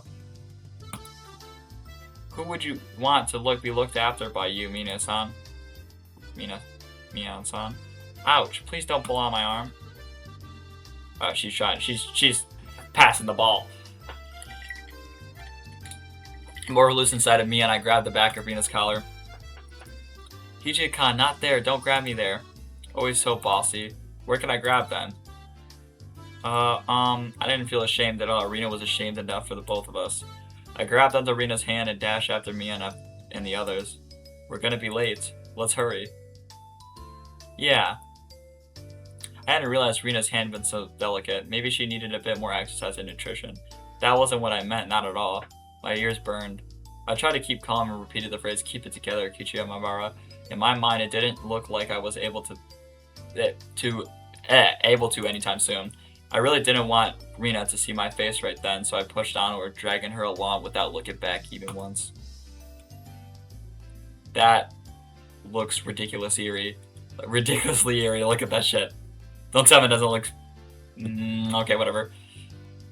There were already a huge group of people gathered at the altar in front of the shrine.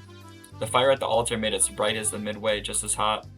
A pile of futons warded the sanctioned rope in the front of the altar. Come to think of it, they did say it was a festival where they did bring cotton and futons. Kichiyo-san, Rina-san, we're over here. Satoko waved her hand over in the front row. Oh, sorry. Making our way through the mass of people, reached out to the spot they saved. How was it? Were you able to have a little bit of excitement with Rina? You punk, so that's what your plan was. Instead of replying, Mian gave us a preserved grin. How was it, Rina? Was Kichiyo's hand bigger than you thought it would be? Ha ha ha. Rina turned bright red, puffs of steam shooting out of her ear. I heard something slice through the air and turned around. Mia was on the ground, well in her face again. Mian, when were you hit? Between the ha and the O and her out, I think. Rina, it's not that good. It's not good to punch your friends to hide your embarrassment. I didn't hit her. Whatever. Thump. The thunderous beat of the drum echoed silence in the crowd. You missed all the quiet. All be quiet at the beginning. It was a solemn ritual. Rika entered the dress as the shrine maiden, followed by the members of the mutual committee. The others all looked at Rika and clasped her hands in praise. The only one that allowed to disrupt the profound silence was the flash of my sun camera. What's the big thing Rika-chan is holding? A hoe that's used for this festival. It's a sacred farming tool its only shrine maiden may touch. It's an awkward shaped piece of a farm equipment, not uncommon for someone to use in rituals. After reciting a Shinto prayer, Rika-chan approached a pile of futons scattered at the altar. She swung the hoe skillfully, plowing it into the futons, which is kind of funny. The fucking futon. Each and every little movement of the performance probably had to be done in a certain way. Without a doubt, this was a ritual. What's next? Airing out futons? She's purifying futons that absorb illness from people over the winter. Oh. So when Kichi-san airing out futons, he wasn't completely wrong. Yeah. Rika-chan's face was already dripping with sweat. That hoe was probably really heavy. She staggered side to side with the momentum of each swing. Satoko looked on, silently lending her support. Worried. Rika practiced every single day with Mochi Hammer. She will certainly prevail. Satoko's hands were sweaty, and whenever Satoko started to sway a little, she held her breath. Why wasn't Mina a candidate to be a shrine maiden? It feels wrong having Rika-chan swing around something so heavy. I'd do it if they asked me, you know. And well, it's not something anyone could do, that's true. Shrine maidens need to be pure after all. Gosh damn, me and Joe were elbowing to my side. With the thud of the big drum, Rika-chan gave a solemn bow and descended from the altar. She could have a round of generous applause. After the shrine priest had raised the cleanse of futons like a portable altar, all specters stood up. Following after the priest and marched on at a moderate pace, they descended the shrine giant stairs in a line. What's happening now? Washing the futons in a river? Ahaha. Watanagashi means setting a con adrift, you know. The process had continued on the bank of the stream. A fire was stoked high and it was as bright as the day here too. People started crowding around it, clamoring. Alright, get in line. Line up, Kichi-kan. I wonder what was up. Maybe we'd get some holy wine. Red and white bean buns. It's not food. I said it was cotton. Of course. They didn't call it the Watanagashi for nothing. I finally understood. The municipal committee members pulled out the cotton from the inside of the foods and balled it up in mochi, handed it out to people. Ran a dobe into the line and brought some of it with me as well, and they proceeded to the bank of the stream. This is your first time, Kichi-kan, just copy what I do. She held the cotton in her right hand and waved in her hand to purify it. She touched it to her forehead, chest, navel, and both thighs. You do this 3 times and silently give thanks to the Oyashiro-sama. I'm not fucking reading that. What is that? The name of the shrine's god? Yes, it's the guardian deity of Hinamazawa. It brings both miracles and curses, so you must be sure to show respect. That sounded like a pretty frightening god. But well, when in Rome, I was officially a resident of Hinamazawa now after all. Doing as Rina showed me, I touched the cotton over myself 3 times. Thank you. Whatever. Thank you. This way, all that evil possesses you is sucked out of by the cotton. Then you let it and drift away on the stream and you're done. Together, Rina and I set our pieces of cotton afloat on the surface of the water. And the flower of the cotton blooming in the water had sucked out all the evil festered in Hinamazawa and drifted up, disappeared in the distance. It was wonderful, like those floating lantern festivals I'd see on TV. The best part, though, it was the feeling like the rite of passage had made a true resident of Hinamazawa. That's cool. That was cool. A little more lore. Hinamazawa. While staring up the stream, I somehow got separated from Rina. Wasn't very lonely though. I know this place now. This is where I live, my home. It's probably better I just stay here instead of wandering around aimlessly. Somehow I surely find me while I'm enjoying the evening breeze. I heard a familiar voice. It was Tomonaki-san. I can't say his name anymore. How did it go, Tomonaki-san? Were you able to get any good shots? Tomitaki-san. Tomitaki-san. Yeah, fortunately. Tomitaki-san was with a girl. I felt a little like I was intruding. Okay. How was it, Kenshiro-kan? Did you enjoy the festival? From the way she spoke, it seemed like she was a resident of Himaozawa. I felt like should try harder to remember people's faces here. What was her name?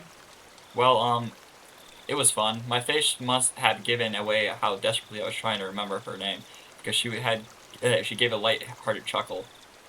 It's probably because it hasn't been long since you moved here. It's pretty hard to believe seeing how friendly you've gotten with other kids. If that's how it looked, it probably all thanks to Rina and Mion. Perhaps you feel more like a resident of Himazawa after taking part in the festival today. I wonder what about that. Oh, that's not like you.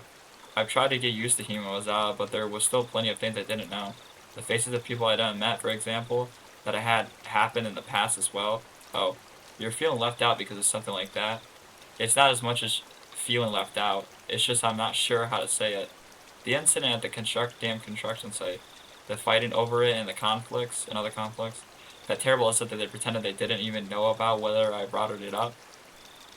Even though it was in the past as someone living in Himazawa, it wasn't wrong to want to know about both the good and the bad that happened here. If it will put you at ease, then I will tell you everything I know. Tamiya-san's smile made me more relieved than I ever been. It was hard to think of what to ask when someone said, "Ask me anything," though. Even though it was so much I wanted to ask. And could you tell me about what happened with the dam being constructed? There was a big incident where Himazawa was going to be submerged, right? I think the locals would be more knowledgeable of the dam than I am. Well, if you don't mind, I'll tell you what I know. It's only what I read in the newspaper, though. Tamiya-san's eyes entered a focused gaze as he searched through the memory that he spoke. The decision to start the dam project was finalized 7 or 8 years ago. I heard it was the next major project of Kirabo.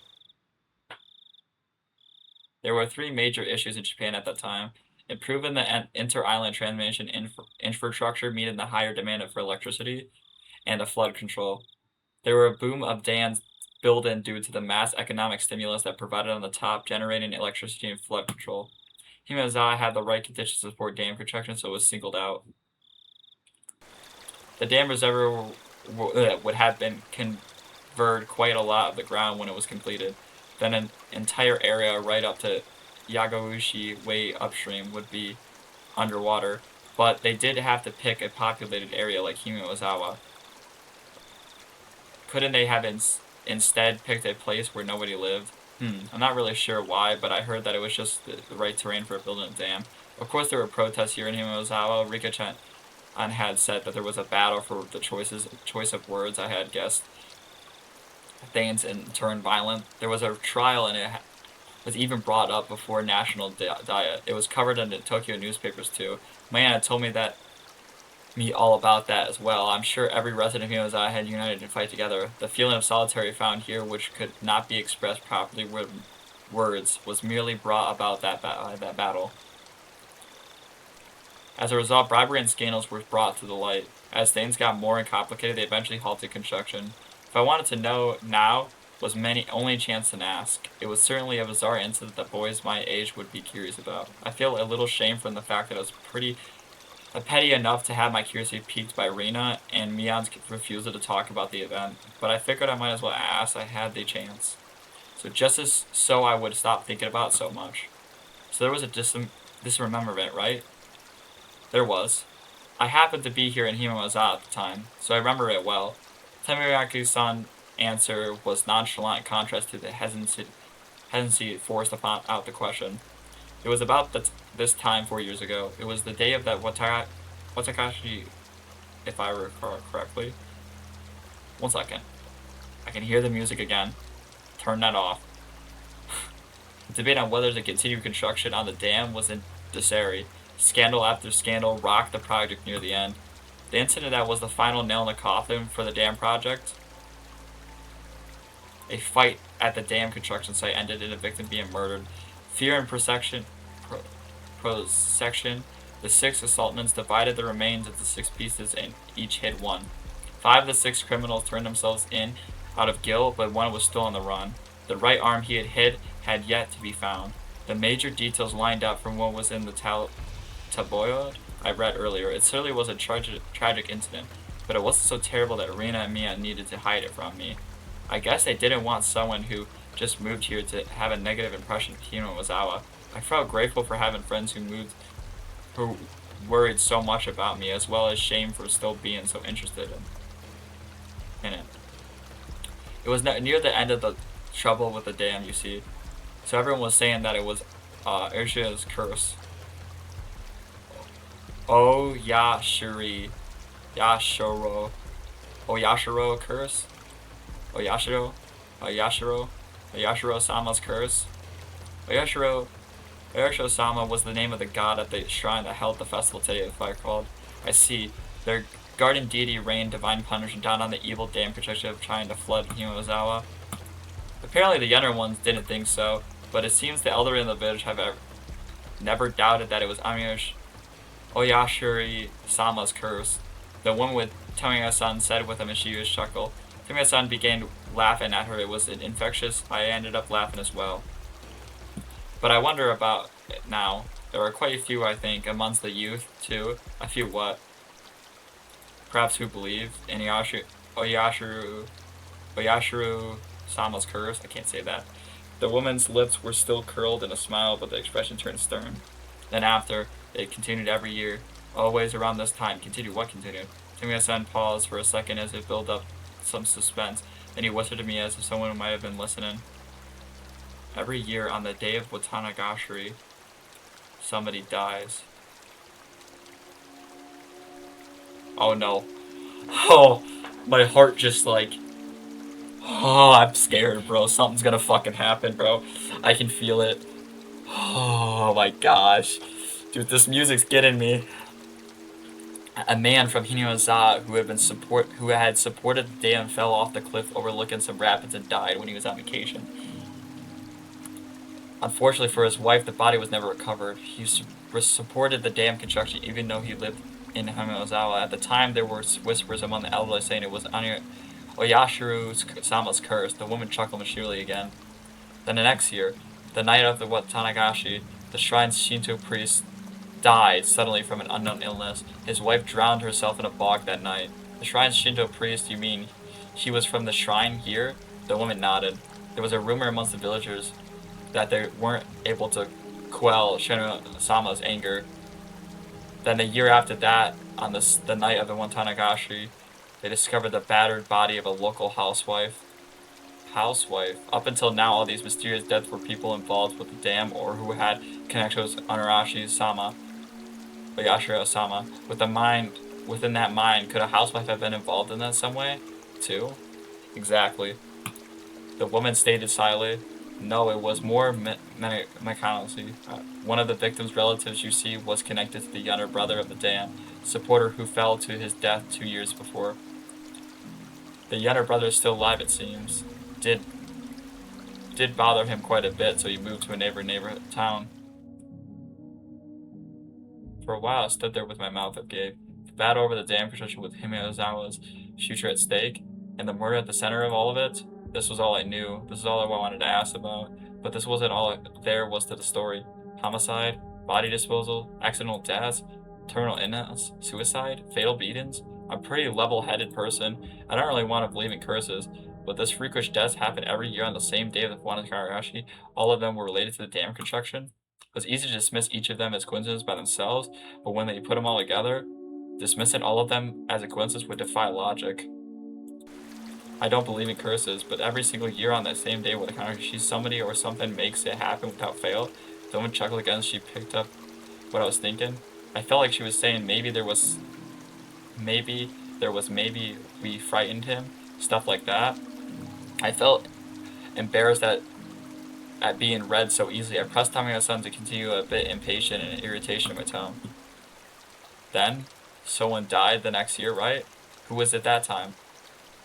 I wonder. Who do you think, Kikuya-kan? The hell? The way he said it, it didn't agree with me. The sarcastic tone ticked me off. Don't avoid a question, I'm serious here. Hey, calm down, Kikuya-kan. I realized when he was trying to calm me down that I had been panicking. We aren't trying to avoid the question, Kikuya-kan. It's just when you say the next year, that's That's today. Oh my gosh. Stop. Stop. Stop. Stop. I don't like this. I don't like these games. Okay, you can watch it a show, but oh my gosh, when it's a game, I just feel frightened. When she hesitated to say it, Tamiya-san finished for her. I broke into a cold sweat. I really didn't like the direction this was headed. Nobody wants to speak of it, but they think, oh, it's going to happen again tonight. The festival? So cheerful, though. Well, the victim last year, the housewife, she was a non-believer. It turns out she didn't attend the Watanabe festival. There was a rumor going around if you didn't participate in the festival, you would incur Oyashiro-sama's wrath. Didn't you hear anything about this, Kichiyu-kan?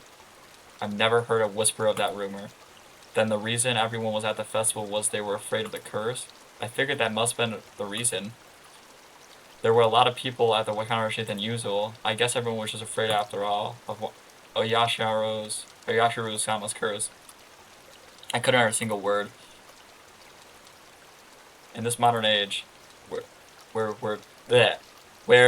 we've made progress in scientific fields, shedding light on unknown and misunderstood, where black and white television has been eradicated and we've been sent to the moon, sent a man to a moon. Even with all these accomplishments, this exists in our modern society. Tons of innovations were sent of neighborhood and towns, youth groups to help out pad the numbers. After the stirring events, few decided to join. The municipal community members were complaining about how hard it was to gather participants. Also, police are treating each case as isolated. They don't believe they're connected. They're trying to keep it quiet, so we all plainclothes officers. It finally began to dawn on me why Reina and Mia were reluctant to talk. If nothing happened during the Watanabe, everything would have been over and I'd been none the wiser. If nothing had happened, all would be well. In that case, it would be all up to just me and just crazy talk. I should have just pretended like I knew nothing from the beginning. Then they wouldn't have had to act like nothing happened, and we would have all gone back to life as usual. Maybe it was just too much for him, after all. The woman ran her fingers through her hair as she sighed. No, it wasn't. Not at all. I tried to act strong like I served to emphasize how much the information had unsettled me. After seeing this, I looked. Tamanosaki appeared to regret saying anything. Letting out a sigh, then he spoke, forcing an awkward, upbeat demeanor. Kichikan, surely you don't believe in such things as curses? Well, no. If the causes of all the crimes were unknown, the perversion and methods all mysterious, then I would think it's the work of a curse. But that's not how things are in reality. The police are investigating the evidence and subjects to uncover the truth. Hearing him say police made me feel a lot better. It was perfect for repelling the word curse. Then the first one, the dismemberment, for example, I told you, didn't I? All of one of the perpetrators were arrested. It was only a matter of time for the last one. The motive turned out to have a better argument than having while intoxicated. That's no curse. Don't you agree? That was true. If it didn't happen on the day of the Watanabe, then I wouldn't think it was related to the curse at all. The accidental death of the man who supported the dam is the same. He was in a position that made others hate him. The police made a point of investigating from that angle. They concluded it was an accident, not foul play. But they both happened on the same day of the festival, right? Just think about it, Kichiyu-kan. Do you think people with a lot of enemies here in Hamazawa could participate easily in a local festival? It would be especially hard for them to be around during the Watanabe, so they probably left Hamazawa intentionally around the time of the year to travel, don't you think? It wasn't a very clear explanation, but I sort of understand what Tamiya was getting at. So I pressed on earnestly, asking more questions so that I can convince him. What about the priest who died right after that? And the one with the unknown illness? That also happened on the day of the festival. It's even easier to explain what happened to the Shino priest. Tanagashi is a really big event that happens once a year. It's probably from all the built-up stress, or it may have included because of pre-existing condition. But it wasn't unknown instances. It's hard to believe something with unknown cause could exist with all our advances in medicine. It's just an exaggeration. Rumors making rumors. Anyone could be worked up over having incidents happen 2 years in a row. The sudden death is quite unnatural, though. Of course, the police ordered an autopsy because of the strange way he died, but there wasn't enough to open a full investigation, you know. Turns out it was just a sudden death due to illness. The priest's wife committed suicide, correct? What about that? I believe I already explained that. Everyone was shaken up by the incident happened in the third year. Those who were strong in faith were quick to believe it was work of the curse. Of course, that included the priest's wife. Apparently, they found a suicide note that she said something like, "My death will quell Oyashiro-sama's anger." Well then, how about that? The next incident with the housewife?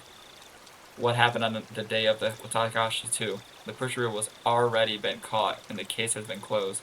Turns out it was just some nutjob trying to continue the legacy of Hinamazawa's curse. Then, how about the incident the next year? Oh, yeah, this year is the next year. Hinamazawa gave me a hearty laugh. Nothing will happen. Not this year. There was never a curse to begin with. It's just a group of people believed in the explanation for a steen of coincidences. My internal computer finally got itself back on track. I felt a little embarrassed how a child should become losing control and panicking. I can see very clearly how the Kijiko really does love Hinamazawa, even if Oyashio's Sama's curse really actually did exist. Kijiko couldn't bring himself to believe that such a thing existed. I felt very relieved. I should have probably just got forgot and everything I heard tonight. I greet Rina and Miran tomorrow with the same smile as always. They're probably also like tonight and without an incident, so they can continue on tomorrow without having worried me. Perhaps he might change in attitude. The woman had been listening to stretched as she got from the rock she was sitting on. Well then, I should be getting back. Goodness, I think I might have gone a bit too long. There were a few people compared to the crowd from before. I can only make out a few groups of families enjoying the cool evening air. I looked at him and watched us seem that we talked for a better part of an hour. Didn't you come along with your friends, Kichikon? Not going to look for them? Oh yeah, they might all be looking for me. Hee. You're quite the scoundrel making the girls look for you. See, Kichikon? Have a nice night. You too. Junio-san, I'll see you later. Tsumiya-san seems to quite scoundrel himself, so his name is Jiri. After dusting off the backside, he disappeared in the crowd, and she was busy cleaning up the shrine grounds. Oh, Rina, Kichikon. So sorry. In her place, Rina came over. I could see all the others behind her. Speak of the devil. My bad, Kichikon. We got so caught up in our discussion. I completely forgot about the while you caught up in our own conversation, so we were even. My, so Tamiya-san was with you. This works all out perfectly. We still need to settle the shooting gallery competition. Ah, that's right. So I guess I'm gonna end up dead last. In the end, after the dramatic victory, Rika-san was the last challenger, but there were many targets left. The one remaining were all the tiny and difficult to hit. She did take her time to aim, and 3 shots completely missed. She was to end up sharing the loser's crown with Tamitaka-san. However, she did her little mewing cry in front of the owner, and she turned into mush instantly. She was given back a gum and a consolation prize as a pack of gum as consolation. Her methods were a bit audacious, but did avoid being the loser rather than magnificently. Come to think of it, Rika-chan is quite the trickster. I have no idea what Kichika is talking about. Now then, let's decide Tamiya-san is dead last. Everyone cheered and applauded. Tamiya-san smiled wearily, slightly bewildered. So Tamiya-san, are you ready? Penalty time. I completely forgot about that. You're too naive, Tamiya-san. This is why your club can never lose. Mian pulled a felt tip marker from her pocket. Oh, that's it. Show him mercy, Mian. At least use a washable marker. A permanent one is too harsh. It just has to be permanent. It comes off when you do the laundry anyways. Whoa, what is this? Please take it easy on me. All of us pinned his arm down from the back and approached him with a marker in his hand. And script. He didn't write on, but she didn't write on top of his face. She wrote on his shirt he was wearing. Why? You better have your big break this year, Mian. Rina took off the marker and showed me his photos. Okay, Rina. Okay, Rina. It was a little heartwarming, and I just had to laugh. This is more like a farewell card than a penalty. Ha. I'm not as soft as the rest. I'll make sure this is a proper penalty. Dead last, Satsuko. Try harder next time, Rika. Here you go, Kichi-san. I could decide what to write, but based on the kind of penalty, this was probably the most appropriate. Come back and play. Tamiya-san was silent the entire time. At first he was quite bewildered, but now he had a different look on his face. So I have to wear this all day back to Tokyo as part of the penalty? Of course, you better wear it all the way home. Aha, you can wear it. You can wear it when you come back. It would be nice. He repeatedly moved, embarrassed mixed with wealth of other emotions. He made turn a bright red. Understood. I'll wear this next time I come here. I promise. Everyone cheered and applauded. It wasn't the finest parting gift possible, but for a buddy heading out tonight. I saw the woman who was Tamiya-san standing near the festival grounds. It seemed Tamiya-san noticed her too and knew it was time to leave. Seems like your guest is waiting. Isn't it about time? Yeah, that's certainly how it seems, haha. Tamiya-san headed off towards her and seemed to apologize for making her wait. We all shouted stuff at Tamiya-san. Each time we did, he looked back and waved his hand. Eventually he faded in the darkness of the night out of sight. It was quite the casual farewell. This wasn't the first time any of us had seen someone off. They had done the same thing many times before. He's gone. Well, it's about time we take off too. Rika-chan had stayed behind with the other committee members since they having a meeting. Sako-chan was tagging along with her. I headed back home with the usual suspects. The walk back was quite lively. The talk of the days of war stories. Should have done this. Should have done that. That kind of stuff.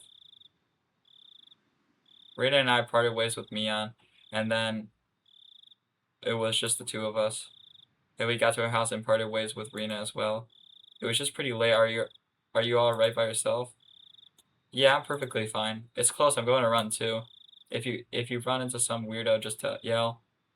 If someone does come, will you come and save me? Maybe. If I hear you. Okay. I'll scream loud enough so you can hear me.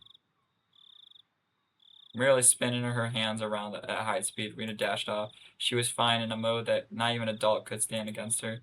Rena's cheerful presence disappeared finally and became quiet. The curse that not a single person even whispered about. The more I learned about it tonight, the more unsettling it became. It didn't show any of their faces, but they were probably all quite concerned about it as well. But nothing happens tonight. Then it all comes up to just crazy talk. Nothing will happen. Nothing bad. Nothing at all. What's wrong, Kichi? Why are you standing in a place like that? Come inside. You'll catch a cold. It was my mom. Did you go, Mom? To Higurashi Festival? In the end, your father didn't wake up, so I missed it. A little disappointed. Mom stuck her tongue out, a bit of an embarrassed look on her face.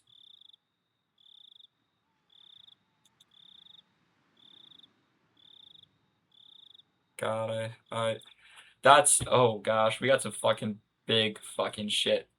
Big lore drops. I could feel it tingling, dude. Fallen incident. The terminal illness, death of the terrifying housewife, murder dog, radio log. Whoa. Okay, here's all the tips. Radio log. Okay, we're not gonna go through those. We're gonna continue. Hope you enjoyed the video.